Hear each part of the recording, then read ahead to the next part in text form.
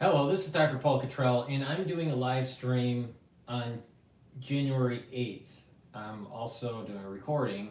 I have had a little bit of technical difficulty, so I'm a little late, and I had to reboot a bunch of stuff, and hopefully it works now. So right now, it's just live streaming on YouTube. I'm going to be live streaming on Rumble shortly here. But please, help support my work by going and making sure you subscribe to all my channels. I have Brighteon, Bitchute, and Rumble, and 4 channels on YouTube, so please follow me there. In addition, you can help support my work by purchasing the products and by donating. You can donate on my website, the-studio-reykjavik.com, and you can donate through Stripe, PayPal, or Buy Me a Coffee on my website, or you can be a paid member to my Patreon channel. It is through the donations that allows me to do these free videos for you guys. I have thousands of free videos that inform you in many different subjects. So let me set up the stream for Rumble, but we seem to be working on YouTube at the moment. So I have had some difficulties throughout the day. So hopefully the difficulties will go away. Let's play a little bit about the fire that's going on in California here. Going on and what things look like right now. Walk me through what it was like to evacuate last night. So yesterday, he saw a fire. And I was actually at the store, so I came home and I saw it. My first instinct was just to grab him, get my dogs, and get my, baby pictures, stuff like that. And so I did that. I came, we ran inside. I was like, just help me grab something. And then I just put on some clothes. I got my social and my birth certificate, and then we just left. So then we went to his brother's house. We got both the cars, and then it was so hard to even get out, so they had to open an emergency exit for Oak Ridge. So we had to go out that way. But this, coming out the mobile park, it was so crowded, so you couldn't really get out. Yeah, we saw a lot of that congestion making our way in here early this morning. Val, sorry, I'm going to reach over you, but Val, I want to talk to you. What was that like? We saw the flames get dangerously close to these properties. What was going through your mind? Yeah, we just heard a loud explosion, and then me and my brother went outside, and you can see one of the cell phone towers. I don't know if they're cell phone towers or the power towers, but there was just a huge fire in the back, and then immediately right away, so me and my brother just started going door to door, knocking on all the neighbors' houses, because there's a lot of elderly people that live over here. So obviously our main concern was getting everyone out of here, and then ourselves too. So we just got all our cars, filled them up with as much stuff as we could, and we just left with our pets and stuff like that. I had to call my father-in-law too, because he has a ranch that's right here, right next to us too, with 300 horses that are right there, and then he was right there trying to put out the fires as well too, trying to get all the horses evacuated and out of there as well. And his ranch and livestock, everything okay there? Yeah, everything's good. Luckily they were able to get everything out, and then the fire didn't really get too close to the ranch. And you guys have done this before. You've evacuated in this area before, I understand. Yeah, it was in 2019, but it was way worse. The winds were blowing way stronger, but more towards this direction. And I know that a couple of houses caught fire over here, but luckily it wasn't as bad this year. But yeah, still gotta stay vigilant and be careful out here, especially with the high winds and stuff like that. And then what now? I understand. You guys are still evacuated. Are you going to return home? Although that's not advised by fire officials. Where are you guys going now? I think we're just gonna wait till the air quality kind of dies down a little bit, and then try to see what the reports online say, or when it's safe to come back like that. Because the winds are still kind of blowing strong right now, so we don't want to be here, especially with the fire department and all that right here. All right. Okay, Val, thanks for talking to us. You guys stay safe. So a lot of these fire crews are still making their way through the area, so they're asking residents to leave. If you haven't already, keep these roads clear for these fire engines. As you can see, they're still going through some of these narrow streets. Now, we did see it earlier. There were several cars parked just under the 210 freeway right outside this community, and several residents said that they just parked their cars down there. They slept and, they just waited. They really couldn't get any sleep. Of course, watching the updates and seeing what the fire was doing as it crept very very close to these homes here. So we'll keep an eye on things, but that is the latest as we continue to feel those wind gusts. In Silmar, I'm Mario Ramirez. Back to you. Yeah, and we're just getting some information that we didn't know, but Gigi was telling us that when she was covering this same location back in 2008, which was the Sayre fire, right? At the time, it was the worst loss of homes due to fire in the city's history, right? So nearly 500 homes burned down in what was known also as the Silmar fire. That was in November 2008. Mm-hmm. So just an interesting perspective, and just we'll continue to basically compare and contrast, because obviously Los Angeles County has seen many fires throughout its history, but this one, as we've heard from experts, officials, Maria Samada talk about just how different this one is in the way these erratic winds are behaving, and so unpredictable, which makes it all the more scary. I want to show you a look at the map of the Hearst fire where Mario is. A little over 500 acres have burned so far. Officials are warning that the worsening winds could spread, though, this fire much farther out. Smoke advisory in effect, and residents, of course, urged to stay indoors. If you're able to stay indoors, please do so. And if you have like an air purifier too, it would be very useful to put that on as well. That's right, and for anyone impacted by this Hearst fire, evacuation shelters have been set up. Those are located at Richie Valens Recreation Center on Laurel Canyon Boulevard in Pacoima, the Northridge Park Center also on Reseda Boulevard in Northridge, and Sepulveda Recreation Center on Castor Avenue in Panorama City. And for those with large animals like horses, many residents in that area do have those horses. You can take them to the Los Angeles Equestrian Center in Burbank. Horse owners can also contact the Compton Cowboys for assistance. CEO and founder Randy Savvy is offering assistance, emergency assistance for evacuation of those types of animals who need to transport their horses to safety. He is getting a lot of messages right now from residents who do need his help, and he's actually joining us on the phone right now to give us some more information. Randy, thank you for being with us, and thank you for the service you're offering. Hey guys, I appreciate being here. I am en route right now, taking a bunch of messages. I'm getting a bunch of back and forth. It looks like a lot of help is coming in though, so a lot of the runs that I'm in started to go within like 5 or 10 minutes. People are saying, oh, you know, trailers are getting there, those horses are getting cleared. So I'm happy to hear that, but I am still on the route. I'm still taking phone calls. I'm in my rig, so I gotta see things coming in. So we'll see what's up. How many horses would you say are in need of a shelter or protection at this point? We're seeing video of a lot of owners of ranches evacuating their horses overnight. There are thousands of horses in Los Angeles and greater Los Angeles. People don't realize how widespread and how prominent the horse community is in LA, because we're not like a southern or one of those northern or midwestern states. People don't associate us with like farming and ranching, but in LA there are so many horse people, all different kinds. You got rancheros and vaqueros and charros from the Mexican community. You got black and white cowboys all over, even some natives. You got people that do hunter jumpers, all types of horses and all types of discipline and horse lovers all over the county. So I would definitely say thousands. So what is the best way for people to contact you if they're in need of your services? They can definitely text me to my phone number. Our number is 818-312-5936. Okay, we're showing your information Again, as well for Instagram and your website, but give us your number again. 818-312-5936. Now, can you... My name is Randy. And I have I'm pulling a big 6-horse polo trailer and a big rig, so I can fit some, if you got little ones, I could probably take about 8 of them. And if you got big ones, really big ones, I could probably get about 5 of them in here, easy.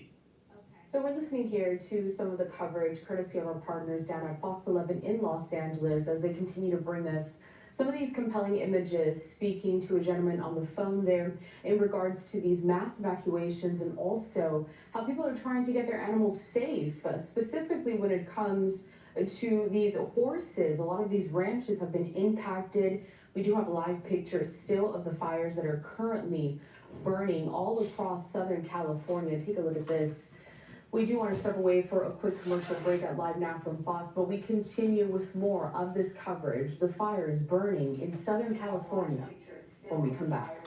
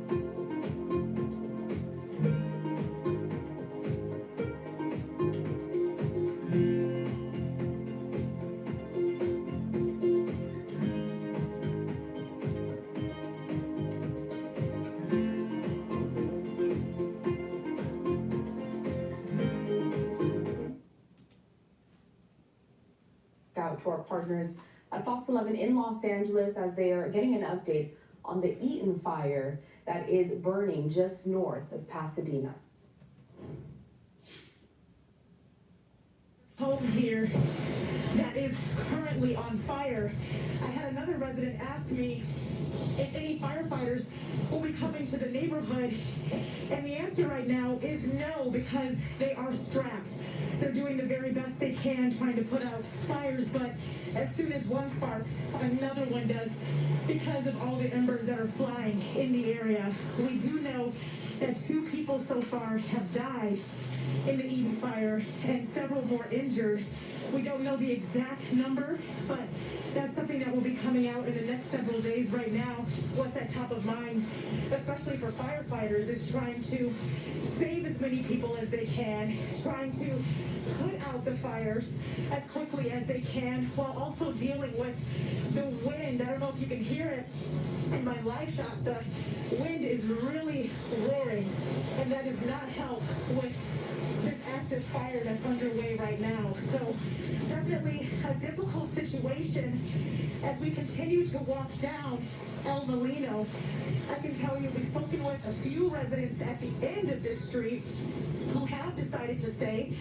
They said that they just wanted to save their home, and one guy is trying to evacuate, but he, in the stress of it all, lost the keys to his car. So now he's scrambling, trying to find the keys to his car because he's got his car packed up, but he's unable. Wow. So you can just imagine the stress that people are under. Absolutely. Yeah, because in a moment's panic when you're rushing and running around, you might have even packed those keys in one of your bags. You don't know. Maybe that's a reminder, too, when you're doing the Getty Set Go plan, right? And you're positioning your car in the driveway as you should be when you're told that it's a possibility you might have to evacuate, to perhaps even leave your keys in the car. I know that yesterday when so many people abandoned their vehicles in the middle of the road, right?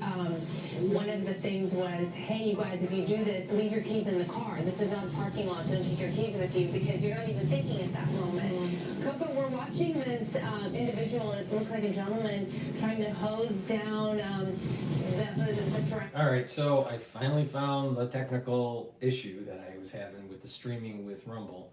So I'm streaming on YouTube, I'm streaming on Rumble, everything's streaming on my website now. I also have X Spaces open, so if you'd like to do a call-in, please join the X Spaces. Just click the link that's in the description box in this video, and for X, and then just find my X spaces, and then you can do a call-in. This is supposed to be interactive. Let me just do a recap on the market right now. The S&P 500 is trading with a little bit of stress. It's trading at 5,889. VIX is trading at 18.7. The Euro USD is trading at 1.03, so dollar is strong. Oil is trading at $73.38 a barrel. BITO is stressed. Bitcoin's going down. Right now, this ETF BITO is trading at 22.75, and the USD Japanese yen trade is at 158.47, so it's dollar positive.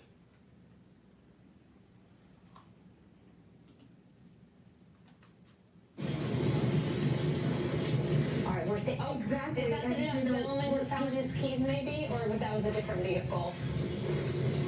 That was a different vehicle that was honking at us.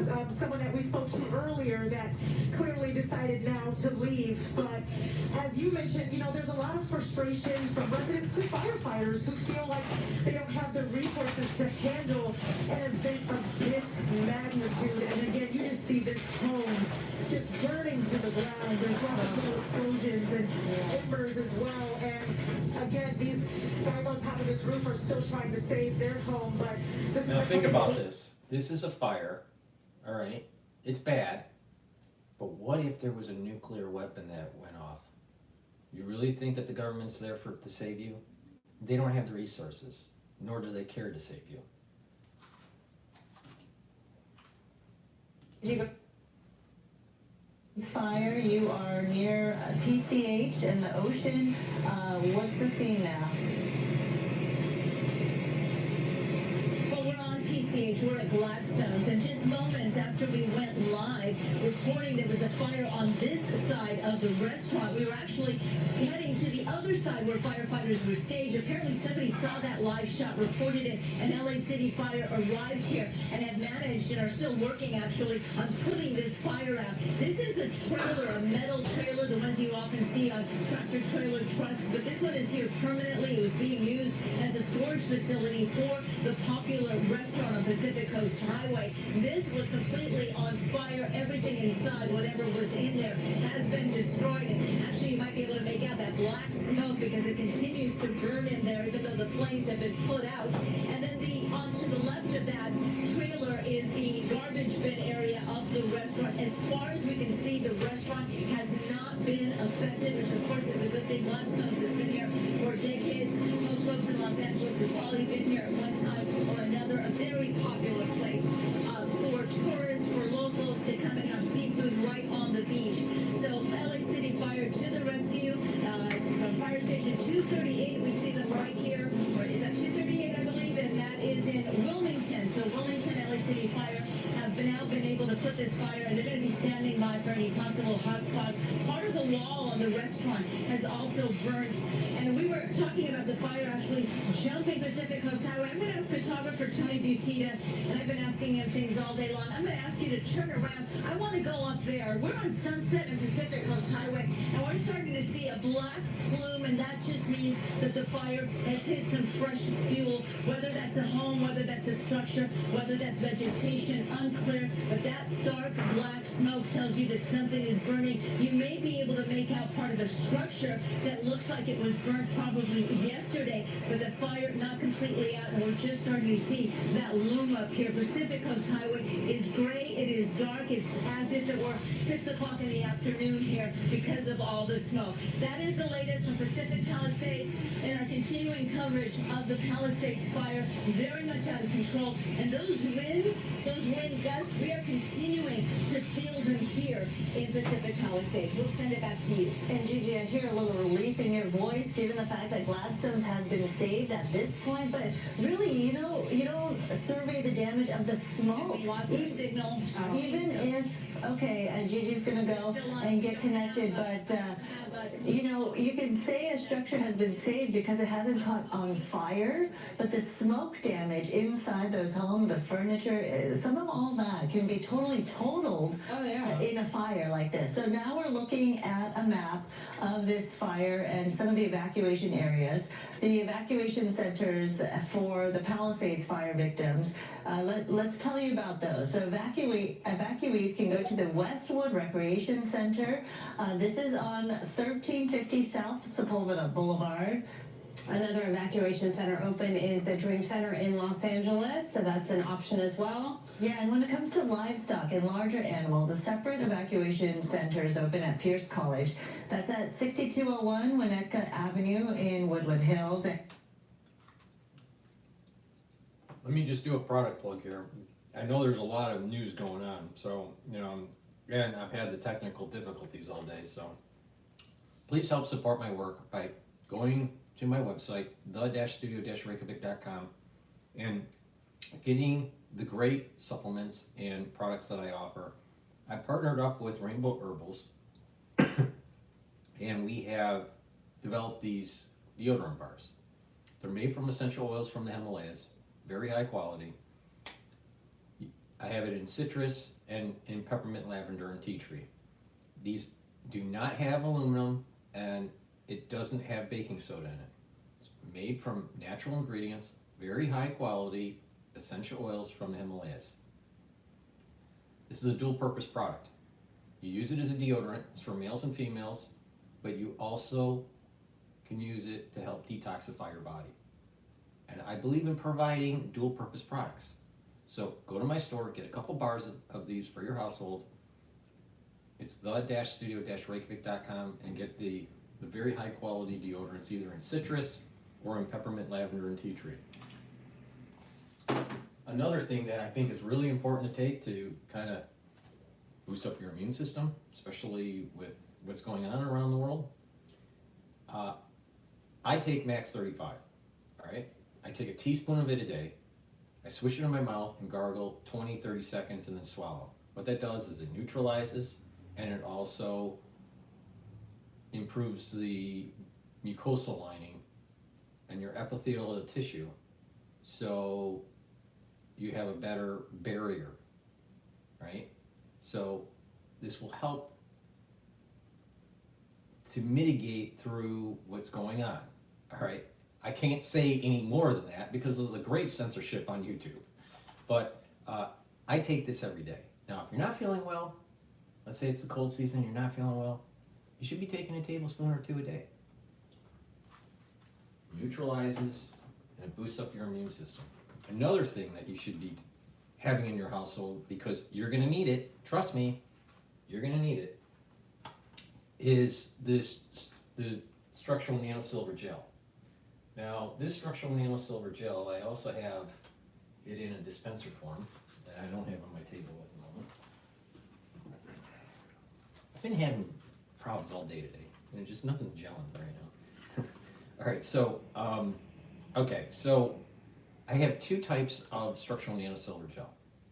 I have it in the dispenser form and the tube form. Get a couple of these items for your household. It's a dual purpose. They'll help to improve your skin. As a skincare product, you apply it on your skin and then exfoliate and it'll be clear. Best way to do it is to put it on at night and then exfoliate in the morning. But also, you can put it on a wound, it'll heal it quicker. You put it on your skin, it creates a barrier. That's going to be important, especially what's going on in the Congo. And structural nanosilver helps to neutralize. So you put it around your mouth, around your nose, around your eyes, around your ears, lightly coat your nostrils, create a barrier, but it helps to neutralize. It stays active for 5.5 hours, and it's way better than Perel. Perel is only active for about 20 seconds. Perel evaporates because it is alcohol-based. And because it's alcohol-based and it evaporates, it cracks your skin. It causes damage to your skin. Structural nanosilver gel heals your skin. And it stays active for 5.5 hours. Trust me, this is way better than anything out there that other people are using.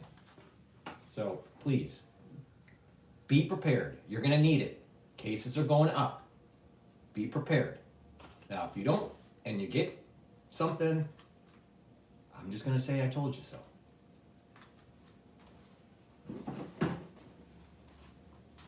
Another thing that's really important is the structural nanosilver toothpaste. Get a few tubes of the toothpaste for your household. It's a very high quality toothpaste. It's made from structural nanosilver. It'll whiten your teeth, freshen your breath, neutralize pathogens, improve your gum line, and reduce cardiovascular disease. How does that work, Paul? How does taking toothpaste that has structural nanosilver help with cardiovascular health? By having good oral hygiene and neutralizing pathogens, you're reducing the chances of having bacteria getting into your bloodstream and causing inflammation and creating disruption on your valves.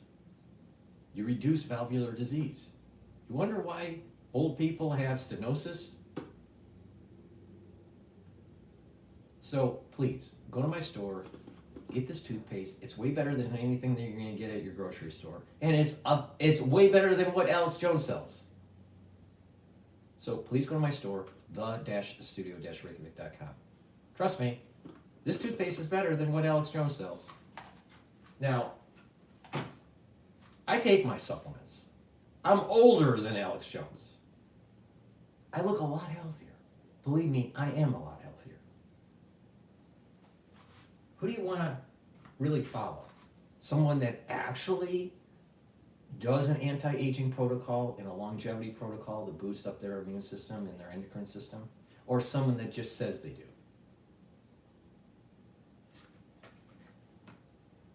Please go to my store and get the structural nanosilver soap. I have it in stock, the charcoal tea tree.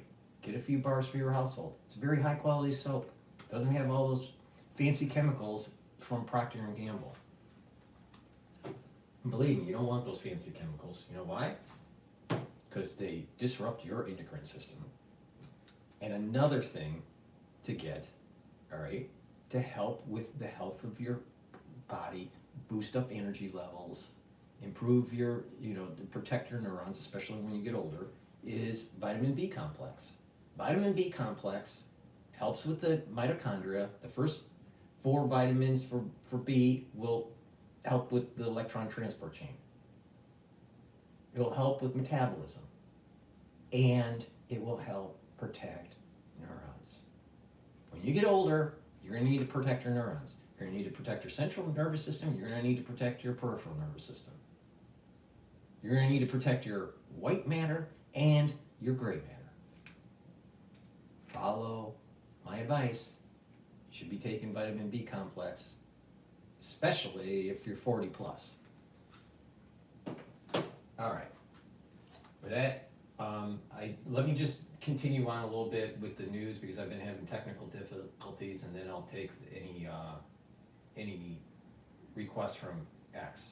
Just to remind the audience, for the ones that are watching the live stream, I have X spaces up for you to do a call-in. This is supposed to be interactive, okay? I am a little late today because of the technical difficulties. And, the ones that are listening on Rumble, please join the discussion on X. All right, let me continue on with the fires in Outside the high school, we're gonna look about towards the football field. Looks like there's a structure burning over there, and we talked about just being surrounded by flames, but it's just all around the football stadium. We saw the press box on fire, and we want to see, because we've seen the other side of the high school. We saw the other side of the high school with the flames on the baseball field and the field house, the locker rooms, and this is the main entrance to the school. We did see some fire here a little while ago, and just want to get a quick look and show you guys kind of what we're seeing at the front of the school. Yeah, you can see the flames coming in from this direction, getting closer to the school. Just definitely a scary situation. I'll go ahead and send it back to you. And that noise you were hearing was the alarm going off at the Palisades High School there as it was engulfed in flames. Again, 10% of LAUSD schools are closed today, which can affect the district's most vulnerable children. And Bob DeCastro caught up with an LAUSD board member on how kids are getting help today. So closing schools is a really tough call on the high bar, especially given the disruption to kids' education in the last few years. We early this morning, based on our metrics for both the evacuation zone, but also air quality, closed a number of schools. Once the school bell rang at 8, it's almost more disruptive to most of those school communities to then close and evacuate, especially given the roads. And so what we've told families is that there's a list of schools that's about a little over 100 that are closed. Others use your best judgment. Attendance will not count today. And then those others, and we know we have hundreds of thousands of kids who are at school for those reasons. Childcare, meals, they'll be at school. After school programs will continue. We'll be indoors. We have air quality monitors, and we also want to extend the same grace to our employees as well. What I want to do is I want to go to the Hill here, and this is talking about FBI block and Russiagate inquiry to protect anti-Trump zealots in agency. All right, let's see what they have to say here.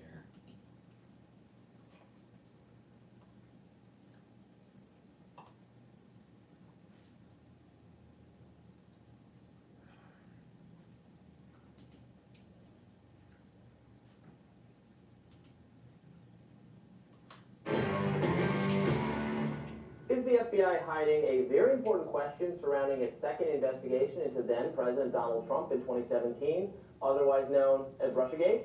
Journalist Aaron Mattei believes so. When he requested documents from the FBI about Russiagate, the FBI redacted the reasons why they suspected that Trump was a Russian agent. That is the basis for Aaron's latest piece for Real Clear Investigations. It's titled, FBI is Still Hiding Details of Russiagate, Newly Released Document Shows. That suspicion was essentially the entire basis for opening the probe in the first place, Mattei writes. While the original Trump-Russia investigation has been discredited, the public remains in the dark about why the FBI launched a follow-up counterintelligence probe that targeted Trump while he was newly in the White House and what ends it took to pursue it. Joining us now to discuss this is Aaron Mattei himself. Aaron, welcome back to Rising. Nice to see you. Good to be here. So what have you uncovered with respect to why this investigation came into being in the first place? Well, the FBI has offered no detail as to why it felt it had sufficient grounds to open up an investigation of a sitting president as a Russian agent. That was the basis for this investigation, which is launched in May 2017.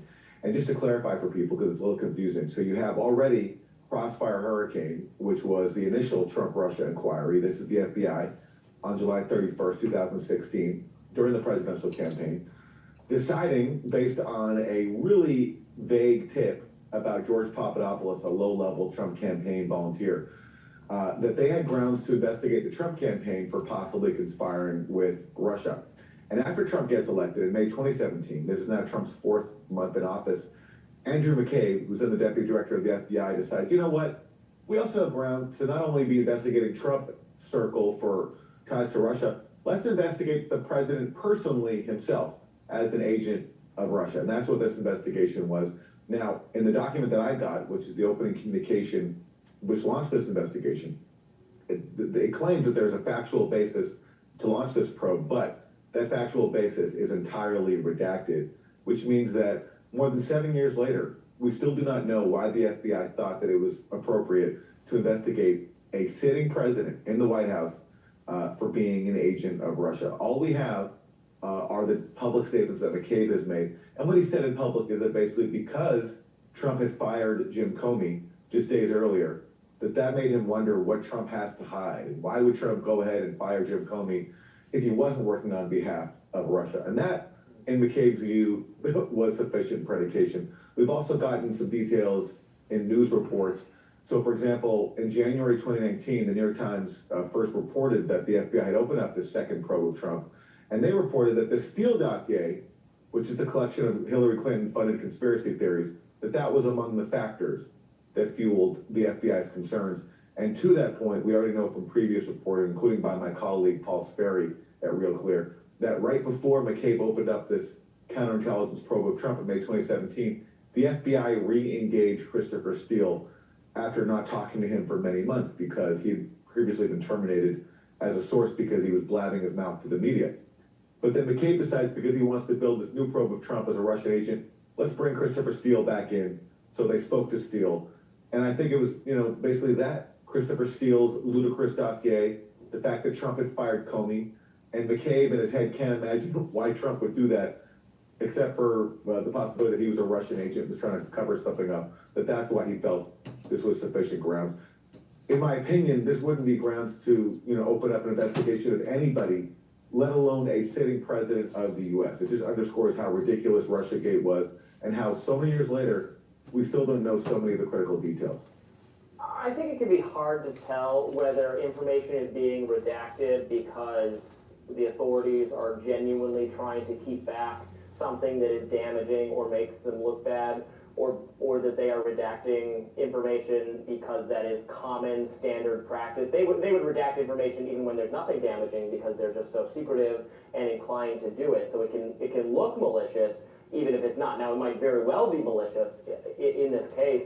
Come on, I mean, Robbie, my God, think about this for a second. They were going after Trump because he was not one of the deep staters. I mean, shit. Come on. I mean, you gotta look at multiple data points, Robbie. Come on. I mean, it's so obvious. Maybe an appetite or an interest in exploring perhaps some of these lines of inquiry you are exploring now that Republicans have control of Congress and a supportive president? Well, Trump has vowed to reform the national security state, to end the overreach of agencies like the FBI. He's appointed someone to head the FBI, Kash Patel, who was very critical of the Trump-Russia investigation and he helped expose the fact that the FBI was relying on the Steele dossier to get surveillance warrants on Trump campaign volunteer Carter Page and lying about it. And that's why, by the way, a lot of Democrats, including Adam Schiff, hate Kash Patel and don't want to see him confirmed to be the director of the FBI. So it'll be up to the Trump team how much sunlight they want to give on the story. Isn't it really odd that Adam Schiff was in the House, and for the second term for Trump, he's in the Senate, and the Senate has to do a lot of confirmation. I'm willing to bet that Adam Schiff will cause a ruckus during the nomination process, the confirmation process. He was put in there. I mean, recall, it's easy to forget it now, but at the height of this Trump-Russia conspiracy theory was all-consuming. Democrats who were watching MSNBC and listening to people like Adam Schiff, they were convinced that this was going to do Trump in, that Robert Mueller was going to uncover the secret Trump-Russia conspiracy. Those of us who pushed back on it were marginalized and dismissed as being, Putin or Trump apologists. But now, at this point now, it's been so discredited that very few people defend the Russia investigation anymore. And the fact that the FBI still feels compelled to hide critical details, including why they launched a counterintelligence probe of Trump while he was sitting in the White House, I would hope would compel people to demand more answers and more scrutiny of these decisions. Yeah, it totally consumed the news cycle. Because what it would reveal is the chain of command on how they went after Trump at the FBI and how they lied to judges to get the warrants. For years, various Russian actions, Russian involvement with the Trump campaign, Russian actions on social media companies being described as, the decisive factor in spinning this tale about why Trump won. That was clearly something that I think a lot of mainstream media institutions and actually the Democratic Party itself internalized, that this was why, now we're going back 8 years, Hillary Clinton lost. That seemed to be the message that she took away from it. Do you think that negatively impacted the Democrats' ability to campaign effectively, that they were so hung up on this being the explanation for why Trump won, that they didn't have to do any kind of soul searching about their message? It's the other way around, Robbie. It wasn't that Hillary found out that maybe, there was some issue with, this whole Russian Gate thing. It started from Hillary. Hillary was trying to knock out Trump, and that it was a way to cripple his presidency if he did get in.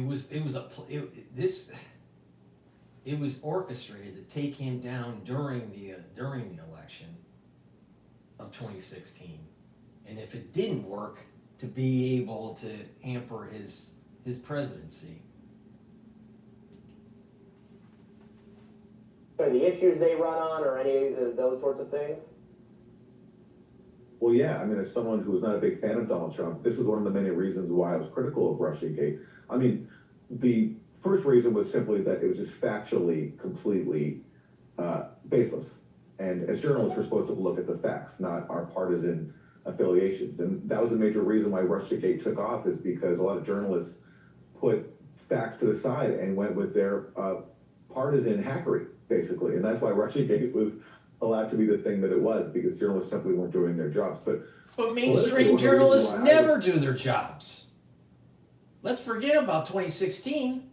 What about when we started to go into Iraq? Remember weapons of mass destruction? And how all of the mainstream media just played along with the Pentagon?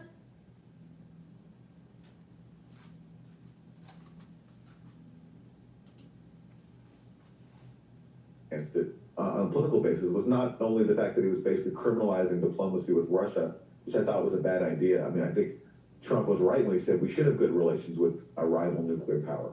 The world's a more dangerous place if we don't, in my opinion. But also, politically, I couldn't think of a bigger gift to Donald Trump and the Republicans.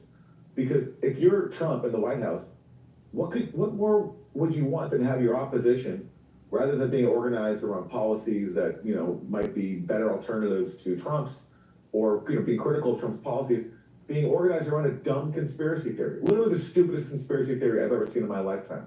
This idea that the president of the United States was elected based on a sprawling conspiracy with the Russian government. And just to keep him in line, the Kremlin was also blackmailing Trump with a P-tape, which was literally what most Democratic pundits in the media were believing and promoting, and many of the people in the audience who didn't have the time to go through all the facts were led to believe. I mean, it's a huge gift to Trump.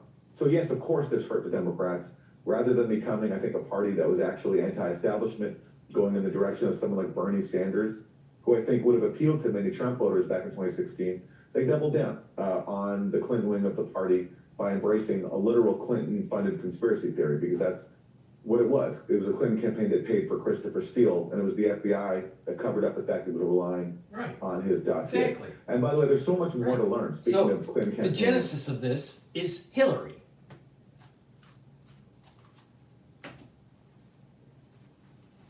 Paying for Russiagate claims relied on by the FBI. The Clinton campaign also hired a firm called CrowdStrike, which was the entity that first accused Russia of hacking the DNC, which ultimately led to the claims that Russia hacked the DNC and gave those emails to WikiLeaks. Now, this claim originates with CrowdStrike, which is working for the Clinton campaign. And now we know from reporting that has come out, I've done a lot of this, that the FBI was relying on CrowdStrike's work. So just as it was relying on Christopher Steele's conspiracy theories, which were paid for by the Clinton campaign, It was also relying on another Clinton campaign contractor, CrowdStrike, to lodge its allegations that Russia hacked the DNC. And that was the foundation. Does the FBI do their own work? Or do they just like take third party outfits and just cobble up a PowerPoint and then give it to the brass? I mean, this is crazy. But they hampered Trump's first term. And they tried to demonize him during the whole election cycle for 2020. You know, talking about election interference, don't worry about Russiagate being, you know, that Trump was tied to some sort of Russian collusion thing that was, you know, having some sort of election interference. The election interference came from the FBI. From the FBI. The election interference came from the Hillary campaign. The election interference was all the fucking lawfare that we were seeing. And it's still continuing because guess what? He doesn't get sentenced until January 10th for porn star payments.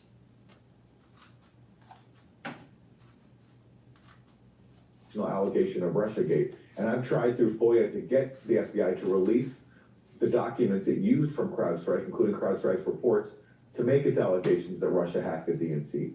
Even after CrowdStrike's own CEO privately admitted to Congress that we actually have no evidence of Russian hacking. But yet the FBI refuses to release the CrowdStrike reports.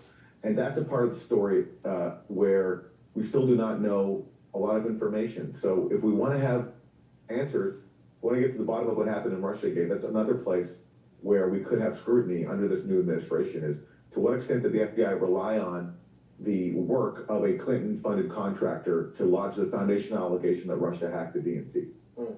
Aaron Mate, thank you so much for coming on to talk about that. Fascinating stuff. Great report. All right, so that was the Hill, you know, and you know the never-ending Russiagate. Let me plug just a few products here, and then I'm going to take the X-Spaces call in. Please help support my work by going to my website and getting the products that I offer. I have very high-quality products, and if you follow my advice, you're going to help boost up your immune system, you're going to improve your endocrine system, and you're going to age slower. Let's say you don't want to live forever, all right? Let's say you just want to, you know, die early, all right? Boosting up your immune system means that you're going to have a better quality of life, all right? But if you follow my protocol, you'll actually age slower, all right? So trust me on this. It's based on a 3-pillar system.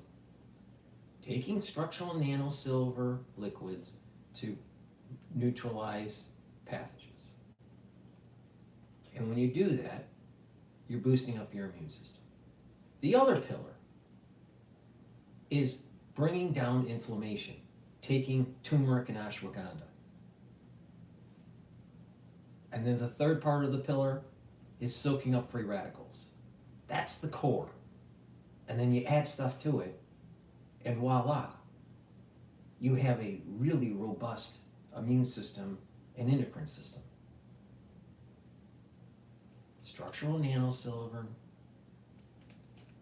turmeric and ashwagandha, and C60. Soak up those free radicals. All right? You can boost up your immune system and you can slow down the aging process.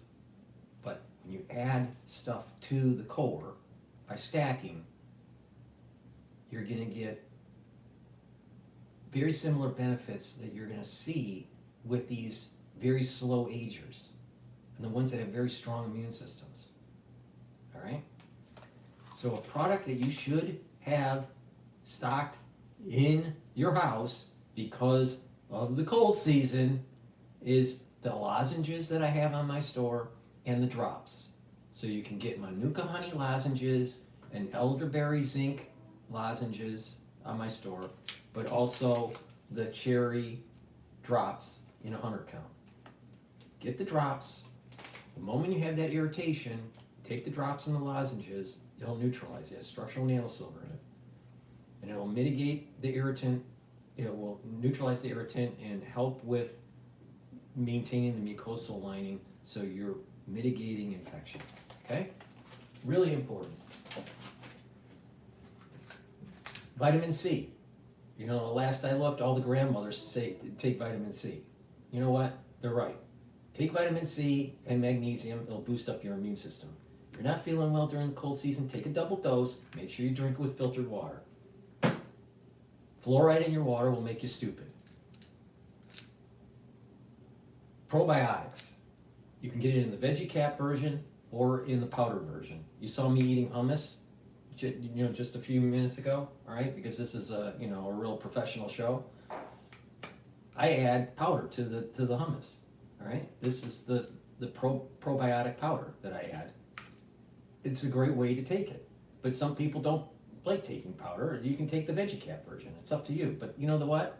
They're very high quality. Why do you need to take the probiotics? You need to bring down the inflammation. You need to improve your gut biome, improve your metabolism, being able to absorb nutrients better. You're improving your liver function. Your liver is a big detoxification organ. If you have a bad liver, you have a bad life. And guess what? A good gut biome will allow you to think better and, not be depressed. So please, go to my store, make sure you take the probiotic. And lastly, these two supplements are really important to take. Olive leaf extract, dual purpose product, helps with the immune system and the cardiovascular system, brings down inflammation, and helps with LDL, helps with your total cholesterol levels. It brings down LDL and increases your HDL levels. Olive leaf extract is important to take. This is a high quality supplement. Help with your immune system and your cardiovascular system. See, when you target certain systems in your body, guess what? Your health improves.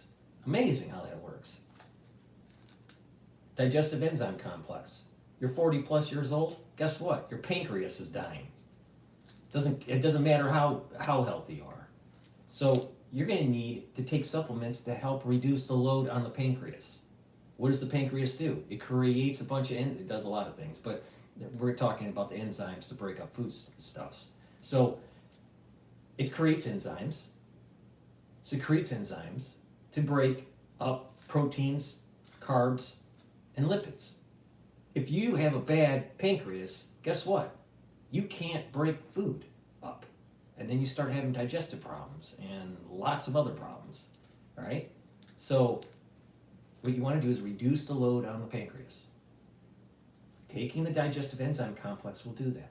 It'll help you digest the food, break up the proteins, break up the lipids, break up the carbohydrates. Why? Because it has the digestive enzymes in this complex. If you work out and you're young and you got a really healthy pancreas, guess what? If you're an athlete, you're usually needing to refuel your body and to recover. Digestive enzyme complex is going to help you with that recovery, with breaking up your refueling. So take digestive enzyme complex if you're an athlete. But the bottom line here is be cognizant that when we get older, our systems don't work as well. So you need to supplement to help them. So go to my store, take my advice, reduce the load on your pancreas by taking the digestive enzyme complex. I also, during the crisis of 2020, said to take the digestive enzyme complex. You know why? Because this has proteolytic enzymes in it. You know what you need proteolytic enzymes for? To break up glycoproteins. You remember the spike protein? Oh, it breaks it apart. I also said you got to worry about clotting. This has bromelain in it. What does bromelain do? It breaks up clots. So for the last 5 years, I've been telling you exactly what you need to do to get through the crisis. And it was dual purpose. It actually helped your pancreas out. Amazing. I'm the most comprehensive. I'm telling you how to get through the crisis through 2020, and I'm going to be the most comprehensive person on how to improve your health. All right. With that said, I'm going to take I'm gonna pass the mic on X Spaces. So the ones that are watching on YouTube and on Rumble, make sure, if you wanna participate, get into the call in on X Spaces. All right, let's see here.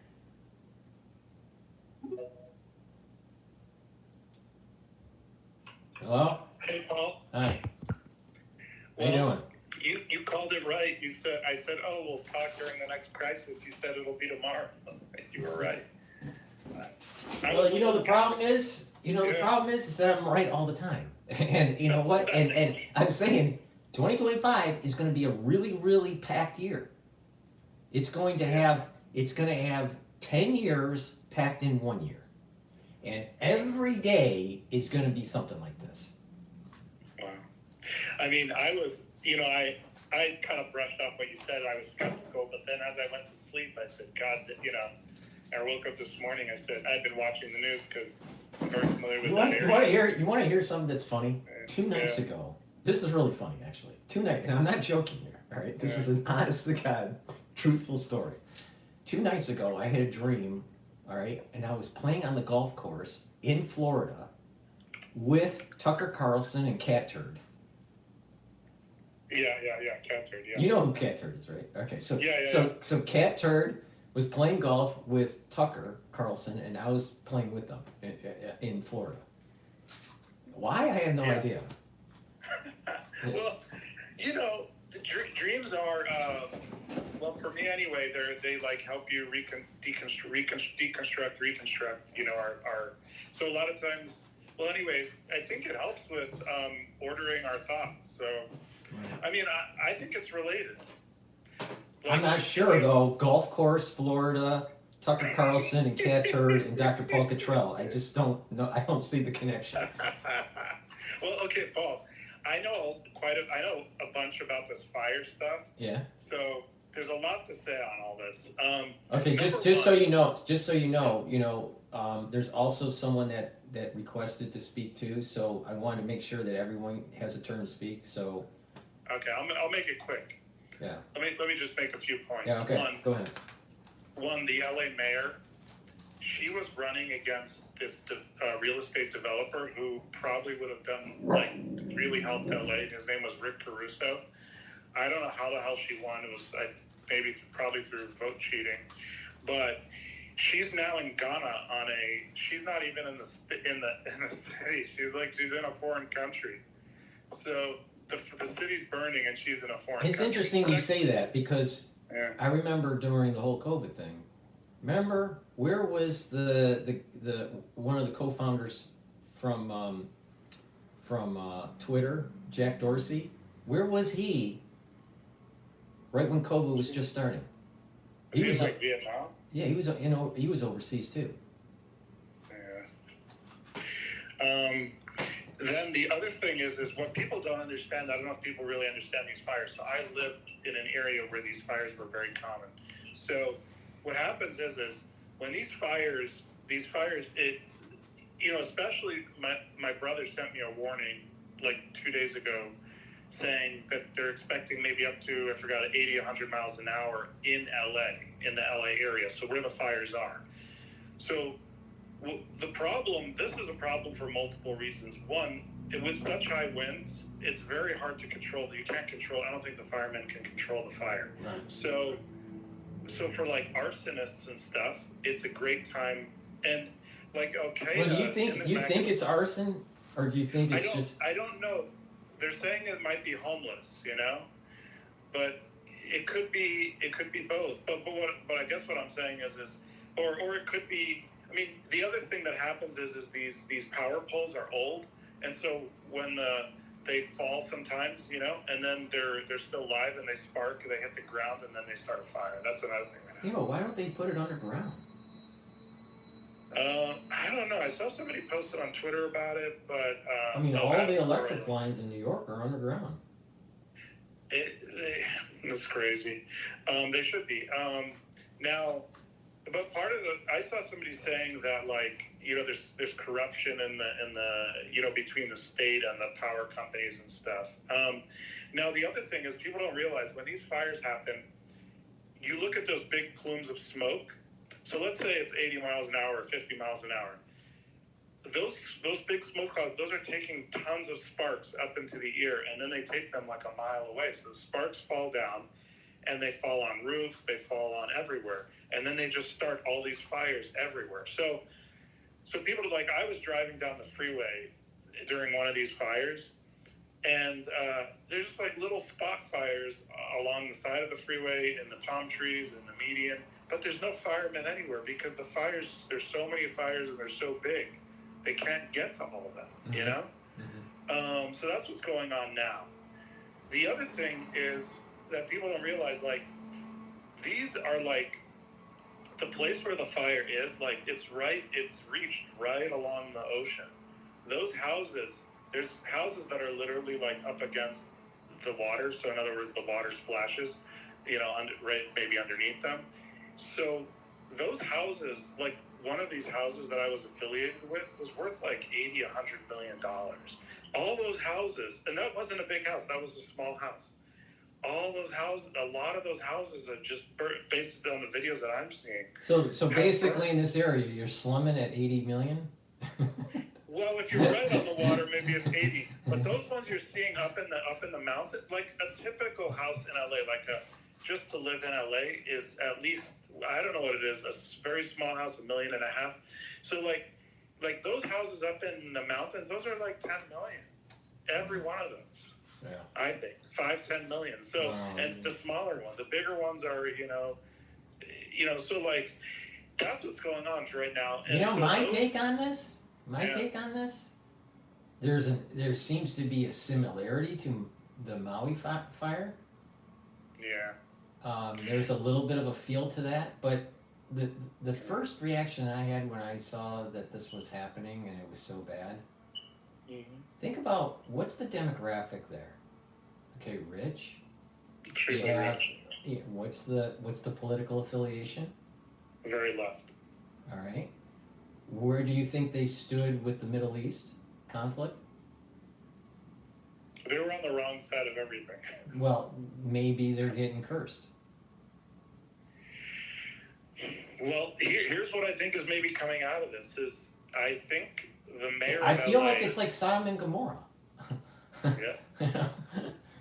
That's what I look get. at it. It's the places that are red that are, you know, through the pandemic that get protected, and then it's the places that are blue that get. It's like they get fucked. The blues screw their own. You know. Or I mean, there's or definitely the tail eats the tail is eating, the head is eating the tail kind of thing going on. But I just feel that there's, like I said before, we're living in times that are that are reminiscent of plagues. Yeah. And I just like, maybe this is what's, maybe this is a plague. Yeah.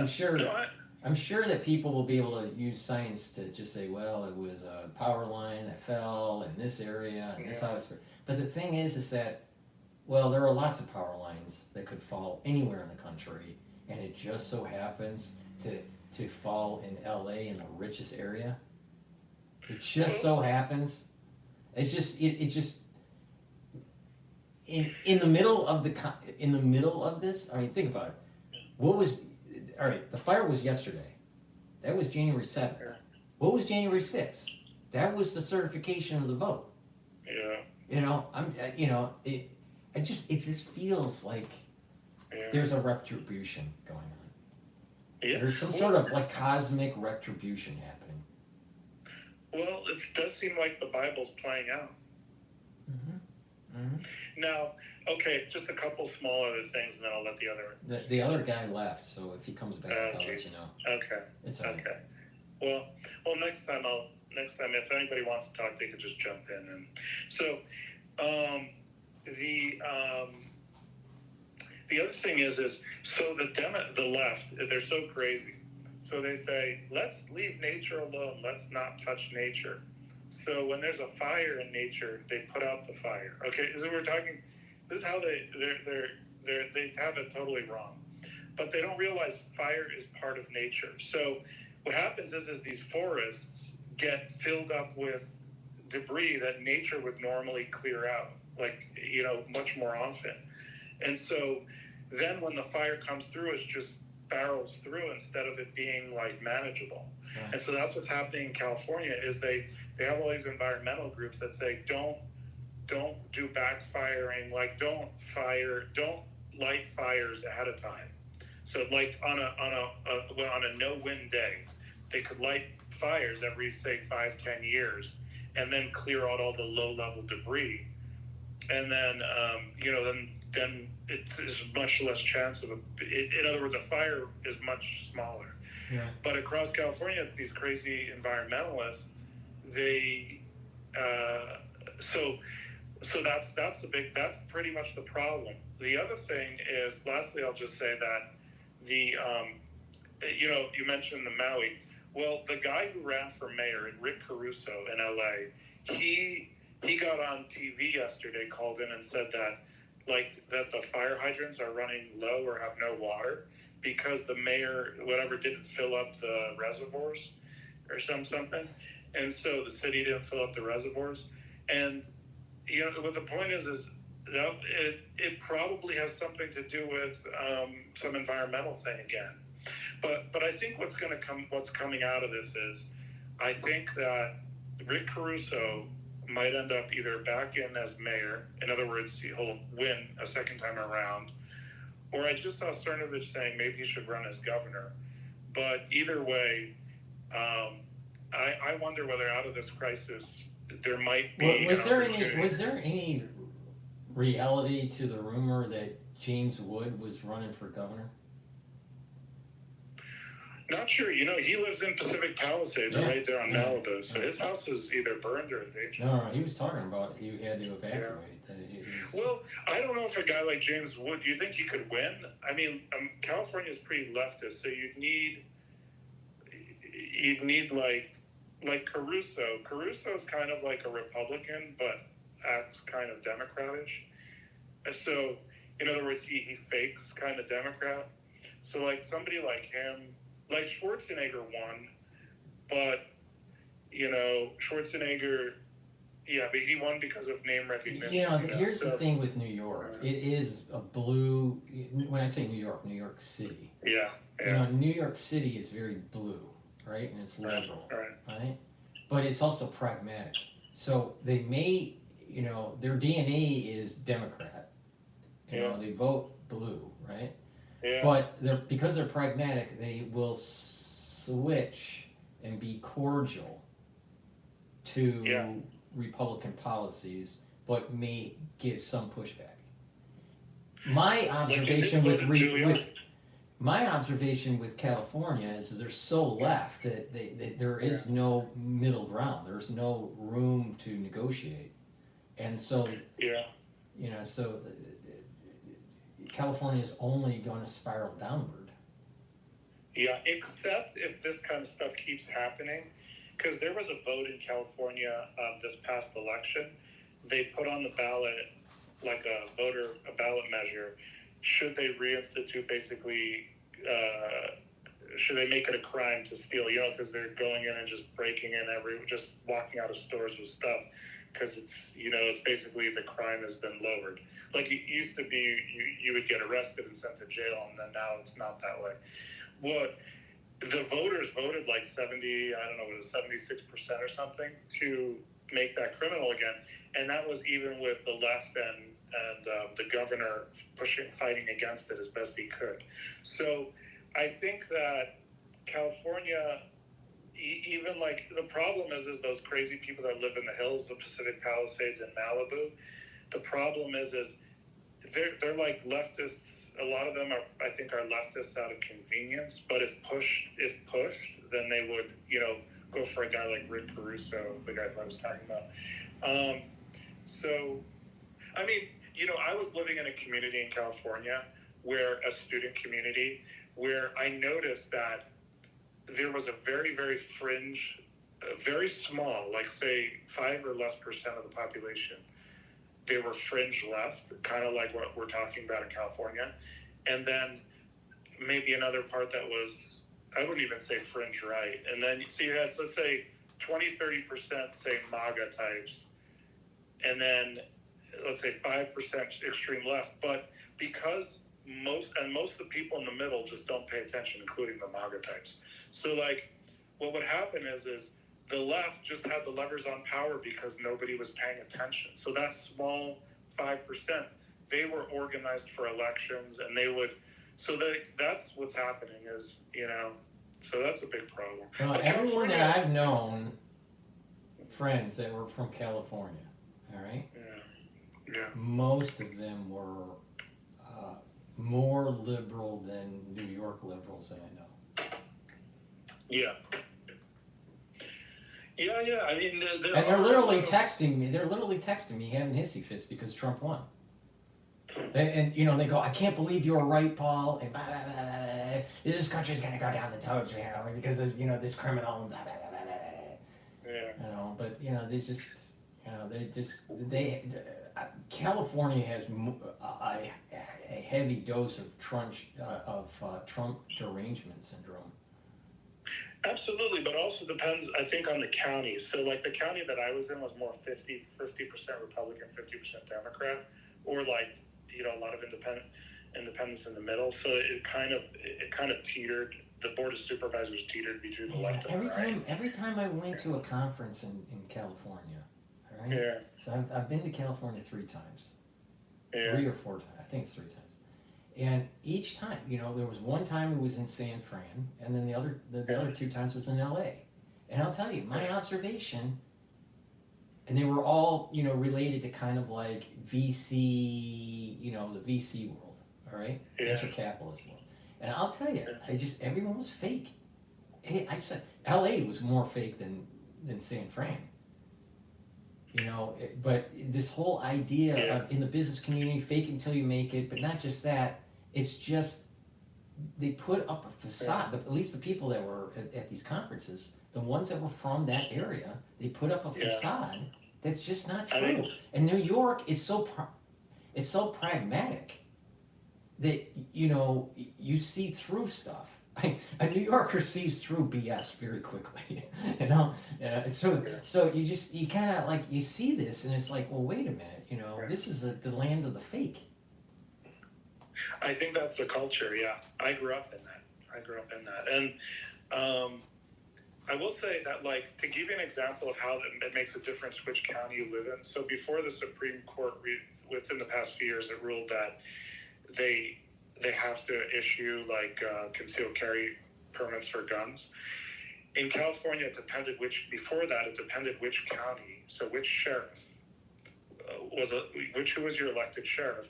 That depended on whether you could get a concealed carry permit. To give you an example, so LA County, I think, was extremely hard. Ventura County was pretty easy. 3,000 people or something had concealed carry permits. If you went to Santa Barbara County, only was like 40 to 80 people had concealed carry permits.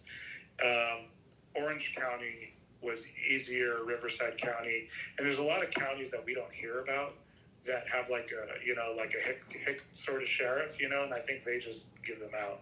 But it's the counties, it's like San Francisco County, and the counties surrounding San Francisco, LA County. If there's, it's similar to, like, if you look on the map in America, most of it's red, but then the coastal, and so that's what it is in California.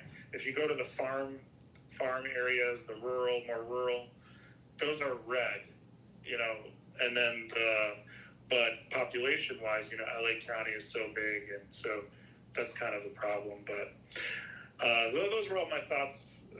Trying to hurry up my thoughts today. I just the individual that wanted to speak left. But hopefully, if he's watching the live stream, just come back on X Spaces. I'll give you the mic. I apologize for that. But I just want to remind everybody that this is supposed to be interactive. If you want to talk, just request the mic on X Spaces, and I will give you the mic. Yeah. So.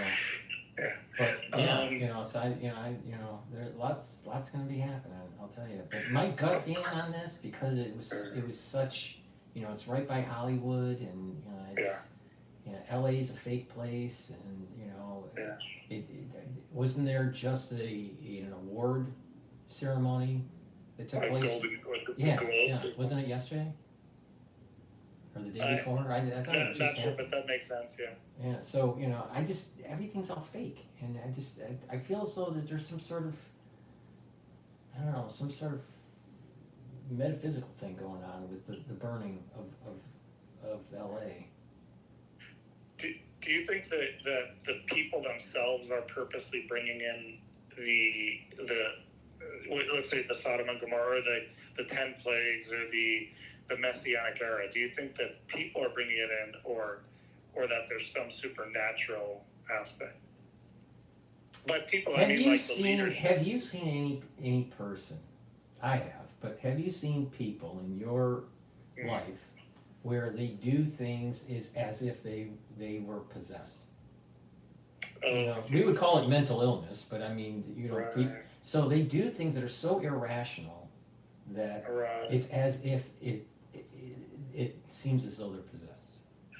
Well, Now we that in medicine, you could say that there is this type of disorder or that type of disorder, but so to answer your question, yeah, it's humans doing it, but there is a mental illness that's taking place that may be coupled with kind of like a divine hand to allow it to happen. With that, I agree with you 100%. Yeah. Yeah. So I just feel as though there's that. Another thing that popped in my mind, maybe it's not some sort of divine retribution, but maybe it's set on fire on purpose, because what's Trump represent? Drill baby drill. He's not for climate change. He's for energy domination. So if you have fires that are continuous throughout the year, the climate change crowd is going to keep on demonizing the Trump administration. So I suspect that we're going to have more fires in California, not less. Now, what's interesting is that where's Nancy Pelosi in all this? I haven't seen her say anything. I mean, doesn't she care? Yeah, doesn't she care? I mean, where does she live? I mean, where's her vineyard? I think vineyard. Well, I know she has a house in San Francisco. She has a vineyard. I thought she had a house and a vineyard. I'm sure she has more than one house. Yeah, that would make sense. And well, I mean, people say that she has a refrigerator. It's $30,000. So I mean, yeah. I think she's related to Gavin Newsom, by the way. Gavin Newsom. But Trump. There's a few tweets of Trump, and I think one or more videos of Trump calling out Newsom for all the unnecessary fires. That's because the forests aren't managed. It's because the water he doesn't allow, because basically there's this little supposedly endangered fish called the Delta smelt, SMELT, and basically because of that, they're taking all this water and they're not letting it go to like farms or whatever, and they're sending why don't they just move the Delta smelt somewhere else? It's this retarded environmental thing. I'll tell you, apparently it's not even helping the Delta smelt. Apparently it's not. But they have these groups, these NGOs that are getting all this money. This is a perfect example that social engineering doesn't work because of negative feedback loops. It's you see it with monetary policy, you see it in governance, and now you're seeing it in the environmental community. They're trying to fight something that's natural. Nature, nature has morphed, right, over time, right? It's carved the landscape with changing waterways and all this stuff. Things change. It's a very dynamic system. It's not static. So why do we assume that we should have some sort of climate policy to revert back to what it was like in the 1950s when nature has always changed? Exactly. So it's just, you can repopulate, a fishery in another place. The Delta smelt doesn't care if it's in, Sector 5 versus Sector 10. It just doesn't, to me, environmentalists, maybe many of them have a good heart, and their heart's in the right place, but their policies suck. The implementation sucks. But there's an awful lot of these types in New York. Very pro climate types, and all the time. It's just like they try to do something that they think is beneficial, and it ends up being more costly, and it doesn't do much. Like, think about it. They want to reduce our carbon emissions and have people retrofit their homes or change their cars and change the society that costs lots of money to do, and right, and money that people don't have. So it's inflationary. It doesn't, it puts people more in debt, all right? And all of a sudden, a volcano goes off, and all that carbon emission savings that you may have done in 10 years is blown up in the atmosphere by a volcano in 5 minutes. So what's the point of doing the carbon sequestration or the carbon reduction when nature, when it belches, it's like 10 years or 20 years of carbon emissions. So it doesn't matter. It doesn't, and we're not going to stop a volcano. Right. So the whole premise is just wrong. Well, it's kind of like during that thing during 2020, 2019, when they put in all these rules that didn't make sense, that's what's going on. And it's I don't know if it's a control thing, but Paul, let me tell you how incompetent these people are. So I've been in a lot of emergency operations centers. Mm-hmm. So this is in every county, at least in California, in every county, like the county will have an emergency operations center. Well, I don't know every county, but they'll have an emergency operations center. And in New York, I'm sure the cities, and this is a common thing across the United States.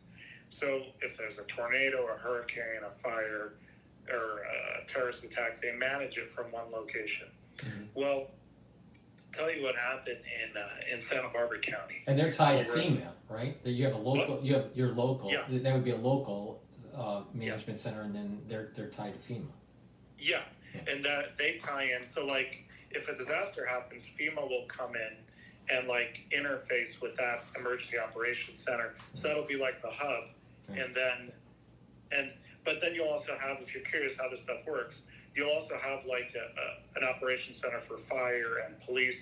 So they have these different kind of an on the ground. So the emergency operations center will be more high level, and then you'll have like department operations centers where they'll like manage their own fire people and their own police, but they'll also have like a police person in the the big emergency operations center. So this is kind of how they do it, and they run under like FEMA rules, kind of, or FEMA guidelines.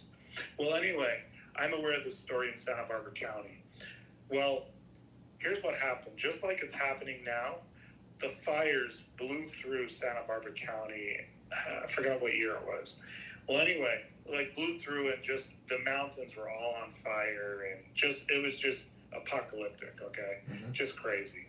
Well, because a lot of rich people live there, they brought in like 7,000 firefighters from around the nation just to fight the fire, okay? It's that big. Mm-hmm. Okay, I actually spanned at least 2 counties. I think it spanned 3 counties. Ventura County, Santa Barbara County, San Luis Obispo County.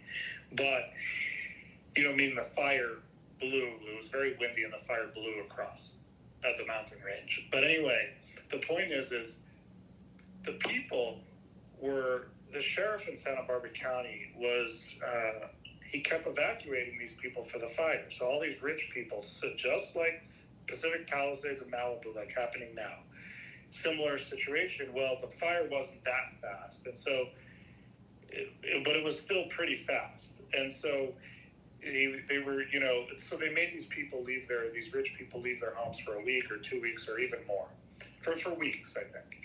And well, so the people were sick of being, evacuated. Well, what happens is the way these fires work is normally the hillsides are protected. When the rain comes, the hillsides, the mud is held in by all the weeds and the trees and everything. But when it all gets burnt, when the water comes, it turns, especially those really hot fires when they don't manage the forest, and the hillside just the fire just blows up everything because the brush isn't dealt with.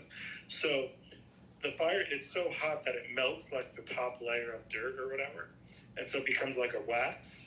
And so when the rain comes down, it turns into like a mudslide. Right. What's called a debris flow. Not an actual. A mudslide is when the actual side of the hill like falls down and buries houses. A debris flow is more like the water rushes down these hills, is not stopped by any plants or anything, and is rushing down this waxy substance, and then it goes towards its normal course, so the low parts of the hills. But then all those low parts of the mountains, they have to go, they keep going down towards the ocean. Well, who lives in the way of all those, who lives along the creeks and stuff? People have houses along those creeks and along the waterways, these small waterways. Well, the water is rushing down. So what happened was, right before this debris flow happened in Santa Barbara County, they knew there was a warning from the National Weather Service that, hey, this is going to be a really bad storm. And I watched that press conference ahead of time, and I could see that the supervisor was really nervous. Like, he was like, please, people, this is not a joke. Make sure you evacuate. Well, the sheriff decided, I'm just telling you how the incompetence that you're dealing with in these counties and these cities. The sheriff decided that he's just going to evacuate. He drew a line along a road, and he said, so the mountain, say, goes from the top to the bottom.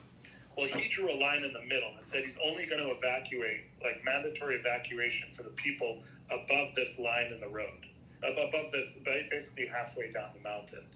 Well, the water doesn't stop at halfway down the mountain. The water rushes complete going down the mountain all the way till the ocean, because the ocean's really close. Right. So, well, like 20-something people died because the damn sheriff didn't evacuate, because he said it was an optional evacuation halfway down the mountain. Well, those people that lived along the thing, they got their houses washed away in the middle of the night at like 4 a.m. Wow.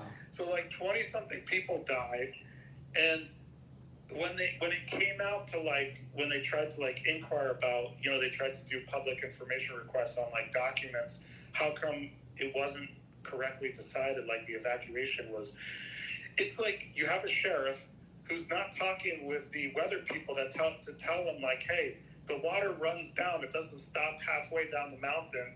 And actually the people that were killed weren't probably the people that were halfway up the mountain. It was the people where all the water accumulates on the bottom. Right. So it's the downstream effects that were the worst. Yeah. Yeah. This is why I kept on saying that in the after. I got to be careful with the way I say it because of the censorship. But the aftershock of the crisis. Yeah. People need to pay attention to, because it is a real thing, and this is it's similar to what you're describing with the waxy surface of the soil, causing a flood or a flow channel. But downstream effects. Right. If you paid attention to how society was reacting to the crisis in 2020, they were all about what the death rates were, the actual deaths. They were all focused on deaths. But what about the pulmonary fibrosis? What about the COPD afterwards? Like all the people falling down and what about syncope, and what about turbo cancer and all these things that are all downstream aftershock effects that actually in the numbers are higher than the actual ones that died. And that's why I was saying that you have acute effects and you have a latent effect. And the latent effects are sometimes worse than the acute. But because people's mindset is, what's the crisis right now? They only focus on the acute. So leadership fails because they focus only on the acute, and people listening to leadership fail because they're only focused on the acute. Yeah, and what happened was those people on the lower half of the mountain, they don't know any better. They don't know that the sheriff is corrupt or that that the government's incompetent. So they just listen to the sheriff, and the sheriff says, "Oh, you don't. It's an optional evacuation." Well, I think people in general need to just take the assumption that anyone in government is incompetent. Well, I worked in the CEO's office of a county, and what I saw, like I was part of some really high level meetings where decisions were made. I couldn't believe how haphazard decisions were made, literally about the stupidest reason. In other words, you see the same thing in corporate board and committee meetings. It's the same thing. Kidding. How stupid people are. I was like, wait, that. I'm thinking to myself now. I was low level, so I couldn't like really speak up in this meeting. But I was like, man, that little problem that you're referring to could so easily be fixed. And if we do that, it'll be so good for the community. But they're so petty, like, and they're so like, oh, I want to get reelected. Like they don't care, and they're so incompetent. Like I'm really good at research, and so I was like, I could bring all this research to this county, and like I was working in the CEO's office. It was very small, just like very few of us. And to give you an example, like I was tasked by the head of the budget, for the whole county to do some research. When I do research, my motto is I read everything and talk to everyone who would know like the answers to come up with the best answer. But when I was going to do that, he didn't want me to contact these other counties to figure out how they do it because he was worried I would embarrass. I don't know. So instead, he was having me look at like budget books from the counties to compare our county to them. But I was like, I need to call them because our budget books aren't matching the way they're doing their budget. And it ended up happening. They went and the stupid guy, he went and he did a presentation before the board of supervisors. I was just standing in the back watching. First thing after the presentation, the first supervisor talks up and says, hey, this doesn't look like it matches. He shut down the whole damn thing. So he had me spend all this time wasting my time, instead of doing proper research. This is what I was dealing with, I quit because they took a guy like me and they wanted me to march like a stupid soldier like the rest of these idiots. You'd be surprised though, it's in corporate too. Corporate world, high up in corporate world is very similar. Because what it is it's about making sure that they climb up the ladder or they get their bonus package or whatever. Yeah, truly sick. But I think that's what we're watching in LA right now is you have a lot of incompetence, ladder climbers, people that just trust their government, that don't know that the government is not telling them the right information or telling them the truth or, leveling with them. And so they're getting effed, So. It's a big thing, and then there was, there's some issues that are going on in China. I don't want to bring up why in this video, but Oh, I think I know what you're referring to. And that's certain. And there's stuff happening in India. There was a case that happened in France that's coming from the Congo. They were contact traced to individuals from the Congo. So there's some things that are starting to build up. By the way, yeah, go on. Sorry, I didn't. One other thing about France, people say, oh, all the Muslims and they're burning cars or they're rioting in France, over the years. I don't know if you've seen any news stories about that. I was in France. I lived there in 98, 2000. They were a problem then. They were burned. They were freaking nuts then. They were running wild then. It was crazy. You remember Paul Watson from InfoWars? Yeah, all right. He did years ago, before the crisis in 2020, he did years ago a video where he was there on vacation with his fiance, I think it was at the time, and he was talking about just the crime that was going on in Paris. It was just, and it's the battle of civilizations between the Western world and the Islamic Caliphate. I mean, France probably will fall to the Muslims. That's probably what will happen. Paul, back in like when I was there in 98, 2000, they Jewish institutions had to have police outside with like machine guns and stuff, because the Muslims, and was this before or after that terrorist attack that wasn't it at a grocery store? Well, This was around the same time that this is when Charlie Hebdo issue. No, this was way before. This was like 98. What I'm talking about is 98. You're talking about like way post 9/11. Yeah. No, it was definitely post 9/11. Yeah.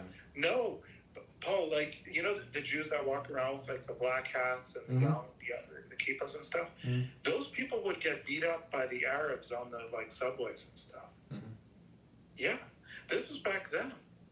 And, you know, they would be called like sale juif, which means like dirty Jew, and in French. And yeah, I mean, actually what happened is a lot of those Jews, and so what happened is a lot of those Muslims came over from those Tunisia, Algeria, and Morocco to France. But the interesting, there used to be a lot of, I don't know how much there are now, but there used to be a lot of Jews in those countries as well. Well, those Jews, they come over without money too. So the Arabs and the Jews came over, and they would live in these ghettos in France. Like these, by ghettos, I mean they're like government housing. So they would constantly fight the Jews and the Arabs in those ghettos. You know, these like Spartan Jews and yeah. Right. I mean, you know, to save France, someone is going to have to rise up and be Charlemagne. Yeah. I just France is not stable at all. France. I've never been to France. I've always had a desire to go to France, and you know, I just never did, and you know, now I probably never will. But I was fascinated. I was fascinated to see the opening Notre Dame, and that was, you know, that was really kind of neat to see how they renovated that whole building. But you know, I think that France is really the French people in general, and France as a country is falling. It's dying. It's not growing. It's dying. Yeah. I would have loved to have gone and seen the cathedral like you mentioned, and but I used to go into France. So I lived on the outskirts of Paris. By the way, let me just say, I laughed when you were saying about you had never gone to France. I was laughing because I hated Paris. Really? You might survive in Paris because like it's tough. Maybe it's like kind of, you know, it's like a tough city. You know, it's a city. I wouldn't say it's as tough as New York, but it's like, you know, with people are straightforward and like you said, people sense BS.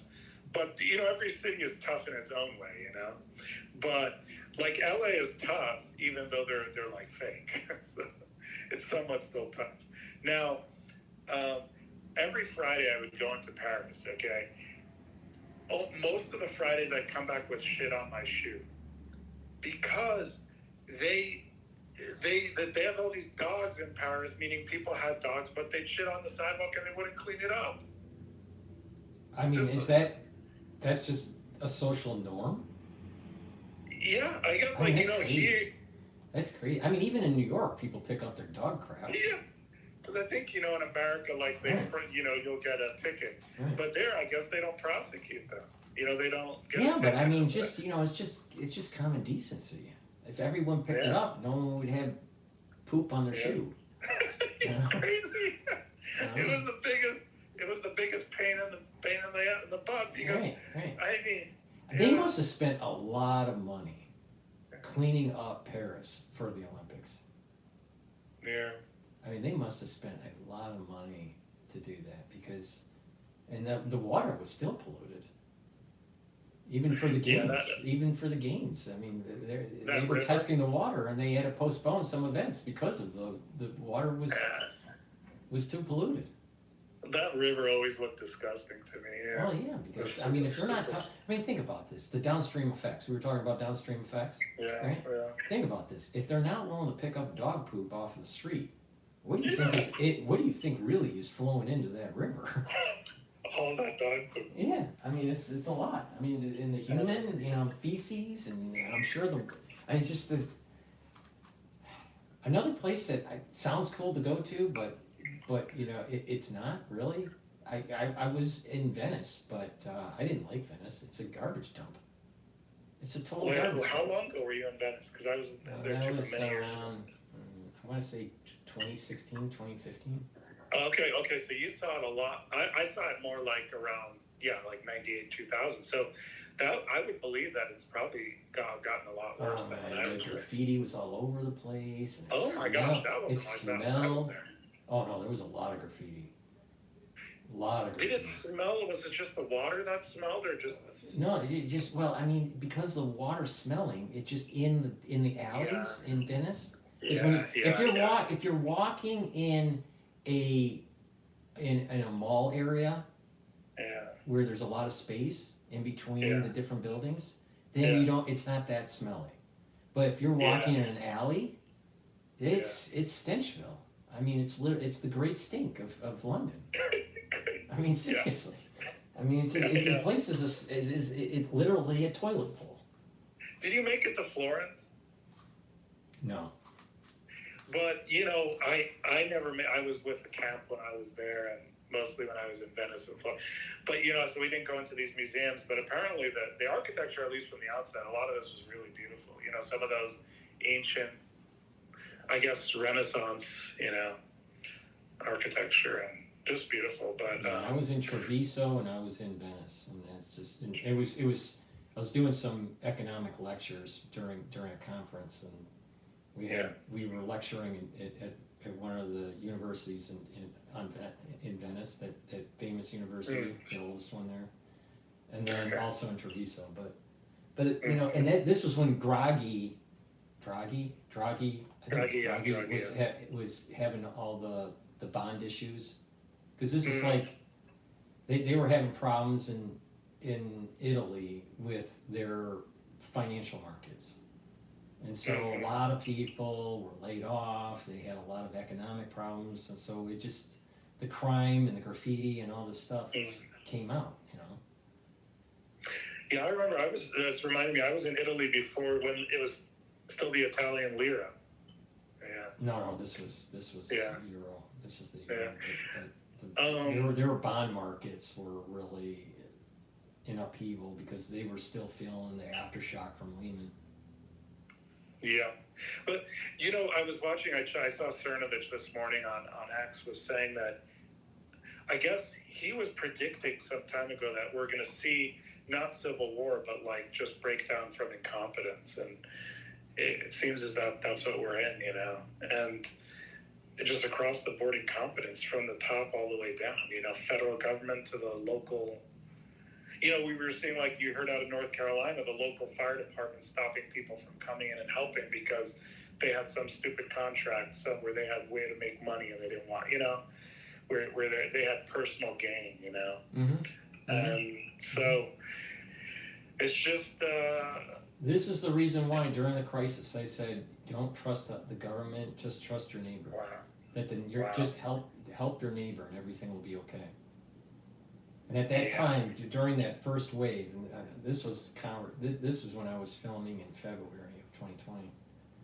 I was telling people that when the wave hits, there are going to be elderly people that are scared and that can't get food, or they can't go out, to get medicine or whatever, and you just have to help your neighbor because the government isn't going to be there for you.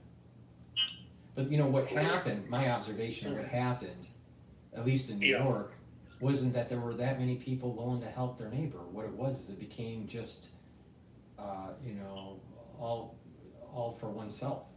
It was what I noticed was a very egotistic society. Mm-hmm.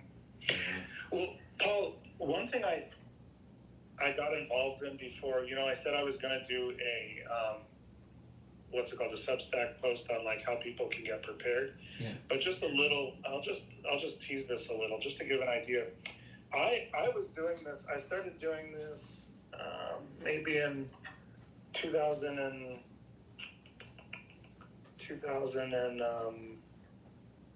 let's see, 2016, I started getting involved with this stuff.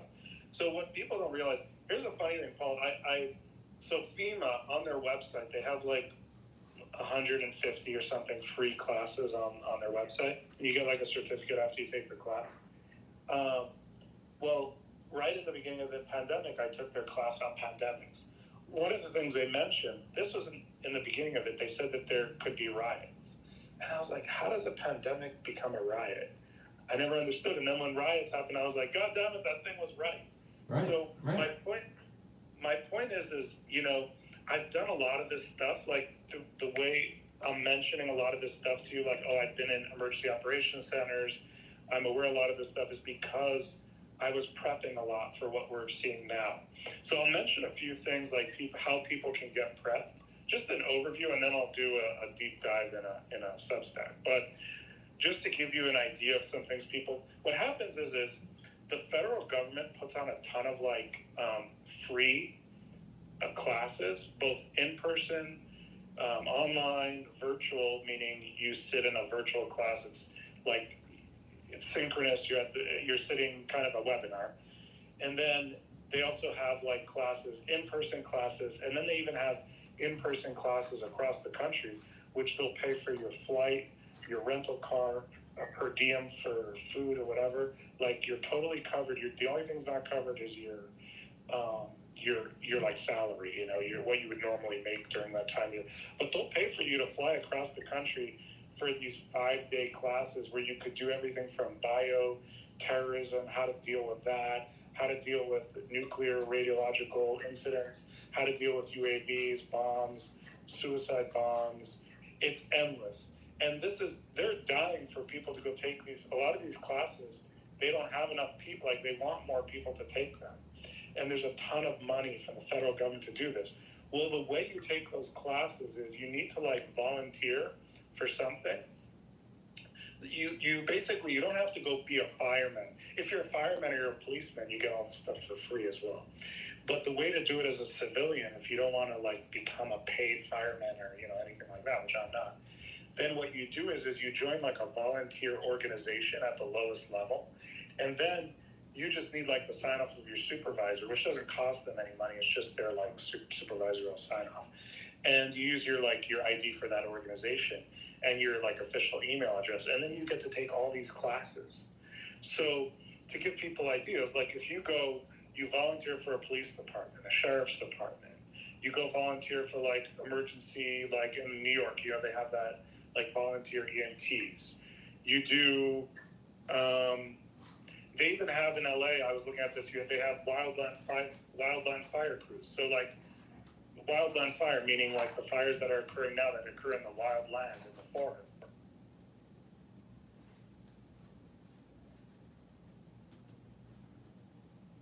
You also have things like the Civil Air Patrol, or Coast Guard Auxiliary. You have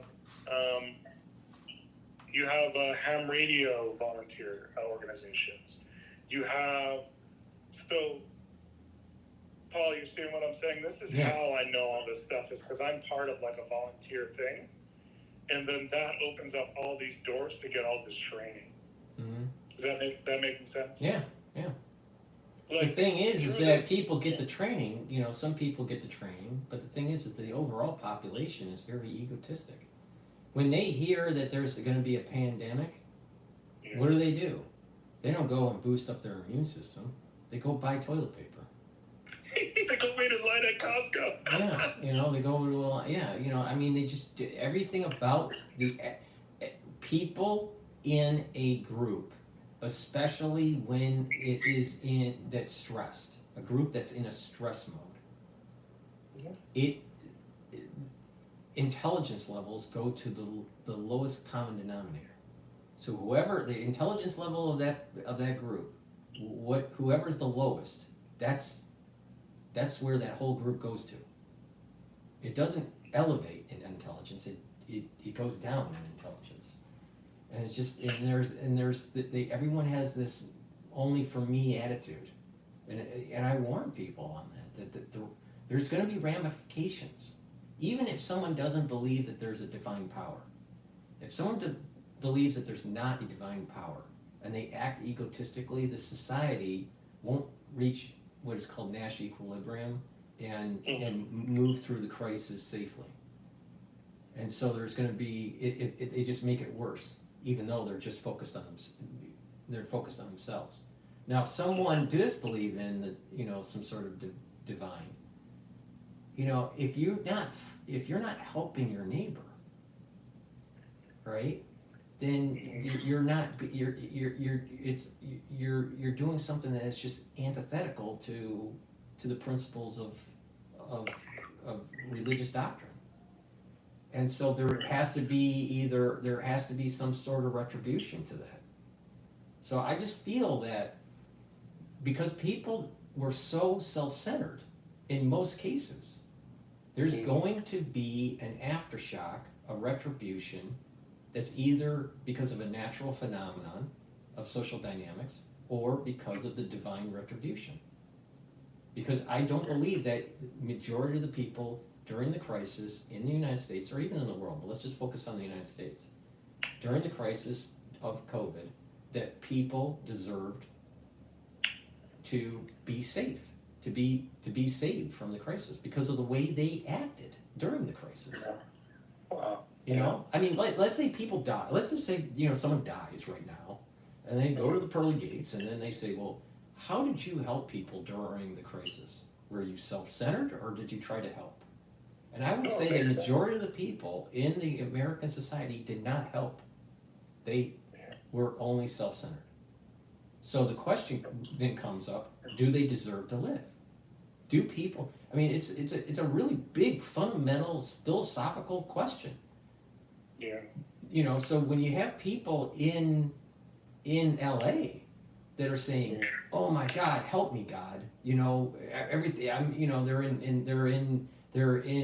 a ball of fire, right? And they're losing their home and all this stuff. You see them on Twitter, yeah. Yeah, you know, and I feel for them. I wish they weren't in that case, in that situation. But when you look at the aggregate of the society, yeah. If someone asks, does the society deserve a blessing or deserve help?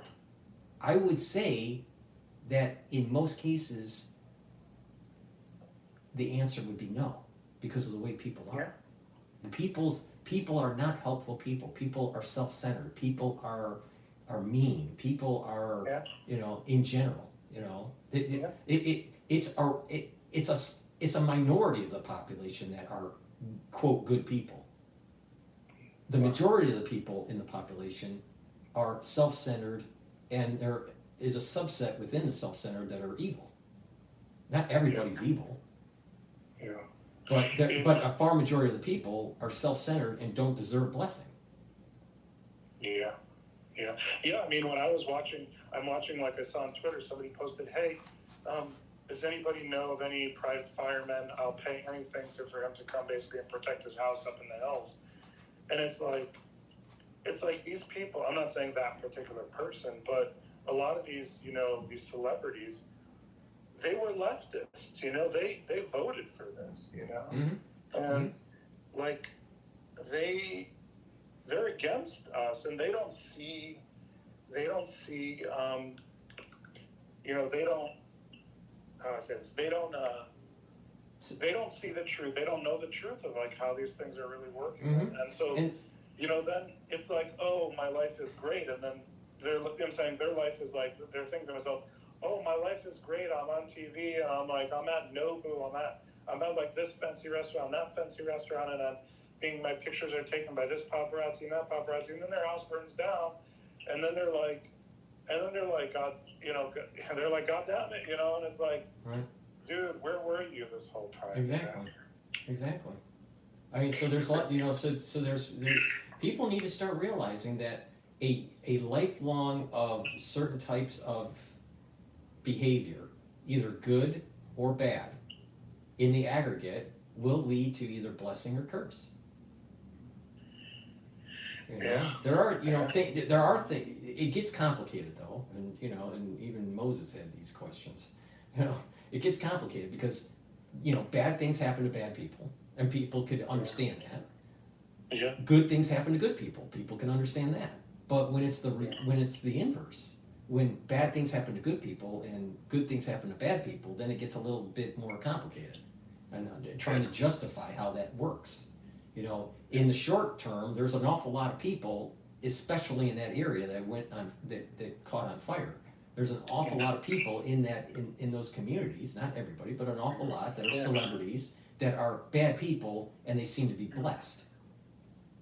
So, with money and fame and all this, and then all of a sudden something happens. So maybe this is some sort of retribution of the lifestyle that they have. Because many of these people, many people within these communities, in Hollywood, they're abominable. They don't follow biblical principles. They're antithetical to them. So if there is a divine that issues retribution, then they shouldn't be surprised that they lose everything. They shouldn't be surprised that something bad happens to them. A lot of times things like this are wake-up calls. Well, I wouldn't say for everyone, or even maybe for a lot of people, but maybe a very small amount, maybe, or a lot of them, I don't really know, but sometimes these things are wake-up calls for people to relook at the way they're structuring their life. And, Well, when someone is wise, or trying to, or has the antenna to be wise, they start realizing, what? Oh, maybe their life is going in the wrong direction and they need to self-correct. Okay, that's repentance. That's like going, okay, how do I become a better person? And that's a good thing. That's a good thing. When someone reaches that point and they're moving in the right direction. But there are an awful lot of people that they feel as though it's their God-given right to tell everybody else on how to live. And they're making loads of money. They're tied to the movie industry, and and then something bad happens, and then I go, why me? And so Hitchens had a great phrase on this. All right. Hitchens? Yeah, Hitchens. I love Hitchens. Christopher Hitchens. Amazing. So he gets esophageal cancer. All right, it ran in the family. He was a smoker and a drinker, and those are risk factors, and blah blah blah. So he gets cancer. He's in his 60s. I think he died at 65, maybe 64, something like that. And so he gets esophageal cancer. It's stage 4, and there's no cure. He's basically dying. All right, and he writes his last book. I think it's called I think it's called Mortality. I think it's the name of the book. I've read it, but he never really finishes the book. He dies before he finishes the book. But basically, he's like documenting his death. Yeah. So he basically has this phrase, and he said, most people when they get cancer, they go, why me? And the reality is that why not you?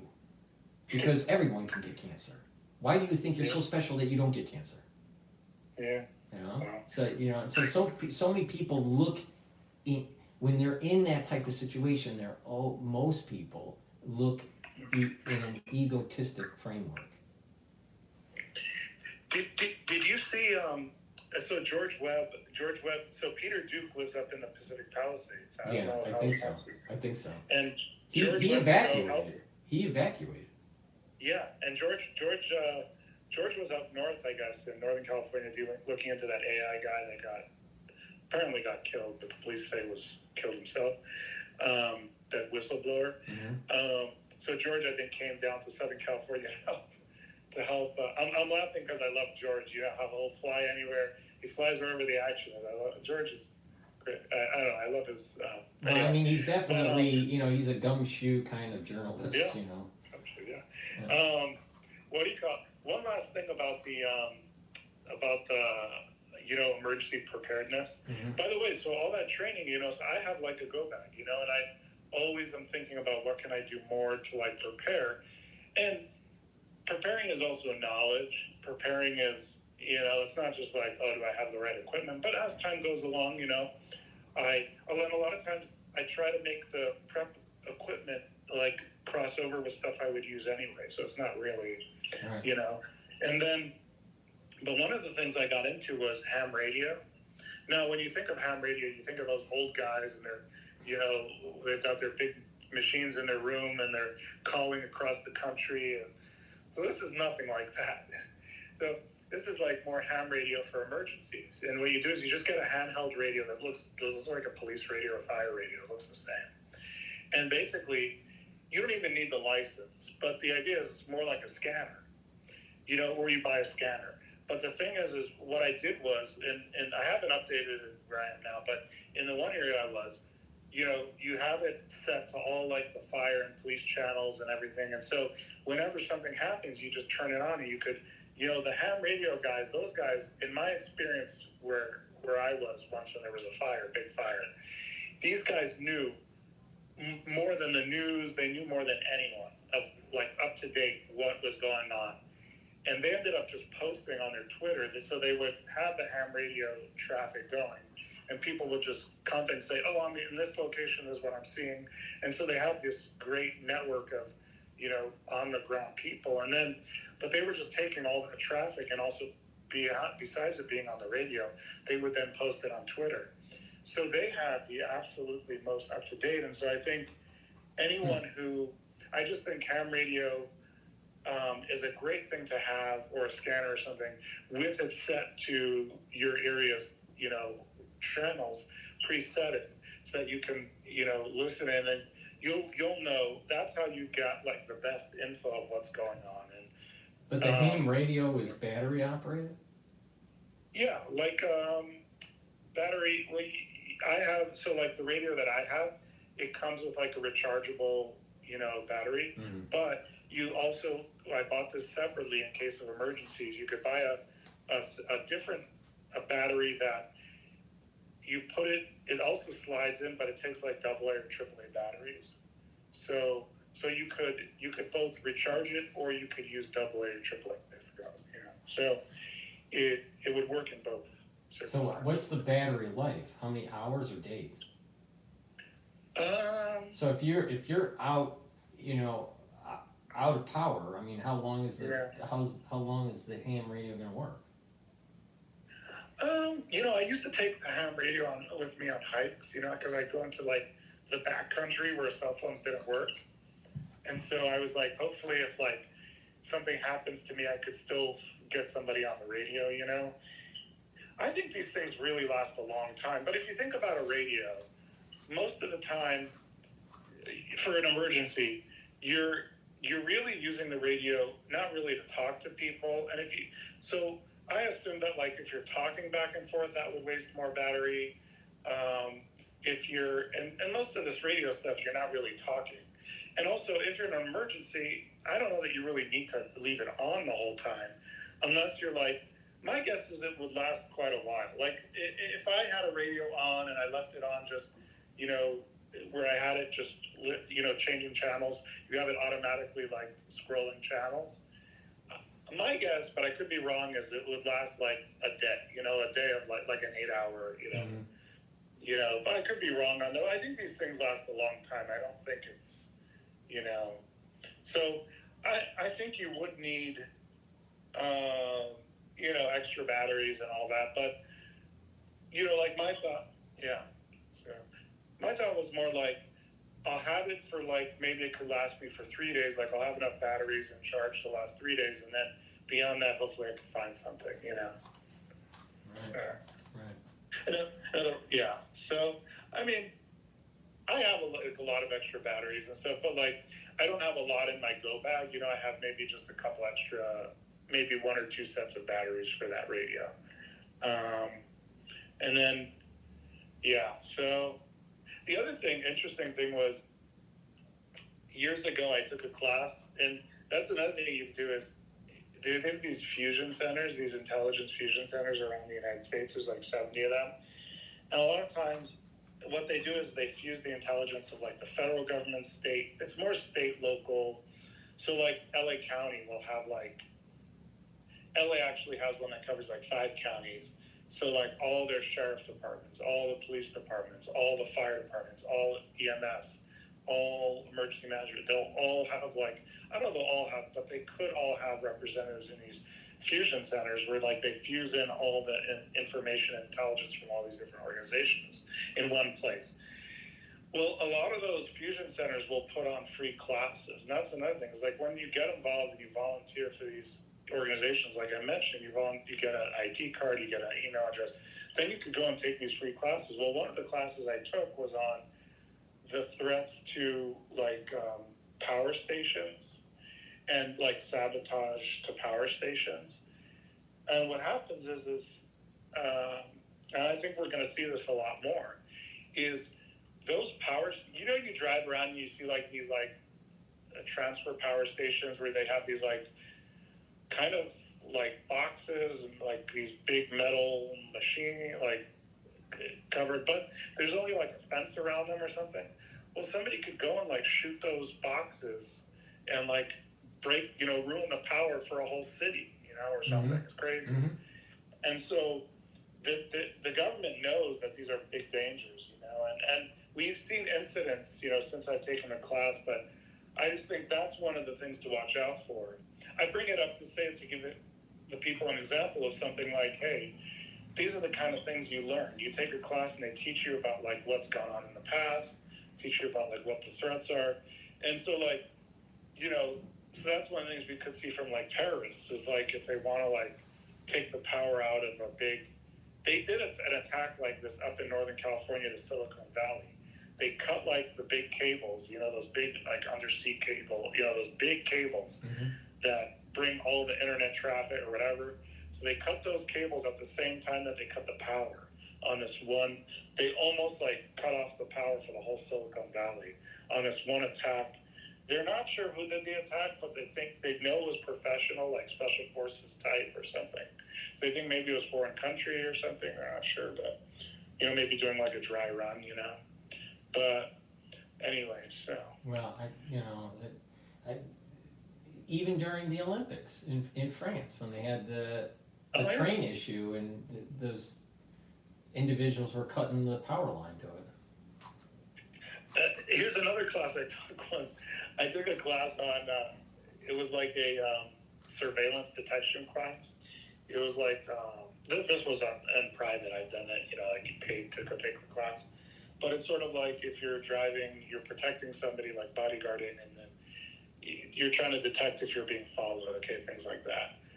Well, one of the things is they gave us documents of the left, like documents on like the left, and the left, I didn't realize this. These guys, for years, they talk about like they have manuals on how to sabotage like train tracks, so I wouldn't be surprised if we see that stuff too if things go wrong, whether it's, you know, we're facing multiple threats. It's not only the threat of terrorism, it's the threat of the left. You know, derailing trains, you know, shooting up power station. You know, the left is crazy. The domestic. Well, with all these people, just to switch back to what's going on in California, there's an awful lot of people that are going to have some respiratory issues because of all this, all the dust and particulates in the air. Yeah. It's pretty bad. It's pretty bad there.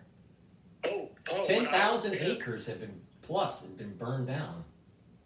Paul, you wouldn't believe how bad it is. Like, let me tell you. So I was living in an area for a time, and all the mountains were on fire. So, but it was so bad that, you know, the N95. So I was wearing like an N95 mask. Yeah. That didn't help at all. Right. I ended up needing to buy a P100 mask, so when they say N95, that means it gets rid of like 95% of certain particles. And then the P100 is 100. So the P100 is more like those, the guys that spray the paint, you know, in the house, and they wear like, they're more like a respirator. More like a respirator. Yeah. Yeah. Well, this one is more like, it covers the whole nose and mouth with like a rubber, like more of a permanent thing. And then on the side, it has these changeable, like filters. Yeah. So when I was wearing that, it felt like I was breathing in a beautiful like pine forest. Like it was so crazy how well it worked.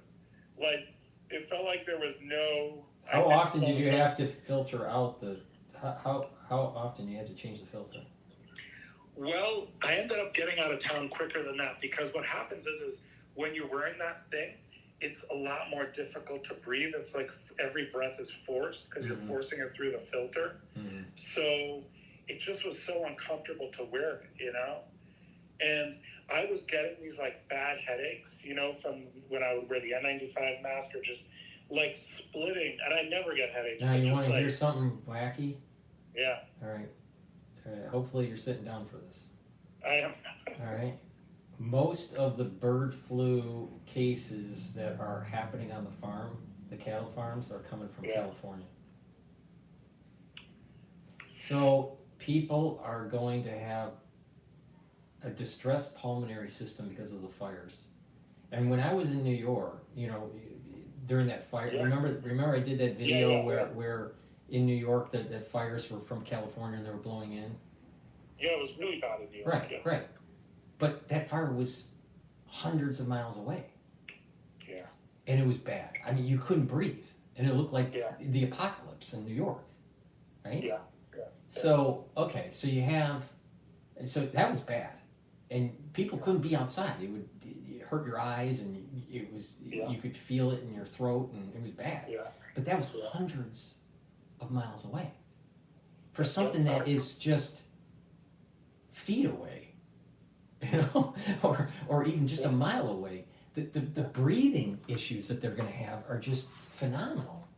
So okay, so you have a big part of California that's gonna have, they're breathing in, even if you're outside of LA, all right? There's gonna be a big part of California that's gonna be breathing in particulate matter and causing problems in their pulmonary system and irritation. And that irritation, from what I remember in New York at that time, was, you know, like that irritation lasted for 5 days. Oh, yeah. So, and that was hundreds of miles away. So, all right. So what these individuals in California are experiencing is a lot worse than what New York experienced.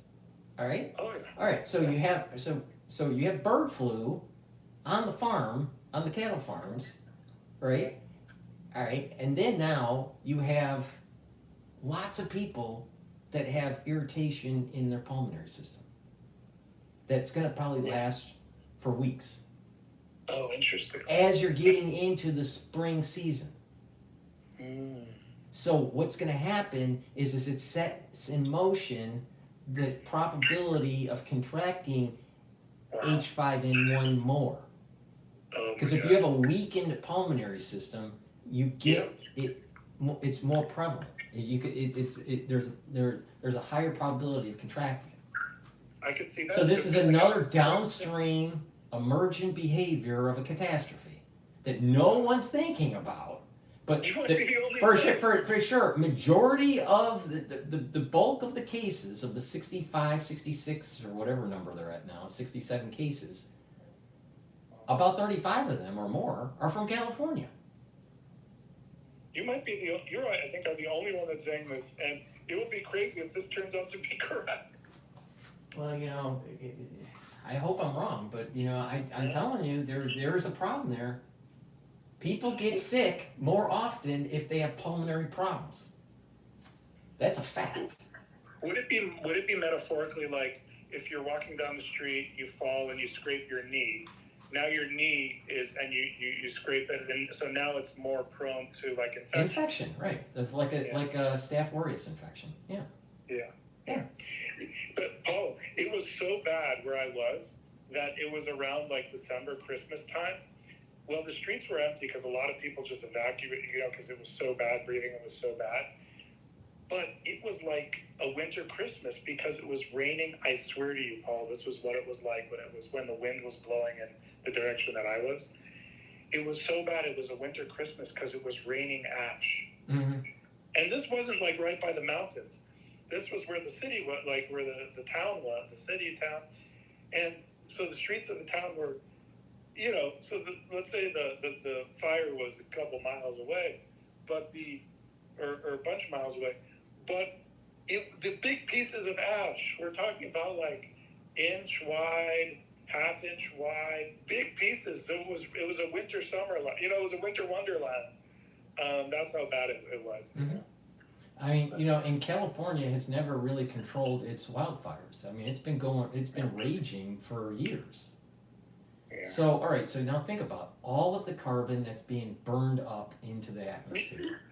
All of the EV savings for carbon emissions every year is being just pumped into the atmosphere because they have poor wild, you know, management, forest management. But they'll demonize people for having a gas stove. They'll demonize people that have a Ford pickup truck. Or those like ancient historic pizza ovens in New York. Right. They want to get rid of the coal-fired ovens because it's cold. Right. It's it's just ultra-liberal stupidity. If they really want to reduce the carbon emissions for California, just have better forest management. That's all you gotta do. You don't have to change vehicles, you don't have to, have all these emission laws, just have better forest management. That's it. Because that's where the bulk of the emissions are coming from California. It's not cars, it's the burning of forests. Stupid. It's just the land of the stupid. Yeah, I'm just looking at the tweets since we've been talking to see if there's any updates. Oh, here's an interesting one. More than 80 fire hydrants were stolen across LA counties, according to deputies. Why would they steal the fire hydrant? Probably it's for to sell it for the scrap metal. Are you serious? But this is from like June. That is so Detroit. That's something you would do in Detroit back in the 80s. Paul, I spent a lot of time in Los Angeles, but I went there like around COVID time. And I mean, the city, there's a lot more rich people and a lot more people have moved in. There's a lot more traffic, but it's just fucked, man. They have it's turning, like you said, it's kind of like become Detroit. It's just like, the nice areas, they're just like holding people up with guns. Like, people don't know, it was so bad, like with Antifa, like when they went around and they were burning like stores and breaking into stores, smashing, the main streets, this didn't make it to the news, but I saw it because I went there and I had seen some of it on Twitter, but it was way worse. They literally smashed like every window along major boulevard, like every single store window, and spray painted everything, and the stores just want to reopen and turn on their, go back to business, so they fix it really quick. So you have to be there really quick to see how bad it was. And so LA has turned into, it's just crazy. Well, I mean, you have that happening in New York. What's happening is that store owners are just fed up with the crime, and they're just packing up and leaving. Or, they just close down the store.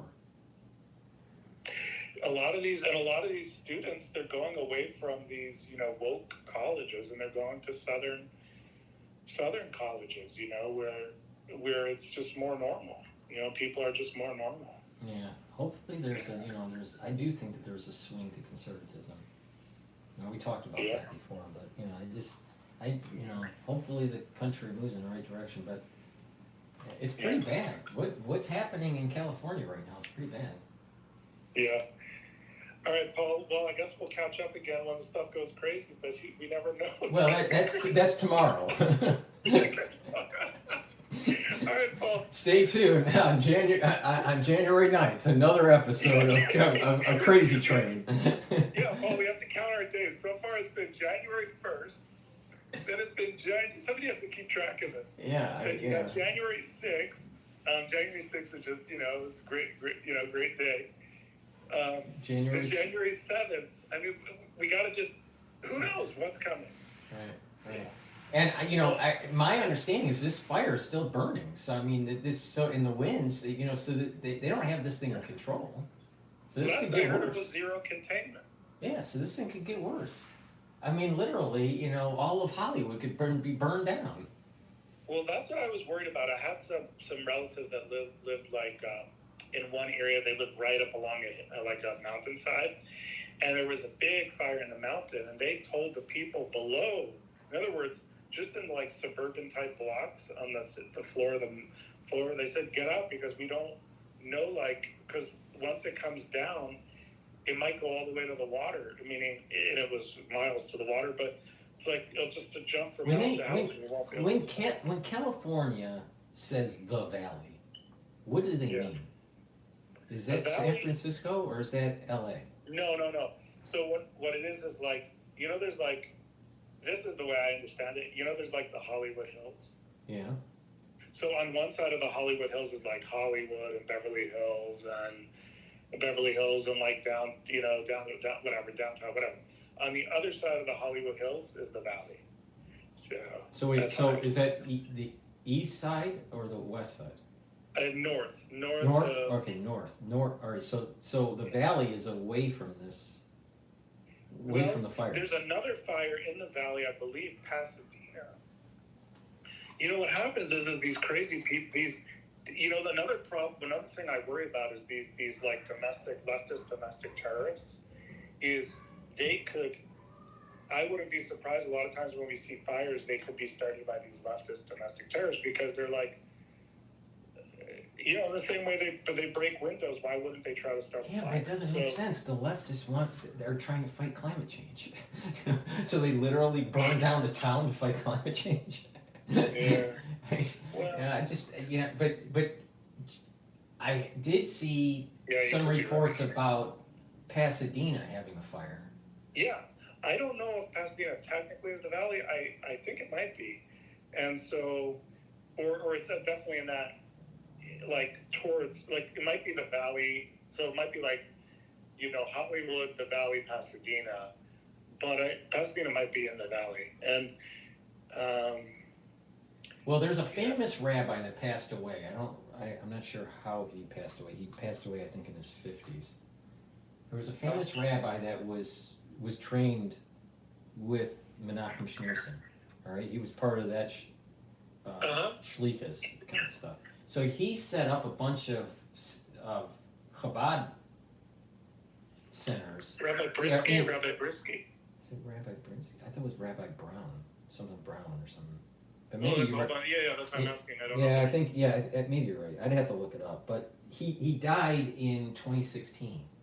From like health issues? Yeah. But I'm not sure what it was from. I'm not sure if it was cancer. He was in the valley. Yeah. So all right. So maybe it's all right. So but he basically went to California where there were no Orthodox centers, and he basically created them. Over the decades. I think he went out there in the 70s. Yeah, that would make sense. Yeah. And he died in 2016, I believe. So my understanding is that 6 of the centers are in the valley or around the valley. Well, check this out. There's Cunin. There's a guy named Cunin. One second. There's a guy named Cunin who's in charge of Chabad for. Shut this up. There's a guy named Cunin who's in charge of Chabad for the whole like West Coast, meaning California. I don't know how far, how far east or north, but he also controls. But I know he controls California, Cunin, and he has a son, I think, who's the rabbi in Pacific Palisades, where the fire is right now. So, yeah. So I'd be curious to know if these centers have been burned down from the fire. In fact, I was going to check. Let me check right now. My understanding was when the rabbi died in 2016 that he had about 6 or 7 centers in that area. Oh yeah, there's that makes sense in the valley. That makes sense that there's that many. Let me see, Chabad, Pacific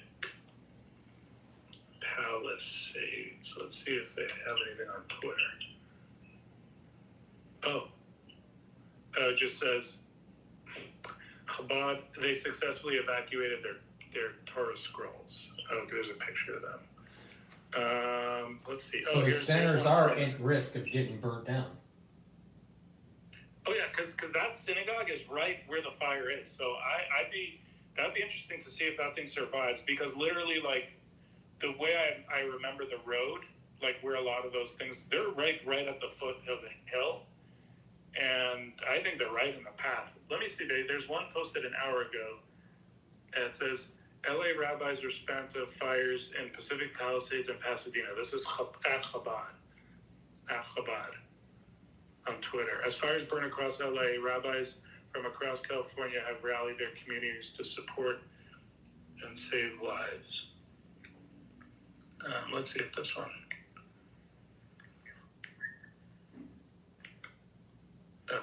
I'd play it, but you can't really hear it. This just Oh, feels here it is. biblical, you know, it's in the mountains, you know, and there's in the valleys, and you know, there's lots of fire, and there is this combination between religious people versus non-religious people. It just feels very, very biblical. Extremely. Let's see, Chabad. Let's see if this does it. Oh, let's look at Pasadena. Oh, Pasadena. There it is. Okay. Let's see. The main sanctuary of Pasadena Jewish Temple and Center. Okay, that's not Chabad. Burning on live TV. You know, a lot of times these rabbis, you know, like Chabad, not these rabbis, but Chabad rabbis, a lot of times they have a lot of people to help them, and they're well connected with the government. So a lot of times, I wouldn't be surprised, like, if the Chabad of these different Chabad centers generally get saved, you know, because, you know, they'll have people maybe standing outside, you know.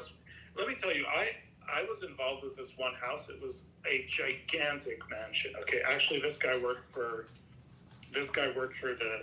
he made a lot of famous movies. He was a movie producer, I guess is what it's called.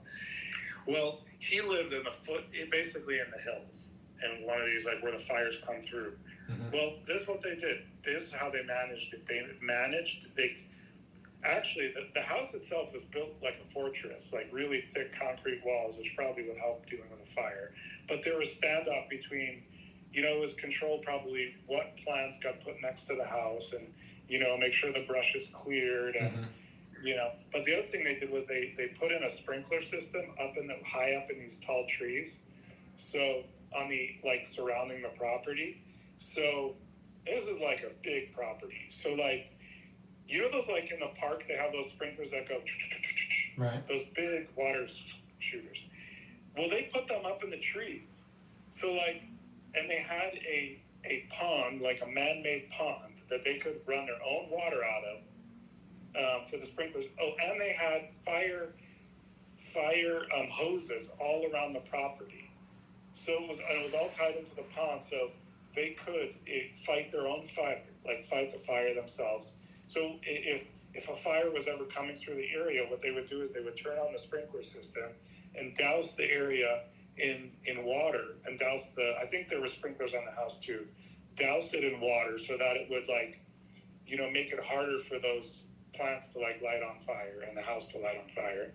And then you would have, like, security in the house and other maintenance, like gardeners in the house. They would go out with the fire hoses that were around the property and be ready to put the fires out. That's sort of how so that's the advanced way of dealing with fires, you know. Mm-hmm. And then, of course, there's, like, I think insurance companies too, like, especially, you know, really wealthy people, they might have, like, a private fire company, like, as part of the insurance policy or something, so that if there's a fire, guys will come out, you know, with their own, like, kind of fire truck. Not a big, like, I haven't seen, like, big fire truck, but more like one of those work pickup trucks. So it has, like, big, like, maybe like a big tank in the work truck. And then, you know, they'll go around and they have, like, these guys are, like, professional, like, they're maybe retired firemen or whatever. They've been trained as firemen, but they're, like, private. And they have, like, you know, the fire clothing, and they go in and they'll just protect, you know, a house. That's how it works, you know. Right. These wealthy people, you know. Well, I mean, if you're wealthy, you're well connected. Yeah. And you can afford, you know, Fortress Xanadu. Well, the place where I was involved in was literally, a fortress, you know, 24-hour security, you know, the sensors and cameras everywhere around the whole property, and, you know, it was actual. Well, you know, the way I see this is that the wind blows from west to east, and, you know, we're seeing the beginning of the year, and it's happening in California, and this thing's going to move with this carnage is going to move across the country. Well, if you think of biblically what we're seeing now, we should only expect this to just really just become worse and worse. Yeah. Like more of this. All right. So it starts. It starts. Yeah. You know, on the 7th of January, that this you know, fire in California. It's the West Coast across the country, and there's going to be more carnage that gets worse and worse as it gets closer and closer to New York. And this may play into this whole feel that I have of like this new 9/11, this like 2025 9/11 thing. And I'm wondering if to close out the carnage, it has to be in the East Coast. Now, it doesn't mean New York. It could be maybe Washington, D.C. That's East Coast. You know, but it could be, you know, it could be something else. But it seems to me that the bookend of this activity that we're feeling about California is going to be, there's a bookend that's dealing with the East Coast. Yeah. Well, by the way, I'm going to tell you a crazy. Well, yeah, I think biblically, well, it's, what do they say in the Bible? You know, like, what were the 10 plagues in Pharaoh? You know, it was like, there were the plagues, and so what is it? It's like fires, floods, mudslides, plagues, you know. I think that's what we're going to see. Am I wrong? I forget. Well, you know, the question is there going to be frogs and locusts in Kentucky? I don't know. Yeah. But you know, did you see that that they were practicing landing helicopters at the Capitol? At the Capitol, maybe a month ago or a few weeks ago, like for preparedness. Like, I guess if they had to evacuate the Capitol, then they would. Do you think they were doing that because of potential insurrection on January 6th? Or were they because, you know, there were lots of people on X saying that they're not going to certify it, and you know. Well, I think the thing is, it's hard to tell. Is it related to like either something planned or it's just some you know, warnings that they have? I think they're getting prepared for a potential an emergency event in DC, and this plays into the feel that I have of there's another 9/11 coming. It's coming. I feel it. I can't tell you what date, but I can feel it's happening. Well, wasn't Flight 93 supposed to fly into the Capitol? It was either the Capitol or the White House. They weren't sure. And I think Sarah Adams, that CIA targeter, she says that, who's been warning about the 2025 big Al-Qaeda attack in the United States. I think she said that she thinks there might be an attack on the Capitol. But if you think about it, if you really wanted to hurt America, like stab it in the heart, you would hit the Capitol and kill a lot of congressmen. Yeah, but then you ask the question, is that a good thing or a bad thing? You know, I mean, there's a lot of congressmen that are on the take. They're hurting the country. They're not helping the country. So Al-Qaeda might actually help America by doing that. Well, here's, I think, what would happen, unfortunately, is we would go into some sort of martial law. What I mean by that is, you know, the government, they have these sites around the nation where, like, these deep underground bunkers where, like, where they could run the country from. Like, during 9/11, I think Cheney, one of these bunkers is outside D.C., like 45-minute drive outside D.C., called Mount Weather. And I've been by there. I drove by and I slowed down at the gate, like, you know, just, you know, where you would pull in to drive down the gate. And the guy right away steps out with the binoculars and, you know, was looking, this was many years ago, but I was like, oh, I better get out of here. I don't want to be on there. The rumor is that some of these large Gilded Age type hotels that are around the country underground are these continuity of government facilities. Well, there was one in, what was it, West Virginia, but it was somehow exposed. But that's where they were going to take the congressmen if they needed to, like, you know. If they go into continuity of government for a decent amount of time, and they're going underground. Because we had continuity of government relatively activated, but it was a very short amount of time during 9/11. Yeah. Right? But, but then everything, died down, and then Bush went back to the White House. But there was kind of like this quasi-continuity of government activation that was taking place during 9/11. But let's just say that it lasts for weeks and they're underground. That adds to the probability that there's a nuclear detonation. That adds to the probability that there's a change of our constitutional freedoms. That there's this a switch to a different type of government. So hopefully that doesn't happen. I don't see how they would be able to switch to this continuity of government unless they take out Trump. They would have to, whatever the event would be, they would have to take out Trump to allow it to happen. Well, I don't know that it would be like a long-term thing, but at least, it was, because what was it in the Congress? They were saying they wanted to put in a new law that said if they needed to temporarily replace Congress people, they could without doing an election. Like they could just have somebody written down who the Congress people would appoint somebody ahead of time in case that there's an emergency. Yeah, but this is, and then the question is, will the military follow? And let's say these people that take over do things that are against what the will of the people want. Will the military align with the people, or will the military align with the new government? Yeah, and let me just say one thing about if terrorists hit the Capitol, it would be. Let me just put this on. If terrorists hit the Capitol, it would be a very sad day, and I mean,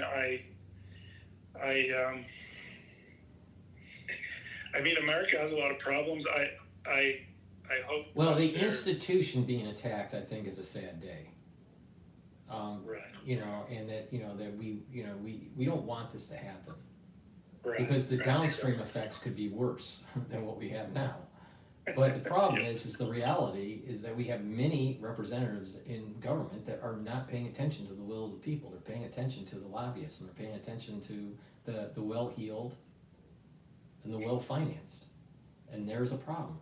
And on top of it, for to add injury, they're on the take. They're making money on these policies.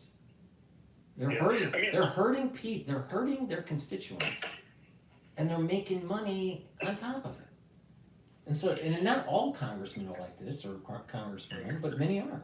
I mean, Nancy Pelosi became a multimillionaire because of her connections and her insider information. Yeah.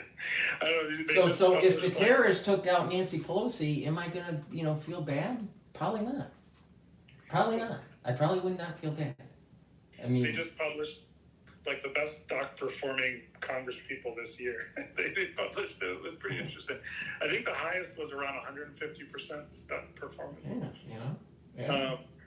But I will say, I mean, my feeling is I want to try to help fix things in the country. If things don't go well, I'm leaving. Then the country. I don't know that I'd physically leave. Maybe I would, but in other words, I'd give up. You know what I mean? In other words, I think continuity of government, a change in government where they went into this continuity of government phase, I think would be the death knell to the Constitution. I don't think it's saving the Constitution. I think you have too many people that are self-centered, that are in power, that would be protected under the continuity of government, where it will lead to tyranny. Yeah, I just, my thing is at least mentally I try to experiment in my mind, and I say, because we're brought up, if somebody was brought up super religious, kind of brainwashed, then, the best way, well, let me rephrase it this way. I guess what I'm saying is the government, America is sliding down, and if it doesn't work out fuck it, I don't give a fuck. Like, fuck it. Well, I mean, I'm if not America doing doesn't work out, you might as well flush the whole world down the toilet, because we Yeah, are the last yeah. bastion of freedom. Yeah, I'm saying like, fuck it. I'm not doing anything to stop. I'm not trying to fight some kind of heroic battle. You know what I don't know. I'm just like, yeah. I'm leaving, either metaphorically or physically, or at least metaphorically. Like, you just survive and you just ignore. You know, I'm not. I think our government, though, in the United States, is blessed, and there's a certain robustness to it. It can take a lot. There's a anti-fragility to it. So, you know, I'm positive in the most part, but we have some really bad apples in government that do nefarious things, and we need to hold them accountable. Unfortunately, people are too busy worried about being able to pay the groceries, and they can't really focus on how their representative is taking them to the cleaners. Oh, you know, it's like, I just think back to Jewish history, which I don't know that well, but just being generally taught, is through the ages, you know, the Jews have always been persecuted, and nations come and go, empires come and go, and I'm just like, you know, America will fall one day, and yeah, but it's not going to be. I don't see it falling anytime soon, though. I'm not saying it will fall anything sooner than like 500 years. I mean, it could last 500. I don't know, but I'm just saying, like, I think California will fall into the ocean before the fall of the country. before America. Yeah. I guess what I'm saying is, Paul, I just want to be careful about. I do not advocate any violence against any politicians. No, I'm not saying that. I'm just saying that. But I'm just saying that, you know, that you know, if an asteroid hit Congress, you know, and it took out Nancy Pelosi, I wouldn't feel that bad. Right, I get it.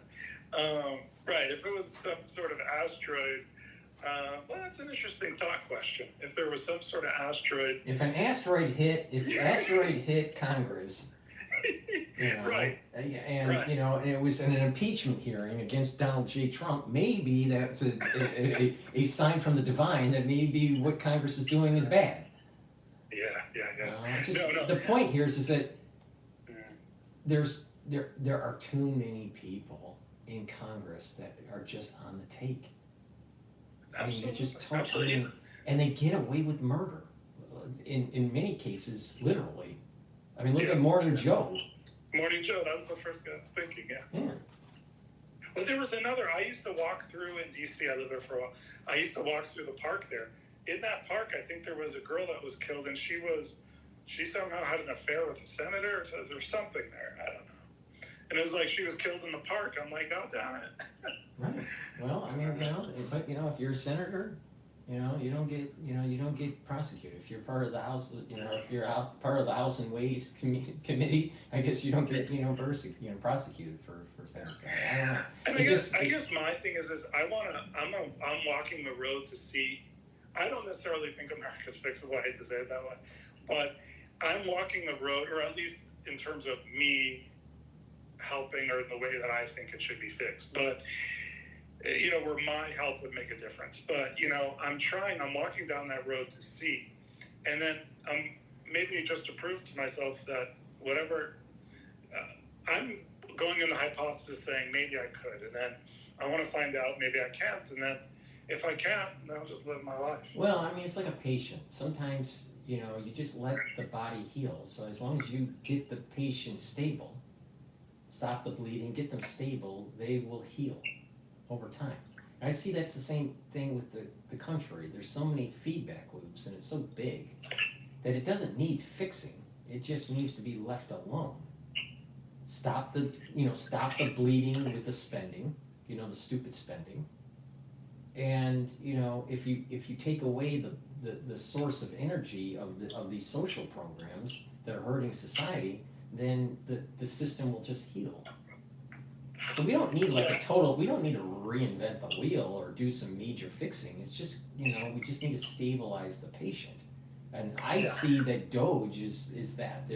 They're wheeling the patient into the ER and they're trying to stabilize the patient, stop the bleeding, and just let the patient heal over time. And that's America right there. Just, it's just, you got too many people bloodletting it.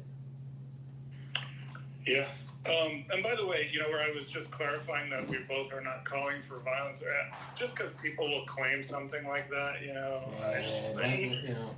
And actually, you didn't even say it that way, but just in case there was any gray, I just wanted to clarify. So. I'm just waiting for the asteroid to hit Congress. Okay. But Paul, one interesting story about Congress. I was living in DC like around 2005, 2006, something like that, and one time I walked up. I was just strolling around, to get some exercise, and I was walking past the Capitol, and there was a cop there, and I said, "Hey, when do protests take place?" He right away when I said that, he pulled me over into the light, this had this really bright light. So I was like, "Oh God damn it, they're putting me on camera." He wanted my ID, so I gave my ID, and then I'm like, I was like, "Wait, I didn't do anything wrong." I said to him, "Hey, if I didn't do anything wrong, I'm just gonna leave. I want my. Am I legally required to give you?" I gave it to him. Maybe he called it, and I don't know. But he had me stand in this really bright light, and I was like, "Oh God!" And then either at that time or later, I said, "Oh God, they probably had the camera right on that light, and that's why he had me go there." And my point is I guess my point in saying this is, it's a facade. When you go to Congress, it seems like it's not that protected, but I think it's pretty protected. Oh, I think Congress is heavily protected. And that's the reason why I think January 6th was an inside job. They'll let the people in. Interesting point, yeah. I think it's heavily protected. To believe that it's not heavily protected, that's ridiculous. That's totally ridiculous. When you go there, they make it seem like it's open to the public, you could walk in, you just have to go through a metal detector, whatever. But for him to be so quick on wanting to run me just because I asked when protests were, I was like, holy shit. And then later I saw another, some days later, weeks later, whatever, I saw another Capitol officer, and I said, "Hey, I had this other Capitol officer stop me because I asked him, he wanted my ID." And he perked up, and he also was very interested in me because I was asking that. And all it was I was just curious because you hear about protests. I was like, I just wanted to see what one looks like, It was nothing big, but it was okay, these guys are, No, so anyway, I think Washington D.C. Especially, I think it was probably, I think it was less protected pre 9/11, but post 9/11. I think DC is very, very protected, and especially these federal buildings. The big ones, the big federal. There's some small. in other words, there's more security than meets the eye. Oh, definitely, for sure. I don't believe the story where it was, that it was just a mob that broke into Congress. I think it was coached. I think it was coached, and there were individuals that are opening up the doors for it to happen. Now, why that is, I don't know. I can't explain it. But the point here is that there's protection in those buildings. If someone tries to get close to the White House, they'd get their head blown off. Here's another funny thing about it. So I was, one of these days I would stroll around, so I strolled out to the White House, and there was a guy there with a tent, and he smelled. And those people have handmade signs, and there's weird ugly writing, and they're it's about some weird cause. Let's say it was Israel, but there was nothing happening in the news about Israel. Just weird stuff. These people that are sort of in their own world. The guy, I don't know. I was just curious to talk to him or whatever, and he smelled heavily like alcohol, really reeked of alcohol, and he had really long, messy hair, oily hair. And I started talking with him. I was maybe asking about his cause. He wanted to walk with me to this bench and talk to me. And all of a sudden he seemed to sober up. And I was like, oh shit, I think this guy's an undercover. So, but it's smart what they do is they have a guy out, and I'm not saying this for sure, but it seemed like. Oh, I definitely think that they have undercover people. And I think that they have other people that coach. I think they kind of like they corral people into doing things. Yeah. They want things to happen.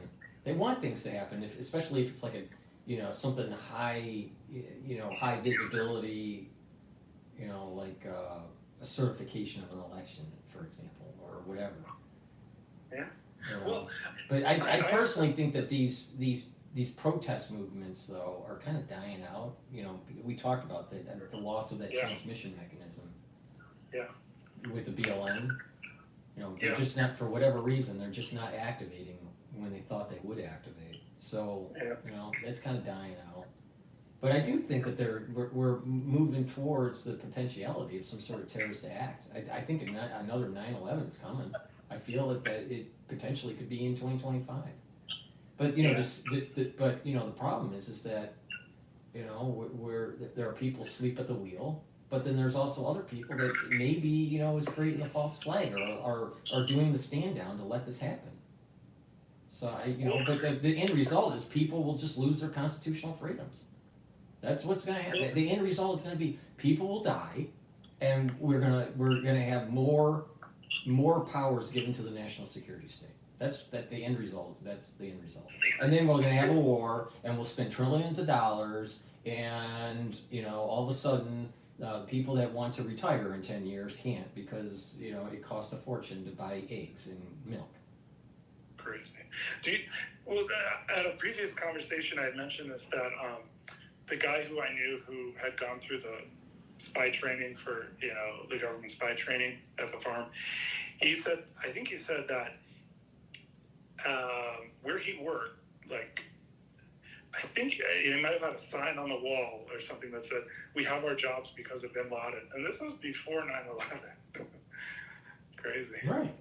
Now take that a step further. Once you knock out, and this might be another reason why they waited so long to knock out Bin Laden. But, the thing is that once you knock out Bin Laden, why didn't we go to a pre-9/11 day? Because didn't we kill the terrorists? Didn't we knock out the cells? No, because what happens is once you give power to the national security state, they don't want to relinquish any of it. Yeah. And this is the weird thing about after World War II. Because of the whole Manhattan Project and the Cold War and nuclear weapons and all this, we never really did a stand. There was never really a true stand down after the war. We were always in a war footing. Yeah. And it just balloons out. It balloons out with the amount of money that is issued out of Congress to the national security state. So this is the thing, is that there needs to be some mechanism that says no more of this out of Congress. But the people in Congress don't care. The people in Congress do not care about the average citizen. They do not care at all. At all. But they'll say they do. They have a good face. They look like they care. They kiss the baby. They talk to people during the election cycle. At the diner, and everyone shakes the hands and all this, and they go and get their votes. But then once they get sworn in, they don't care. They're talking to K Street, and they're figuring out how they're gonna grow their portfolio. Well, in one community I was involved in, it looked to me like the supervisor it was a student community. It looked to me like the supervisor who was kind of oversaw that community liked that the community didn't have what it needed, infrastructure wise, because then every election she could come in and say and build like a few blocks of sidewalks and say, "Look what I did." But if it was like all fixed at once, then she wouldn't be able to do that.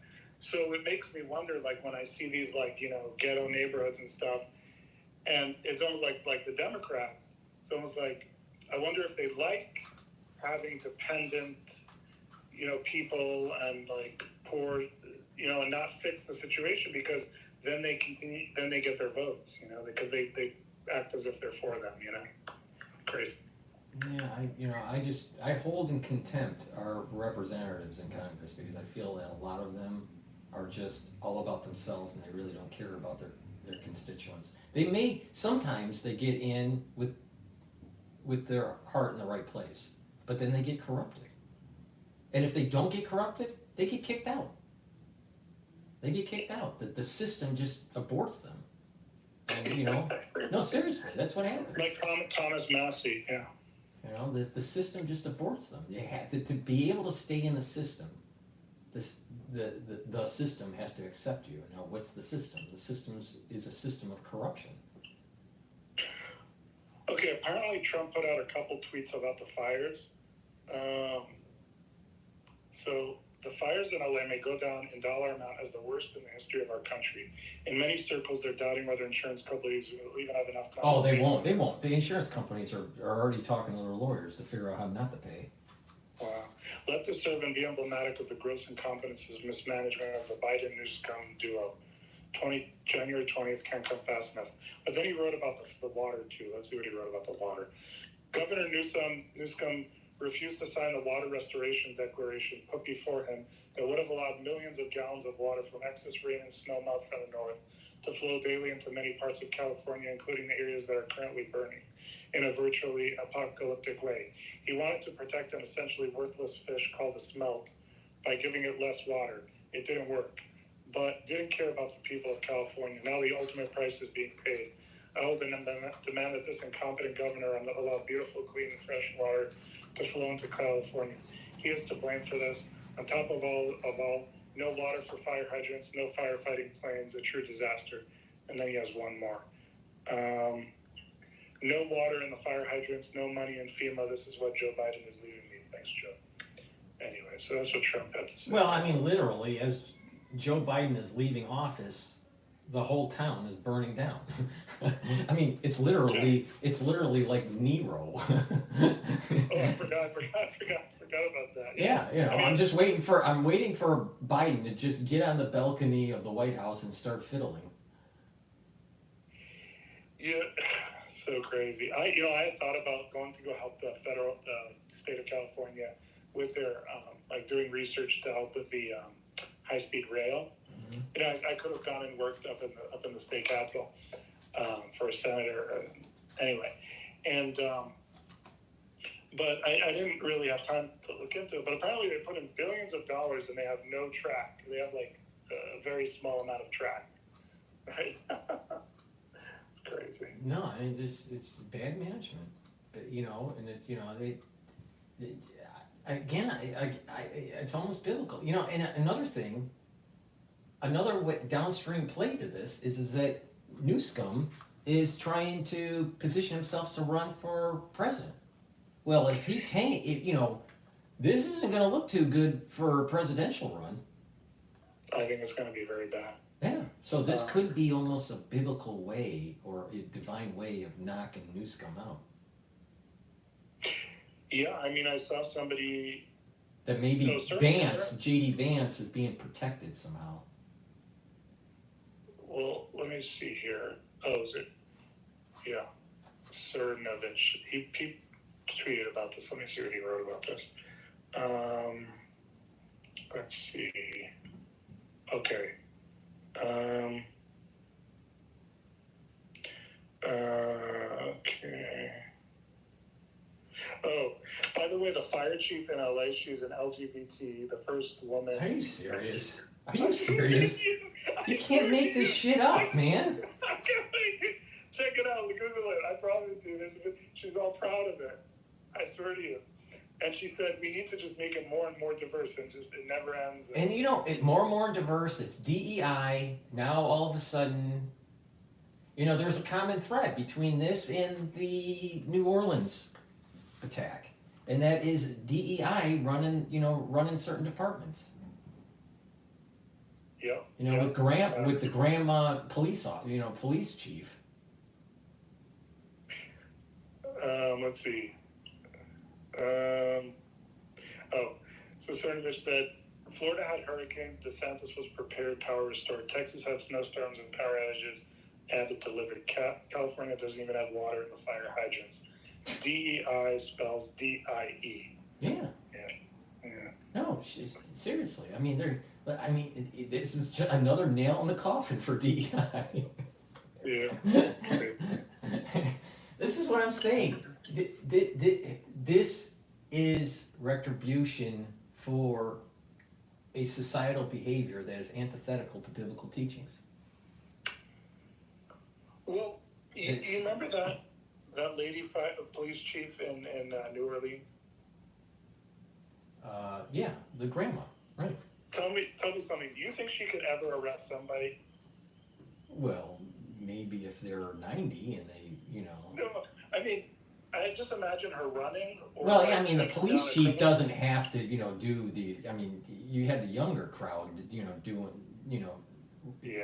doing the beat, right? So, but could she be? If she was competent, I wouldn't be so negative towards grandma.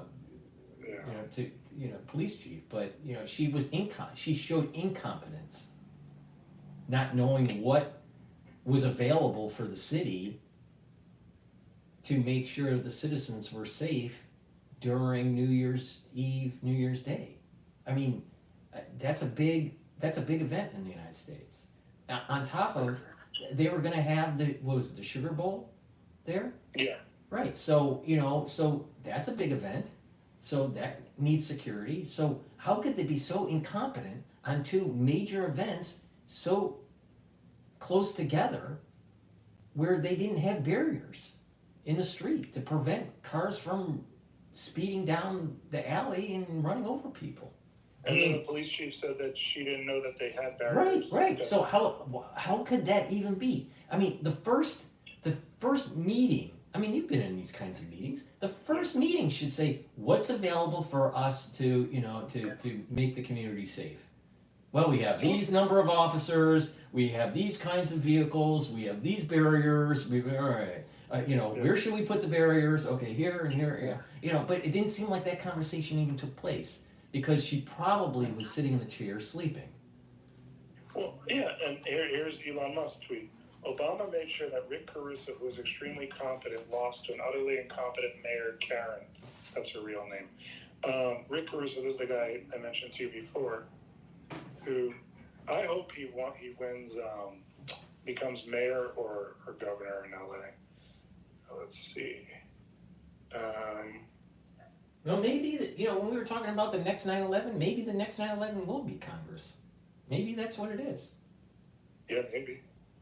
Like just a massive. Because think about it, that would really push for the continuity of government, or further emergency provisions to erode constitutional freedoms and gun control. Because they hit the financial capital in New York. I mean, I think the one place they didn't really hit, they hit the Pentagon, 9/11, but they didn't hit Congress. Congress and the White House. I'll tell you, it might be. That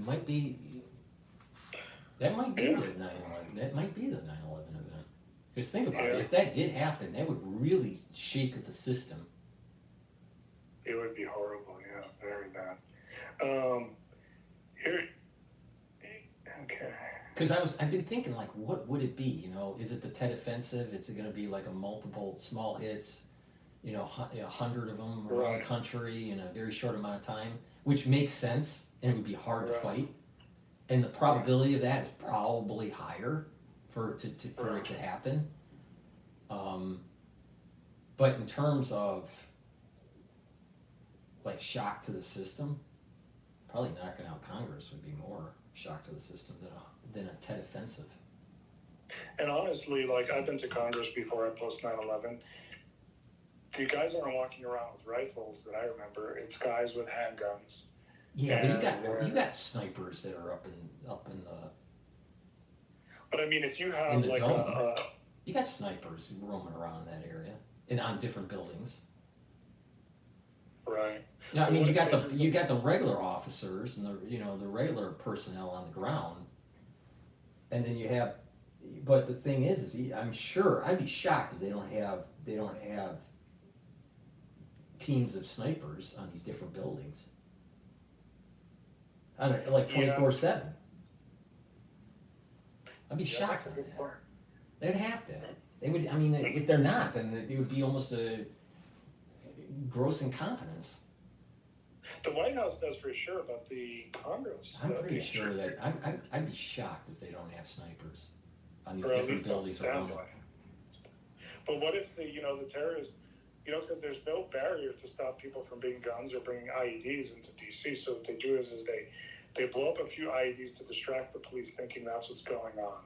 The police run over there, and then they come in and, you know, go into Congress, you know.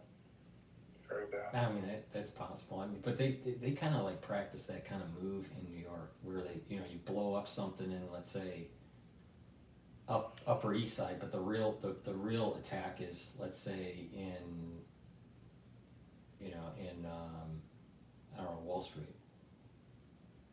Yeah. You know, so you know they kind of run. I would be shocked if they don't run that kind of play exercise, that simulation in DC. But that's where the snipers would make sense. But yeah, I don't know. I mean, some jihadist isn't going to walk up the stairs with some sort of explosive device. It's not probably going to happen that way. It's probably going to happen in kind of like a plane. I could see a plane, you know, kind of thing. You know, how fast could jets come in and knock down a small plane? But even a small plane, if it hit Congress, it probably just, I don't know. I mean, it would go up in flames, right? There would be damage to the facade. But I don't think that a small private plane would do much damage. I mean, when they crash, they do some damage, but they don't do a lot of damage. Not like a commercial airliner. And the Congress buildings really are massive. Even if you hit one part of it, it wouldn't really affect. It would have to be a very high, a very, very high energetic device. I mean, it would be, you know, something. But another thing, you know, if they get a dirty bomb, you know, just the sheer, you know, little bit of radioactive material getting blown up in a normal bomb, that would create a big stir too. Oh yeah. But all these contingencies, they must have, you know, gone through and tried to protect through it. They don't have detectors. They don't have nuclear detectors in DC. I mean, they must. Oh, I think they do. Yeah. So I mean, so getting a dirty bomb in, or some sort of a, you know, even low yield would be hard. My understanding in New York is that they have these detectors at the tunnel and on the bridges. Yeah. So getting it into Manhattan is almost impossible. I think I remember seeing with it, maybe it was in DC, where they even had in like subways like these blower things that tested the air for biological stuff too. Yeah, they have these. Maybe it was in New York. No, in New York, they have these like air quality devices where they test. And I wouldn't be surprised that the air quality machines are also testing for biological, chemical. Yeah. Here's an interesting tweet by. This is an interesting one. Cernovich, California is burning, but hey, at least it's possible to get an elective abortion at 9 months.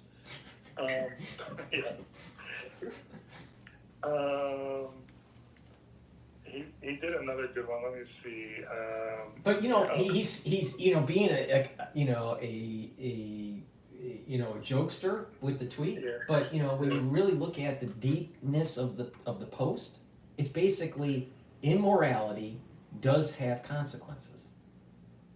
Right. You know, yeah, late term abortions are just wrong. It's just wrong. Yeah, I mean that's killing a baby. Yeah, but it, like you said, it lines up exactly what you're saying. Is that you can't do these things without consequence. Like in other words, there's it's like a karma thing. Yeah, absolutely. But they spend more. Okay, the 2025 budget proposal by the mayor of LA spends more money on addressing homelessness than on the fire department's budget. So, okay, here, in Los Angeles set aside $1.3 billion for homelessness in 2024. The Los Angeles Fire Department got a 25% less funding than the homeless scam industry. That's Cernovich. Anyway.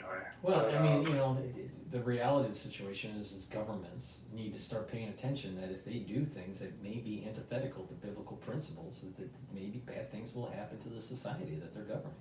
And I think that this is a big part of what's going on. This scene, I'll tell you, once I heard that this was happening, it was Sodom and Gomorrah. That's exactly what popped in my mind.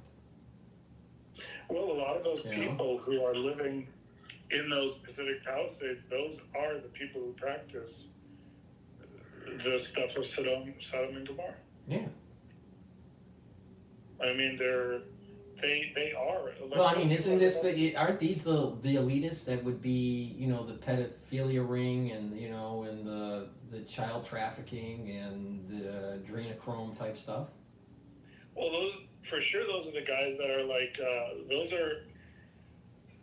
are all the movie producers, directors, actors. That's who live up in those hills. Right. So, I mean, they're part of that whole network that's tied to Epstein.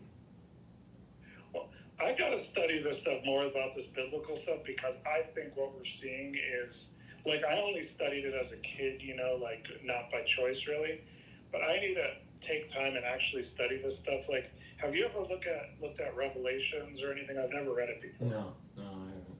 No. But you said some of this stuff is in some of those other books you mentioned. You mentioned. Well, I mean, yeah, but I mean, there's, you know, because of we have the 5 books of Moses, but you have prophets and writings and the book of Enoch and the book of Jubilee, and there's a bunch of in Kings and all that. Now, I haven't read those books. I have gone over. I haven't done Kings or prophets or writings, but I have gone over the book of Enoch and the book of Jubilee. And you know, most of the material that I'm reading is more like Zohar type stuff, Tanya. So you know, so a lot of these things, a lot of these principles, a lot of these concepts, these Kabbalistic concepts or Hasidic concepts, are coming right out of the Zohar. So when you're thinking about what's coming next, you're thinking about, you're going back to these teachings that you read. Mm-hmm. Any specific ones you'd recommend? Any specific ones you're thinking? Well, I think that we're literally in the activate because of that comment that happened on September, I think it was 27th or 24th of last year. Mm-hmm. We've activated a series of events that are going to lead to more destruction of the world. Well, are you reading? Is it because? And this is right out of the Zohar. This is, I think, Zohar Volume 3. Oh, geez, I gotta read the Zohar. I've never read the Zohar. Yeah, okay. It's tough though. It's not easy to read. It's not an easy book to read at all. It's very tough. Do you know the name Steinsaltz? Yeah. So I visited Israel, and he, I don't know if he's still alive, but he was up in a little small synagogue in Jerusalem, in the old city, and my parents went to go talk to him, and he said to them when they said, I guess he said, "Where are you guys from?" or whatever, and he said, "LA," and he said, exactly what you said, LA is totally fake. Mm-hmm. I'll tell you, I met a lot of VCs, a lot of people that were lawyers, and you know, there was even a DARPA representative there. Because what DARPA does is they go to these they go to these conferences and they're looking for, potential startups that have, some sort of military application or some sort of defense application. That's pretty smart of them, yeah. Yeah, no, that's just, and they even did a presentation during the conference. If you have an idea and you need funding, just, come on over. We got, we got checks to write.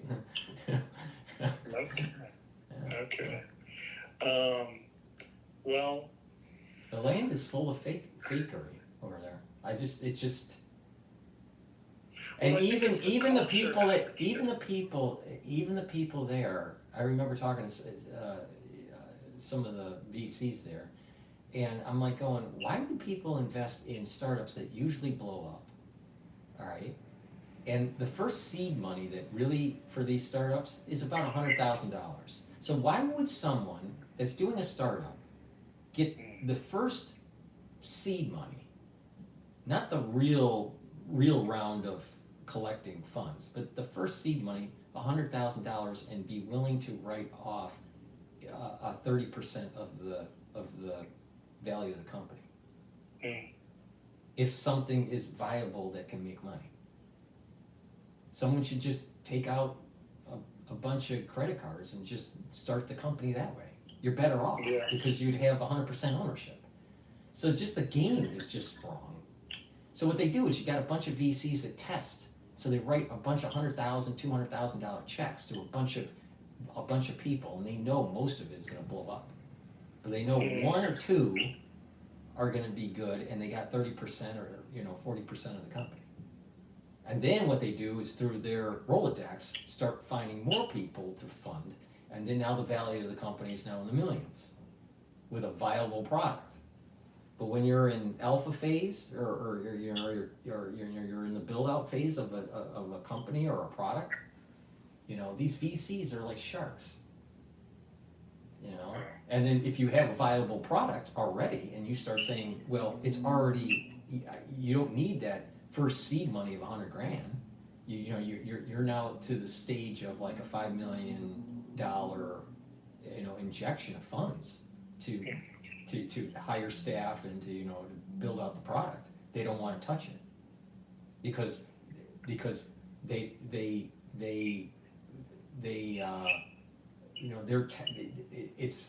don't want these types of people. The way they work is they want that percentage of the company at such a low risk to them.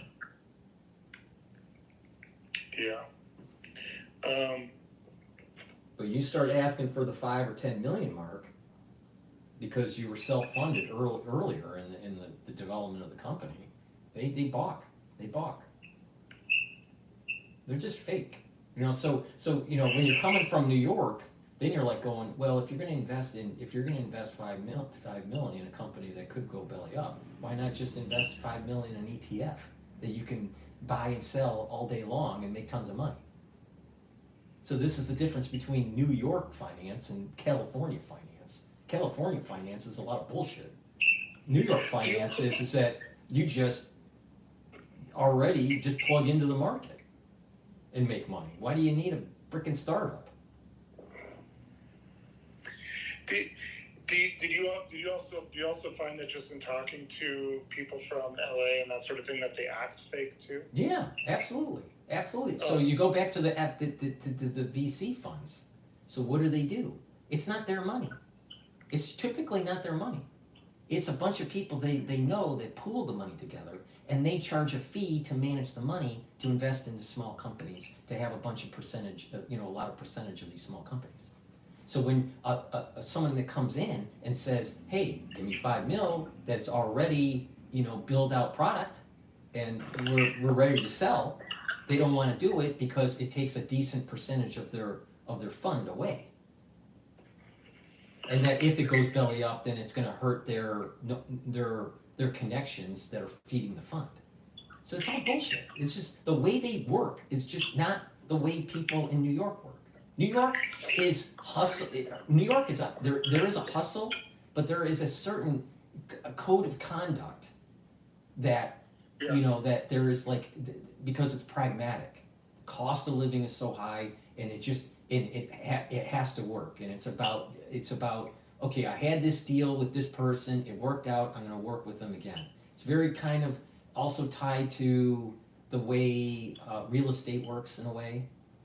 People have funds and they build, they buy a building, they do a restructuring of the building, they renovate it, and then they start selling off units. And if the deal goes good, then they do another building, and all the people that were in the first one, not all, but many of the investors in the first deal will do a second deal, and that's how business works. But with the way these VC funds work, it's just that they accrete money from maybe 100 investors, maybe 5 of them are really wealthy, and they charge a fee, and they're looking for the little fish. They're not really looking for big fish. They're not looking for people that are going, you know what, it's time to invest $5 million, and that's the start seed. They balk at that. And with New York finance, that's not the case. When something is already proven out, it's like, well, wow, you know. So I just find LA, it's just bullshit.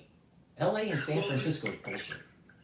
Well, do you know how, like, I'm not familiar with the VC stuff, but do you know how, like, in Japan, they have different customs, like they bow and they maybe put their hands in a certain way when they meet you, and they, like, and maybe certain Asian, they won't look you in the eye. And so I think, like, the culture in LA is, from my experience, is literally to be fake, to be a fake person. That's the way everybody is, and that's the way you're taught. I don't know. I mean, I'm from, you know, Midwest, and it's all about handshake and trust. And if you can't trust them, then you put them in the garbage category. Well, the better thing about New York is that they call out your bullshit, and they don't go for bullshit, and they see through bullshit, and they're tough, and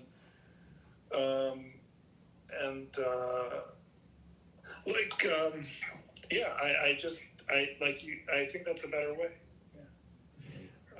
I mean, it's funny when you walk down New York and people are screaming at each other. They won't fight each other, but they'll scream like names at each other. And really, you know.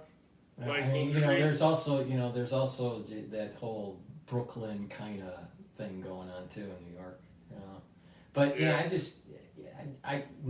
my experience with LA and San Francisco was lots of fake people. You know, and people saying they have money to invest in companies and they really don't, or they really don't want to, and it's all fake. It's all fakery. It's all fake. It's fake to make it. And what about that Thalamus? She came from Stanford. Totally fake. Yeah, totally fake. Wow. What about that Sam Friedman? All right, he was, I believe, he was totally fake, but my understanding was he was from MIT. All right, so that's East Coast. Right. But his family's from Stanford. Yeah. He's from California. So another fake guy. Yeah. You know, even this Emily Chan from Bloomberg. All right, she's from Stanford. All right, she does the tech shows. Right, for her studio. The studio that they use is in San Francisco. So she's, you know, and they had to rebrand her because she kept on having Sam Friedman on her show pumping up crypto. Oh my God. And it was her show that pumped up FTX. And she's still there. And then the moment it blew up, they rebranded her because they know that they were part of the scam. Wow. So you know, it's the land of the fake. And that's why it was so hard for me to like really tiptoe into crypto. You know, now from the New York perspective, crypto is becoming a viable investment asset in the ETF market. Wow. So it's like, but it's based on fakery. I mean, crypto's fake. But the thing is that people's perception of it is that it is some sort of digital commodity. And so there's so many people believing that you have to go, you can't fight the behavioral finance now. Even though it was based on fake. Tulip mania. Yeah. So. Well, I can confirm, having spent a lot of time in LA, I can confirm it's absolutely fucking fake. In other words, I'm not talking about like on the business side, or I'm just talking about the culture of the people. All you gotta do is just walk down, what is it, Beverly Hills or Beverly, or Boulevard, whatever. You just walk down the street. The tits are fake. The nose is fake. The fake smiles. The butt is fake. Everything's fake. Everything is fake there.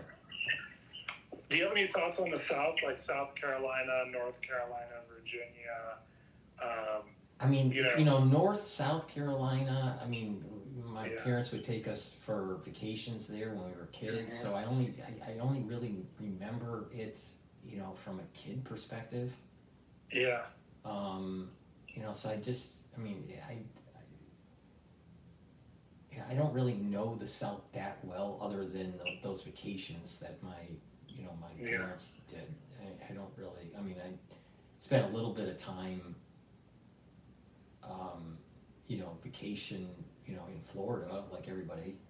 So I don't know much about Florida other than as a vacationer. Yeah, Florida these days, it's just so northern. In other words, it's just a lot of northern. What I remember of it is I mean, a lot of transplants from New York. From the East Coast, yeah. Yeah. Yeah. Have you spent much time in Boston? Yeah, obviously. Yeah, I've spent a lot of time in Boston. What's been really cool is like as Western civilization or America, whatever, is burning down, it's been really interesting. I'm like, okay, I gotta like study all the history, and it's been really interesting to, in Boston, you walk down the street and there's like an old cemetery there with like Samuel Adams. Yeah, I know. That's really cool stuff. Boston, really there's elements of Boston that reminds me heavily of Wall Street. And the financial district and Battery Park and and the World Trade Center. So there's many parts of Boston that give me that old Manhattan feel, lower Manhattan feel. And then you got that. Now that's Boston City, right? But then there's also Cambridge, and that's a little bit more. Very different. Yeah, that's a different feel. I like the Cambridge feel more than the Boston feel. Well, the Cambridge feel is a very relaxed feel, and then you also have like the Fenway Park area, more like, because there's a bunch of universities. So great. I mean, there's so many universities in that area. Like you have everything from, let's see, you have Boston University, Boston College, Harvard, MIT. Oh, right, of course. You got Tufts. A lot of time up there. You got Tufts. Tufts. A lot of good schools. Yeah, you have also some like lesser schools like Northeastern. You also have a journalism school. I forgot what that one's called. Next to the park, that central kind of park area.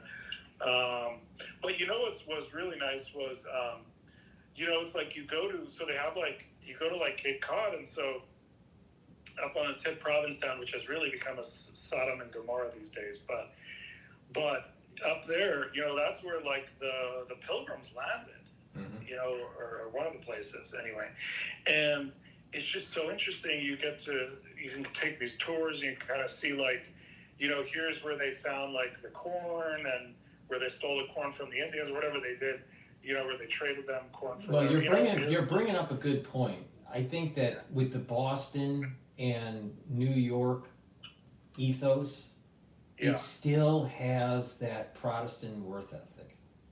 Yeah. There's still an element. There's still an element of that old world. Yeah, an old world, but also your word means something.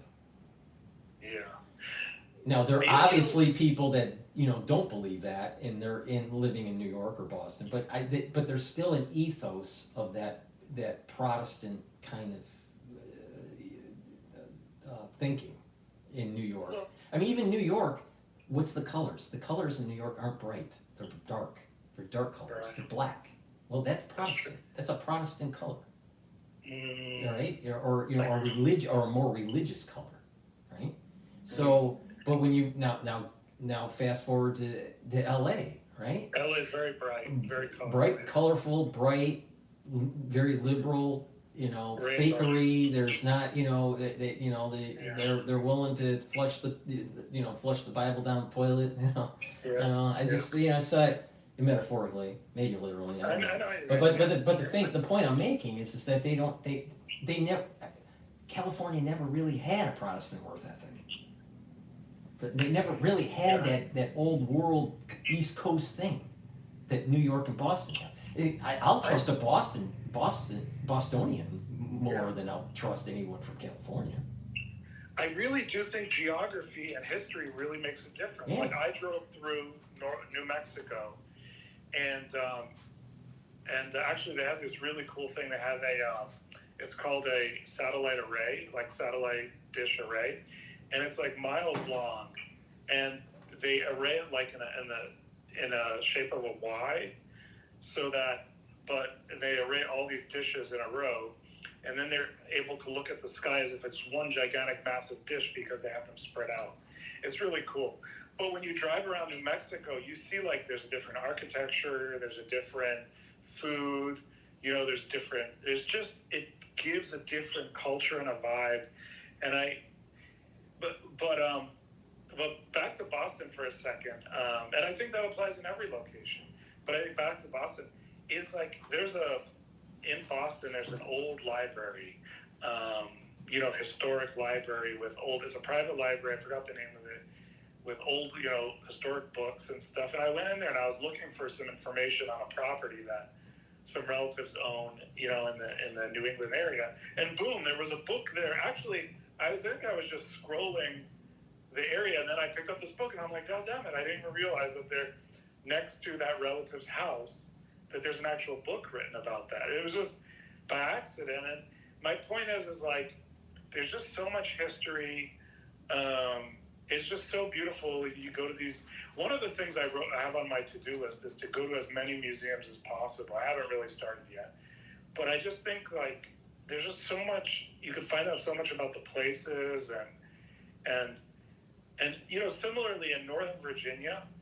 So if you look at Virginia, so you have D.C. and then you have sort of Southern Maryland or whatever, where the sort of larger D.C. area, but it's Maryland and Northern Virginia. So if you go to like Northern Virginia, a lot of it's built up, and they have like a lot of other government agencies there, like extra buildings for government agencies, a lot of nondescript buildings. But then you go up further, like not even far out, there's a county called Loudoun County and Fauquier County and other counties. These really big horse farms with 150 acres, just an old Southern house, old plantation or whatever it is, house sitting on this big property with horses roaming around, and it's just old world. There's a lot of money there, and a lot of money from DC, or people that want to be out of the DC crazy, but still have money. They could drive into DC, they live there. But it's old world. So as our country's being invaded, and as our country burns on the West Coast, and as the plagues happen and all this, my mind is like on studying Western history as it falls, and I mean, I'm not saying it's going to. Well, you want to hear something interesting when it comes to this whole LA issue and biblical kind of stuff? Yeah. All right. There was an individual that died. His name was Robert Rayford. All right. He was the first AIDS case reported in 1981. Yeah. Los Angeles, homosexual. Yeah. So the point that I'm making here is that, these environments, aren't necessarily really that moral. When you compare it to biblical teachings, and it just so it's not surprising that bad things happen to immoral areas. LA is one of the most opposite places to the Bible in the United States, for sure. I did not feel. When I was there during the conferences, I just did not feel. I didn't feel at home. Let's put it that way. I did not feel that some places you feel in sync. I feel I felt in sync with Boston or Cambridge. Yeah. I feel in sync with New York. I feel in sync. Cambridge is beautiful. Yeah. I feel in sync with Michigan. But there's some places that you feel in sync with, and there's other places that it's like it's repulsive. You can't. Absolutely. You just L.A. and San Fran were the two places that I could not stand. Absolutely, I can't stand LA. But here's a funny thing about Berkeley. I don't know if you've ever been to Berkeley. Berkeley in the news it sounds so left, but actually when you're on the campus, it's pretty normal. It's a pretty normal university campus. You always have French people sort of on the outside, always with these weird protests, but the students themselves are mostly just studying. They're mostly normal. A lot of the weird sort of leftists, there are more people that live in the area, live in Oakland, but they're not. They don't go to UC Berkeley. I was at a conference. I presented a paper, at UCLA. It was during Yeah. and so this was the fourth time that I was in California. Yeah. And I knew the head of the physics department at the university. So he invited me to this conference, and I started talking about how to model, how to use telemetry from the market to model three-dimensional movements in the financial markets.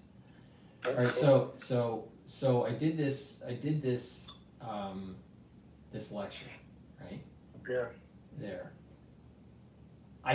It's a beautiful campus. UCLA is a beautiful campus. It is a nice campus. It's in And, Westwood. you know, but the thing is, the people that were at that conference were very nerdy. So you didn't feel the fakery like you see, you know, typically in these other conferences, right? Because the other conferences were about funding, getting funding, some legal support for small businesses that are trying to go through seed funding, and crypto. It was like tied to crypto. So there was a lot of fakery at those, but I don't remember the student body or the professors. I didn't feel the fakery at UCLA. No, and I'm at a university right now. They're more real. Yeah.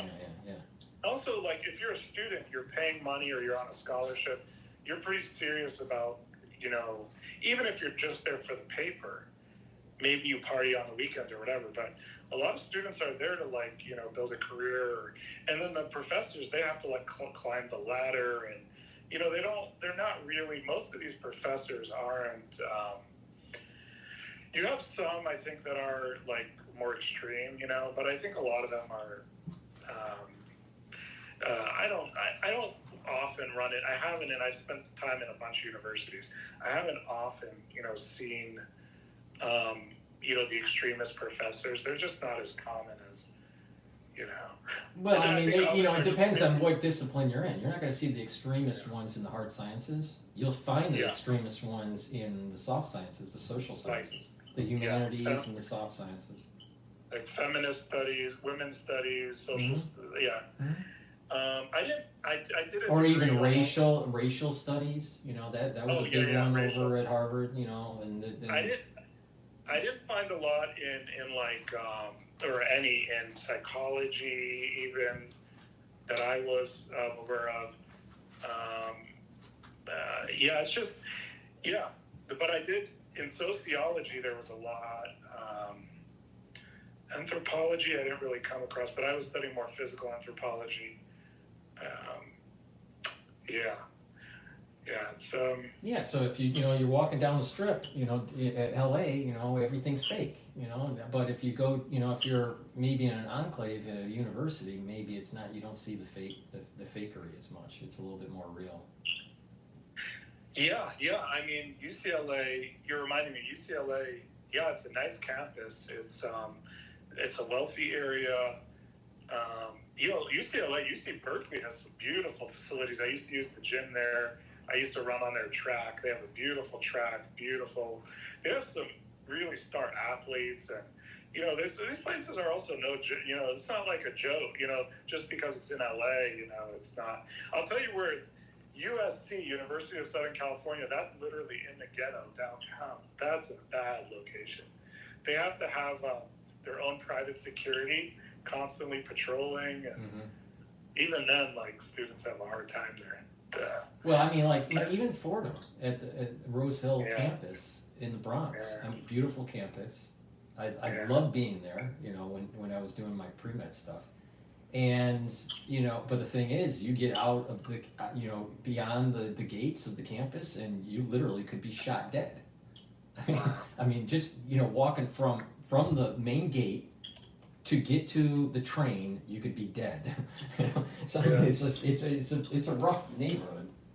It's definitely a rough neighborhood. But inside the campus, it's probably the safest place in New York. Wow. Actually, I got accepted to Yeshiva University. I never ended up going, but I got accepted there. My parents wanted me to go there. but what do you call it? Cambridge just has a little bit of hippiness. I'm not saying hippiness in a bad way. Kind of a little hippiness. I don't have a problem with a little hippiness. Well, you have individuals that are, in New York we call them crusties, but you have crusties that are roaming around the city that are, that are homeless, but they're like, they have a hippie kind of feel to it. But yeah, I think they're usually homeless that I see that falls in that category. The student body, you have ultra liberals in the student body, but I wouldn't. They're not like hippies.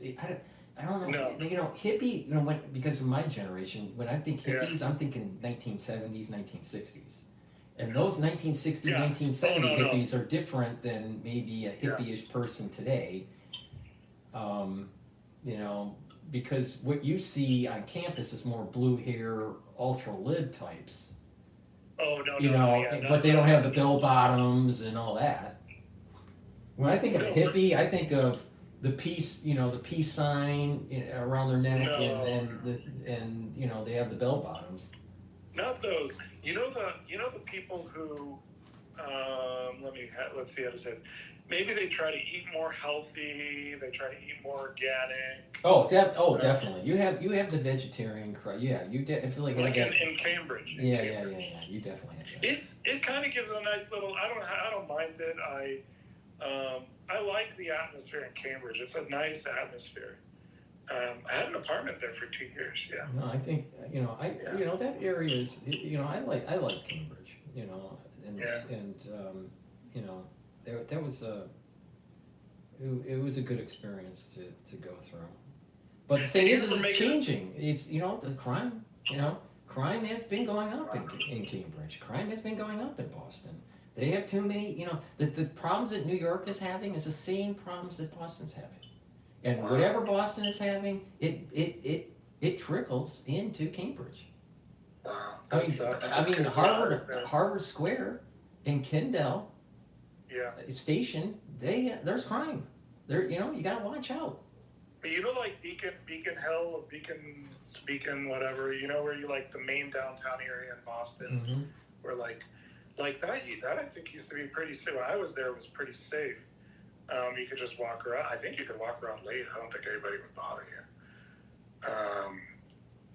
When you get out, when you're around South Station at night, it's a little rough. Did you ever make it out? I forgot to ask you. When you were there, do you ever still go out there at all? I think you go out there for graduations and stuff. Yeah, I go out there regularly. I mean, Have you ever made it out to Cape Cod at all? No.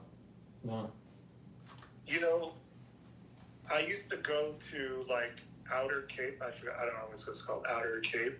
It's more. There's some rural areas. Beautiful. Meaning like you need. I'm gonna tell you a story. Okay, so they're so rural. They're so like bougie that you need a sticker on your car just to park at the beach, at the parking at the beach. So they have the ocean side and then the bay side. So if you park in the ocean side, you could do the public parking, but the bay side, you have to either live there or be renting a house there. And to rent, you'd be renting there, maybe a hotel or whatever. But if you're renting, you need to show proof, and then you get, your parking permit just for that week that you're renting or whatever. But the point is here's a funny story. Robert Reich. Robert Reich. I thought it was pronounced Robert Reich. Right. Yeah. I'm not sure, but he was the labor secretary under. Well, guess what? He always talking about the poor people and this and that. This guy has a house out there on the Cape. Beautiful house. Right. Yeah, and it's the same thing with that. Major op-ed economist at the New York Times. I can't think of his name at the moment. The Nobel Prize economist? Yeah, what's his name? He just retired or something? Yeah. Yeah. I know you're I mean, talking about. but he's such a liberal economist, and he's so Yeah. condescending. I can't think of his Yeah. name right now, but I believe I know who you're talking about, yeah. you know, and you know, half the time he's wrong. Yeah, you think he'd have a better you know, better record because he has the Nobel Prize winning. But I might be taking a class. I think I'm signed up for it. It's a 1-credit class this semester with a Nobel Prize winner. I was like, I just want to take it because I want to see what it's like, what a Nobel Prize winner is like. You know? Oh, I mean, I've been in a room where there was at least 12 Nobel Prize winners. All right. Oh, gee. All right? Yeah. This was tied to INET and George Soros's foundation, and so a lot of economists were there, you know, and there were a lot of people that were high up in that discipline, finance and finance. Yeah. They're not as, I mean, you would think that they're like an oracle of thought, or you know, they're super wise or whatever. Yeah. They're not. They're just average. I mean, if you take a really good professor and you compare them to a Nobel Prize winner, you're not going to see much of a difference. There's not going to be much of a difference of a good professor, you know, and a Nobel Prize winning one that's in that field. It's just that a lot of times they're lucky. They published something that was interesting at the right time, and they're likable enough to the committee that's nominating them. So, you know, but you'd be surprised that they're not as wise as you would think they are. So that makes sense. And they're average. They're as good as, you know, as a typical really good professor at a university. All right. You know, some professors suck, right? Some professors suck at a university, and there's others that are like really good that didn't get a Nobel Prize. And I don't see much of a difference between the really good professors and the Nobel Prize winners. Wow. I will say the professors that I've come across so far, and I haven't, I guess, necessarily really searched them out, but the ones that I've come across that are really good, like head and shoulders, you know, above other people, is rare. You know, a lot of these professors are just, I think they're like go along to get along. You know, they treat it as a job. You know, it's not really so much as a passion. Much as a passion. I mean, some of them are, you know, some of them are. They're followers. They don't want to rock the boat. There's others that are, you know, ones that rock the boat, but sometimes they don't get to climb the ladder because they rock the boat. So, and it's a pecking order too. When you know you get the tenure, you know, it's hard to get tenure, and when you do get tenure, then you're on the track of trying to, you know, move up the administrative ladder many times, you know. So you never want to rock the boat. Right. I mean, you know, that's a kind of an environment where it's like if you piss off the wrong person, your career is gone. Wow. You know, there was one professor I took. He was one of the maybe 2 founders of evolutionary psychology, the field. He was an amazing guy. He had his undergrad in physics from Harvard. Mm-hmm. And apparently what I was told was that he would spend all his undergrad time in the library just reading. Well, he moved over, so he had a physics mind, you know what I mean? Like the rigor of physics, and he brought it over to psychology, you know? And so, really interesting guy. When I took his classes, I called him a mini Einstein. First of all, he had a big head, you know, for the big brain. He was so smart. I mean, he knew so many topics. Did he literally have a big brain? I mean, big head? Yeah, he literally had a big head, yeah. But, you know, the thing is that they're saying that ones that higher IQ, the actual brain matter is slightly less, not more. It's less. And the thing is that it's about the convolutions, the number of convolutions, the way the convolutions are for the shape of the brain, and just the connections. There's high connectivity, there's high connections, there's a lot of glia, and there's the more pronounced convolutions with slight slightly less brain matter.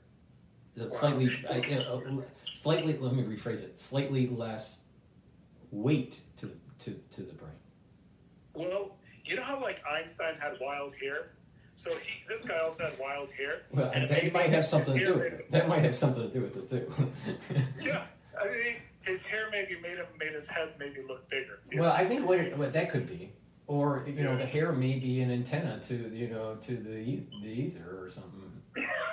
Well, here was the funny thing. I took his intro course. He was so cool. He'd get up and talk about like cybernetics and the most complicated stuff, and then how the brain is cybernetic. And then when it came to putting in the VCR, the thing in the VCR to show us the video, he had no clue how to use it. You're struggling for 5 minutes. Right. No. It's like, yeah. I mean, just everyday things they're dumb at, but there's three types of intelligence. There's IQ, there's EQ, and then there's SQ, social intelligence.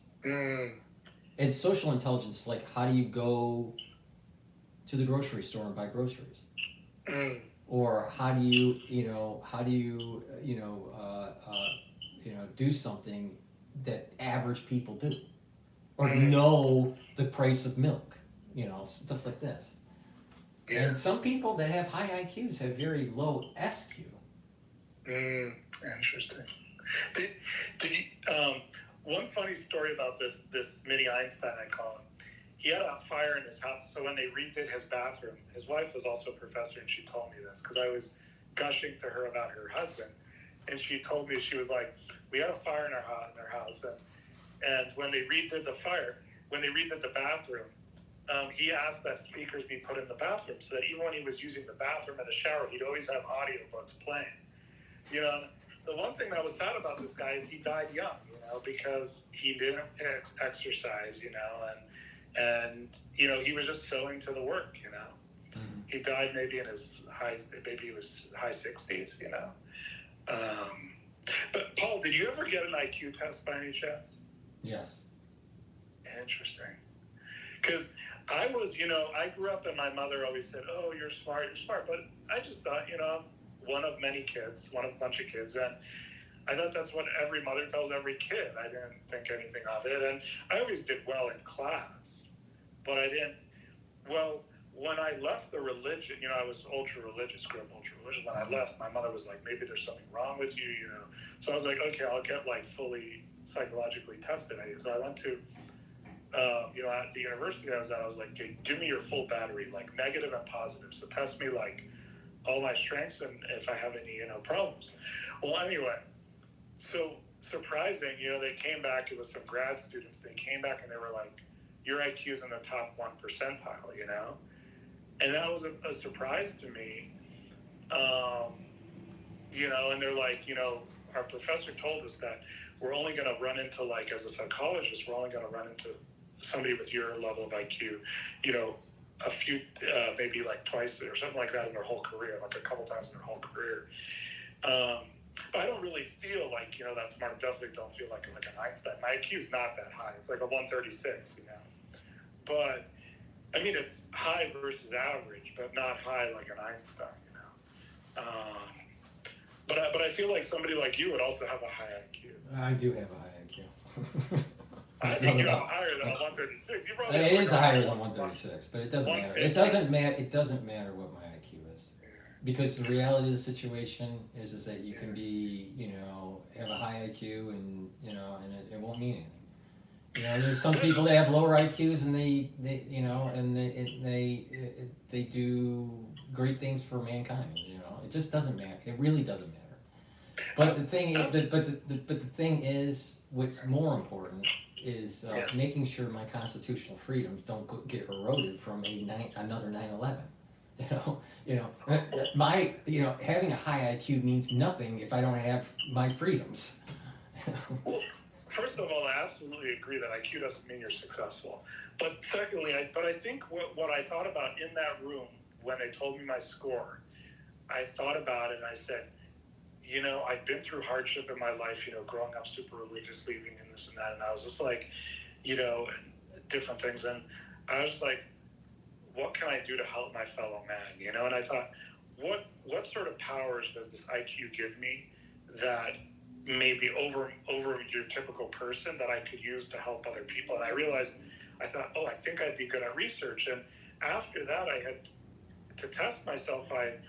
I researched like how to create a government, and I'm responsible for creating a new government in a community. You know, I did all the research, and I didn't actually get the votes, but I did everything basically till like the actual, almost till like it got to community organizing. And even then, I was still involved. And even, you know, I mean, even with people with you know, low IQs, you know, if someone has a lower IQ and they really utilize the intelligence, the innate intelligence that they have, they can do more than someone that has a high IQ that didn't use their intelligence. I mean, you know, so I mean, you know, there are many people that have high IQs that didn't fully utilize, and there are many people that have lower IQs that fully utilize what they do. So, I just, you know, but it doesn't matter. It is higher than what I have, but it doesn't matter though. It really, you know, because there's also SQ, there's EQ. Sometimes EQ is even more important than IQ. So, like, I think I have a low EQ, yeah. And actually that's pretty common. I was reading a book, or there was a website that for gifted sort of kids, I think maybe adults too, and it was going through your typical symptoms of like a gifted person, you know. And one of them is like a lot of very common to have low EQ, high IQ, which we see is pretty common. And I didn't mean to get personal, but I guess the reason, once I already brought it up. But the point I'm making is just that when you look at all three metrics, all right, and you look at the composite, that person with the higher composite is better than someone that has 2 low scores and 1 high score. Yeah. So someone that has a high IQ is not necessarily a better person you want to be around. 100%. You can Right? have somebody who... And if someone that is has a high SQ, right, but low emotional intelligence and IQ, well, you know, that also may not be a person that you want to be around. Maybe it depends on the situation, because, you know, if you're in a survival situation and they have a high social, you know, SQ, then you know, they have probably better survival skills.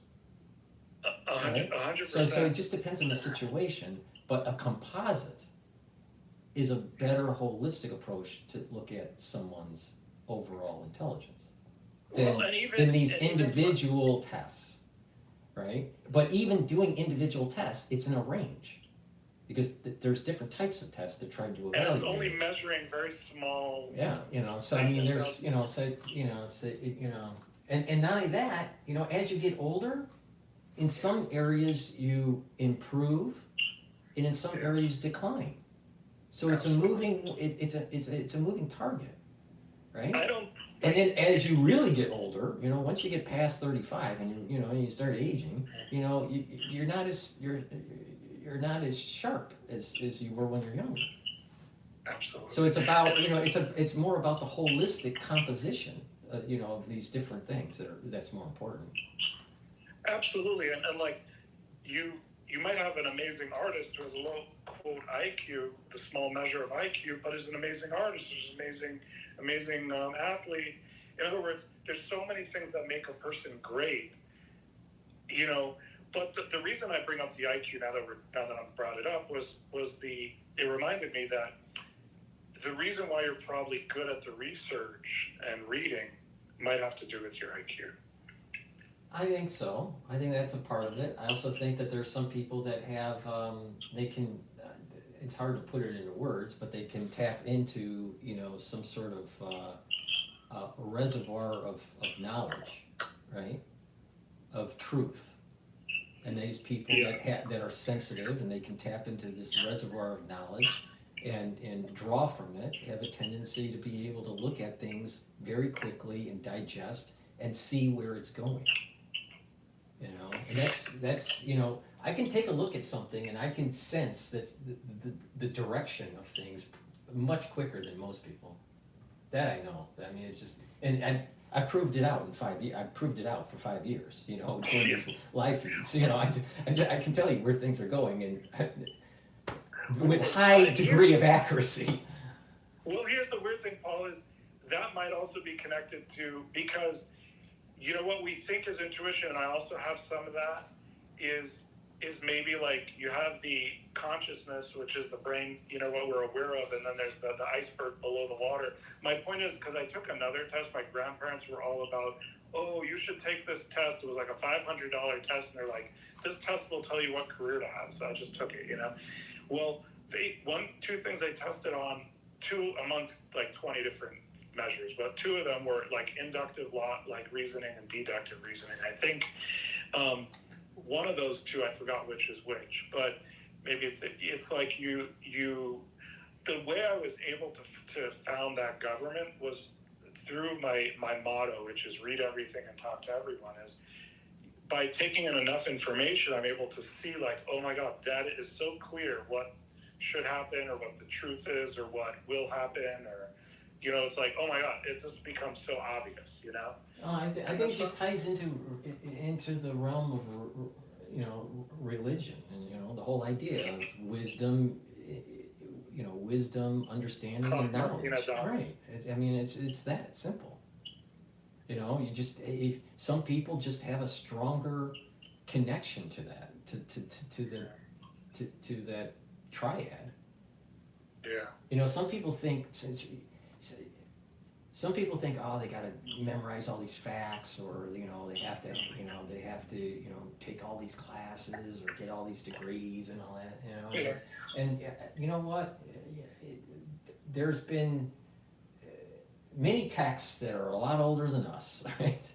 To basically have the roadmap to knowledge and wisdom, right? And if you better your soul, if you better your being, then you're going to be able to tap into truth and be able to see things more clearly. Ones that have not purified their soul, they're going to see things that are cloudy, and there's going to be filters, and they can't tap into wisdom, understanding, and knowledge. So it's kind of that simple, and you probably don't even need to have a high IQ. It just have to be able to tap into the triad. Well, I think the world we need all kinds of people. And you have some people who might be really high IQ but really low EQ and really low SQ, but they're really good at a specific thing. Then you have somebody who has the triad who's really successful at something else who the other person wouldn't be. And then you have somebody who has really low IQ. You know, in other words, you have all kinds of people, and I think the world is beautiful because of all that. I just think we want everything. I don't think somebody is good because they have a high IQ. No, but we have a society. We have a society that seems to put a premium on people that have high IQs. I think that's the brainwash. It's the same way they brainwashed and they said, "Oh, believe the food pyramid." You know, it's just brainwash. Right. But all right, so you know, the market has closed, and I need to start wrapping up and stuff. But okay, thanks, Paul. Yeah, no problem. And we'll talk probably tomorrow with another crisis. When the next disaster happens. The next disaster as the world turns. Okay. Thanks for talking. All right, bye. Okay, bye. Okay, so just a reminder for the ones that are watching on YouTube and on Rumble, you know, I do a feed, I do a live feed on YouTube. I'm doing a live feed on Rumble. Rumble has the dashboard of the market. I also do call-ins like we just experienced here with X Spaces. So this is supposed to be interactive. So when I do my shows, please request, and you know, I'll take your questions. It's important to help support the work, all right? And by supporting the work, you can do it many different ways. Share the links, subscribe, donate on my website, or better yet, get the products that I take that help with your endocrine system, your immune system, different health systems like the brain or the heart or your digestive system, right? The pancreas, the liver. It's really, if you focus on these things, you can improve your health, slow down the aging process, and just have more vitality. All right? So let's talk about some supplements that are really important for your cardiovascular health and your bone health. All right? For cardiovascular health, nattokinase is really important to lower LDL levels and increase your HDL levels. Nattokinase also helps to break up clots, so it's fibrinolytic. So you should be taking this if you want to improve your cardiovascular health, right? In addition, for the anti-aging gurus, and I would put myself in that category, all right, the anti-aging gurus, taking nattokinase as a supplement and thinning out the blood a little bit is good as a cardiovascular prophylactic to slow down the aging of the cardiovascular system, all right? So this is the reason why I've added it to my stack, all right? This is very high quality nattokinase. So please go to my store and get the nattokinase. Improve your cardiovascular health. And if you're worried about clotting because of the crisis, that nattokinase that I just showed you, you should be buying. Now, in terms of heart health and bone health, stacking these two supplements together work really well. Vitamin K2, MK7, very important to help with bone density, right? When you get older, you got to worry about osteoporosis, so do a little bit of resistance training, take calcium, and take vitamin K2. It'll help with your bones and your joints, but it'll also help with your cardiovascular health. You couple it with D3. D3 helps to absorb calcium.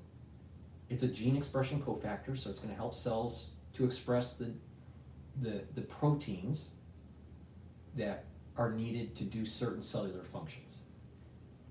D3 also helps to get rid of cells that have been infected, so that's D3 is so important to take during the cold season. When you couple them together, what's going to happen is that you're going to improve your bone density over time, especially if you're doing some sort of resistance training and you're bringing in calcium. And D3 and K2 help to keep and pull out some of that calcium depositing around plaques. So when plaques are formed in your vascular system, what happens is there's also depositing of calcium. You want to pull that out, all right? And you want to prevent it from going into your vascular system.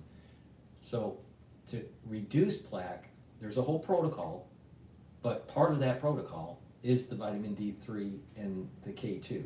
Additional things that you should be taking to improve and reduce plaque, to improve your cardiovascular health and to reduce plaque, is taking C60, take the turmeric and the ashwagandha, taking the omega-3s, right? Taking the nattokinase, and you're reducing inflammation, you're soaking up those free radicals, you're pulling out that calcium depositing, right? You're lowering your LDL levels, so you're reducing the oxidation of the LDL. That's how you reduce plaque. That's how you reduce the chances of getting new plaque. And over time, when you do that protocol, you're actually slowly taking, the plaque is slowly going away. Now, you can't get rid of all the plaque buildup, but people that have, let's say, a 50% or 60% blockage of the carotid in a year, you're going to see less blockage when you do this kind of protocol. Okay, so it's important to kind of to just pay attention. It's about inflammation. It's about bringing down the reactive oxygen species. It's about bringing down the LDL levels. And when you couple that, when you attack the issue with plaque buildup, you attack it from different vectors, then you're going to be able to prevent further plaque buildup, but also over time, you're going to see that there's a reduction in the blockage and you have better blood flow. Can't get rid of it 100%, but you can reduce it by a lot. Lignans boosts up your immune system, It helps your endocrine system. And guess what? I keep on saying it on every show, boost up your immune system. Don't you think with more cases in December and in January because of the season that we're in, and all the things that might be happening because of certain types of dynamics on farms, like with cows and chickens, that you need to boost up your immune system? Yeah, I think you should start listening. Lignans helps to boost up your immune system. It's a powder. You mix it with food, or you can just make a smoothie, or just mix it with filtered water. It's up to you, but take it. Boost up your immune system. Don't fall in the category of, I should have listened to Dr. Paul Cottrell while you're having a hard time breathing, all right? Because when you're having a hard time breathing, it's too late. Zeolite. This helps to get rid of heavy metals, toxins, and chemicals. We're bombarded by big ag and big farm, big pharma, right? We're bombarded by all these chemicals and toxins. Gotta get them out of your body.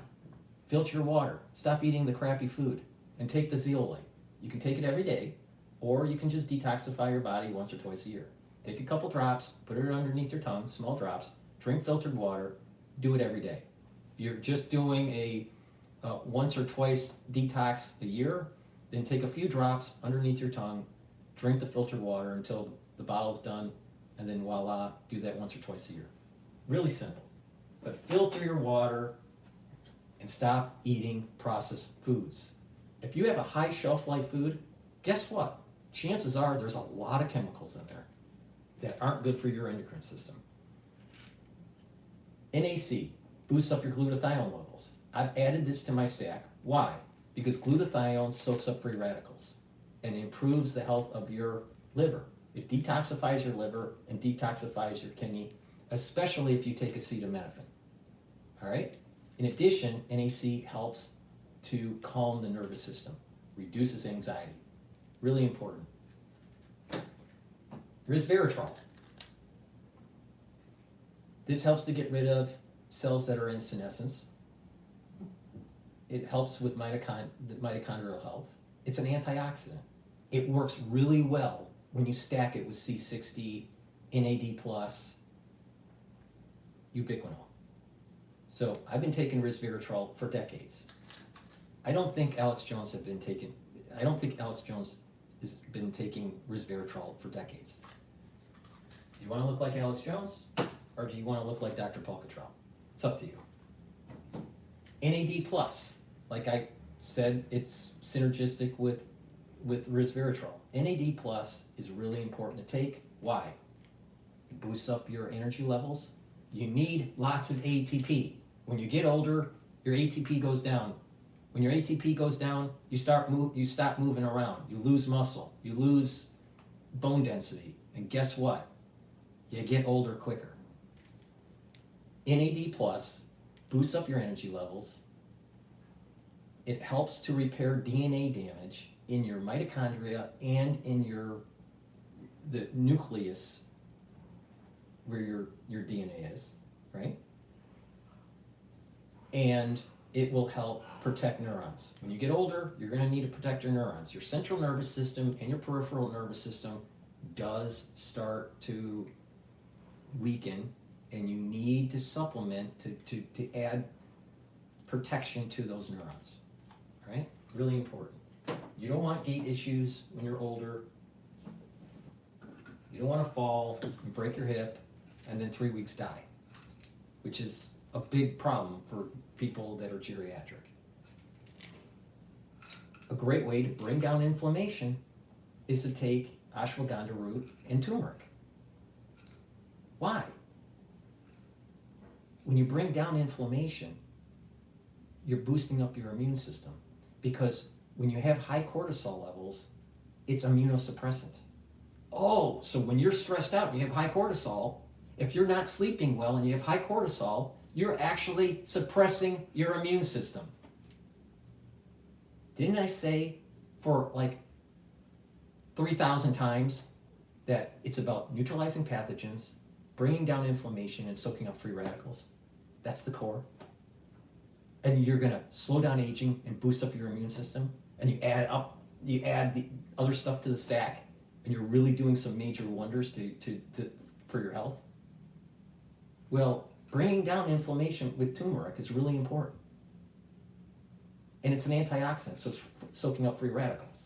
When you take the ashwagandha, you're bringing down your cortisol levels, and you're bringing down your glucose levels, so you're bringing down inflammation. When you stack these together, you know what? It's really helping your cardiovascular health and your immune system. So please go to my store, the-studio-reykjavik.com, and get the ashwagandha and get the turmeric, because it works. And if you stack it like I told you to, you can actually reduce plaque. Now, do you want to take a statin and make yourself stupid? Or do you want to follow my advice and reduce the plaque and bring down your LDL and increase your HDL levels? It's up to you. But either way, you're going to go down a path. If you're not paying attention, you're going to go down a path where pharmacopoeia is your only option. Myotrol. Myotrol helps to build up muscle. If you're an athlete, take this. You'll see improved gains in your strength. If you're older, you need to start building up muscle. You need to take supplements that boost up your mitochondrial DNA and boost up the health of the mitochondria. So you're going to bring up your ATP levels. Do a little bit of resistance training, work out, build some muscle, stop the atrophying, and you're going to be in better health. So this is for athletes, and it's for people that are 40 plus, all right? Take the Myotrol and make sure you work out. Now, Myotrol has the flavonoids, the lignans, and the polyphenols in it, all right, to help you to gain muscle and maintain muscle. But it's important to do resistance training. And lastly, ubiquinol. This is the best bioavailable ubiquinol bioavailable CoQ10 that you can get. And you can get it on my store, the-studio-reykjavik.com. The best bioavailable ubiquinol, all right? So, why do you need to take ubiquinol? Well, for many reasons. One, it improves your energy levels. Do you see a common theme? A common theme, you need to boost up your ATP. It's a key issue with people. You boost up ATP, you're going to be able to do a lot of other things. It'll improve the health of the mitochondria, and hence boost up the ATP levels. It's an antioxidant, so it's soaking up free radicals. It's synergistic with C60, which also soaks up free radicals. It's synergistic with NAC because you want to be able to soak up free radicals differently to be able to reduce the stress on the cell. And remember what NAC does. It reduces free radicals through the glutathione pathway. So it's synergistic with NAC. And ubiquinol protects neurons. So it's synergistic with NAD+. When you get older, you're gonna need it. All right. Now, lastly, now I apologize that I'm pushing so hard these products, but we were in a long conversation during the X Spaces, and I think it's important to have long conversations, not 2-minute segments. Gladiator barley. If you want to build muscle, you want to bring down inflammation, you want to soak up free radicals using superoxide dismutase, this is a great way to do it. All right? It's a powder, right? It's made from high density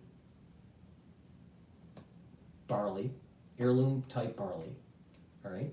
Not the barley that you're buying at Whole Foods, right? This is high density, so it's a protein.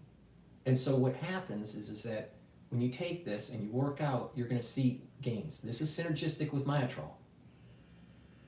All right, so if you're an athlete and you wanna get, gain, have strength gains, take the Gladiator barley and take the Myotrol together. If you're older and you want to, maintain or get healthy, right? And build some muscle. Taking the gladiator barley is really important. Plus it'll bring down inflammation and it will soak up free radicals through superoxide dismutase. Now I also have the heirloom barley. And the heirloom barley is for detoxifying, but it also brings down inflammation and soaks up free radicals through superoxide dismutase. It's also a protein. And so what you can do is you can use this as a meal, all right? You put a few scoops in, and you mix it in a smoothie, soft foods. I would mix it in, let's say, hummus or yogurt, right? You could just mix it with filtered water. Some people mix it with milk. It's up to you, all right? But the thing is, it's high density, so you don't want to take big scoops. You want little scoops, all right? And it's a great way to detoxify your body. But it works even better when you mix it with Boomer Boost. And Boomer Boost is a powder. You take a big scoop once a day, you mix it with food or with water, filtered water, or milk or whatever, however you want to mix it with. Make it a smoothie, whatever. And you get all the nutrients you need. It has a gigantic profile for minerals, vitamins, right? So this powder has 68 nutrients that you need. This can be a meal for your breakfast or for your lunch. And this is a great way to lose weight. Now, when you take the gladiator barley and the Boomer Boost together, you're getting the protein and you're getting the other nutrients that you need, your daily nutrients. And this will increase your energy levels and help with your brain health and your cardiovascular health. All right? If you take these together, it's an added benefit. You're also helping with your blood glucose levels. So if you're a little bit on the edge of diabetes and you need to lose a little bit of weight, taking the Boomer Boost and the gladiator barley together as your meal for breakfast or for lunch is going to help you for brain health, cardiovascular health, and help with your control of glucose. Another way to control the glucose is to take the ashwagandha. Like I said, it helps with blood glucose levels. All right? And a lot of people in the United States, they're too fat, they have bad hearts, and they have diabetes. I'm just giving you a solution to how to solve it all. All right? But it takes effort. It takes consistency. And a little bit of, getting educated about this. But the thing is that take this powder on a regular basis, on a daily basis, and if you're doing it every day and you're taking the gladiator and you're doing a little bit of workout, you don't have to be a triathlete. You're going to lose a lot of weight. You can control your blood glucose levels, and you're going to improve your heart health and your brain health. So, and if you're wanting to really detoxify your body, take the Boomer Boost and the heirloom. Now, if you want to buy it in a combo, either Boomer Boost, heirloom barley, or Boomer Boost and gladiator barley, I have discounted a box. It's called the Longevity Boost Box. And use discount 5, all caps, number 5. You get $5 off plus the discount that is built into the box, the Longevity Boost. And so you can get the Boomer Boost and either the heirloom barley to do the detox or the gladiator barley and gain strength, and get the Longevity Boost Box, and that's just built-in discount.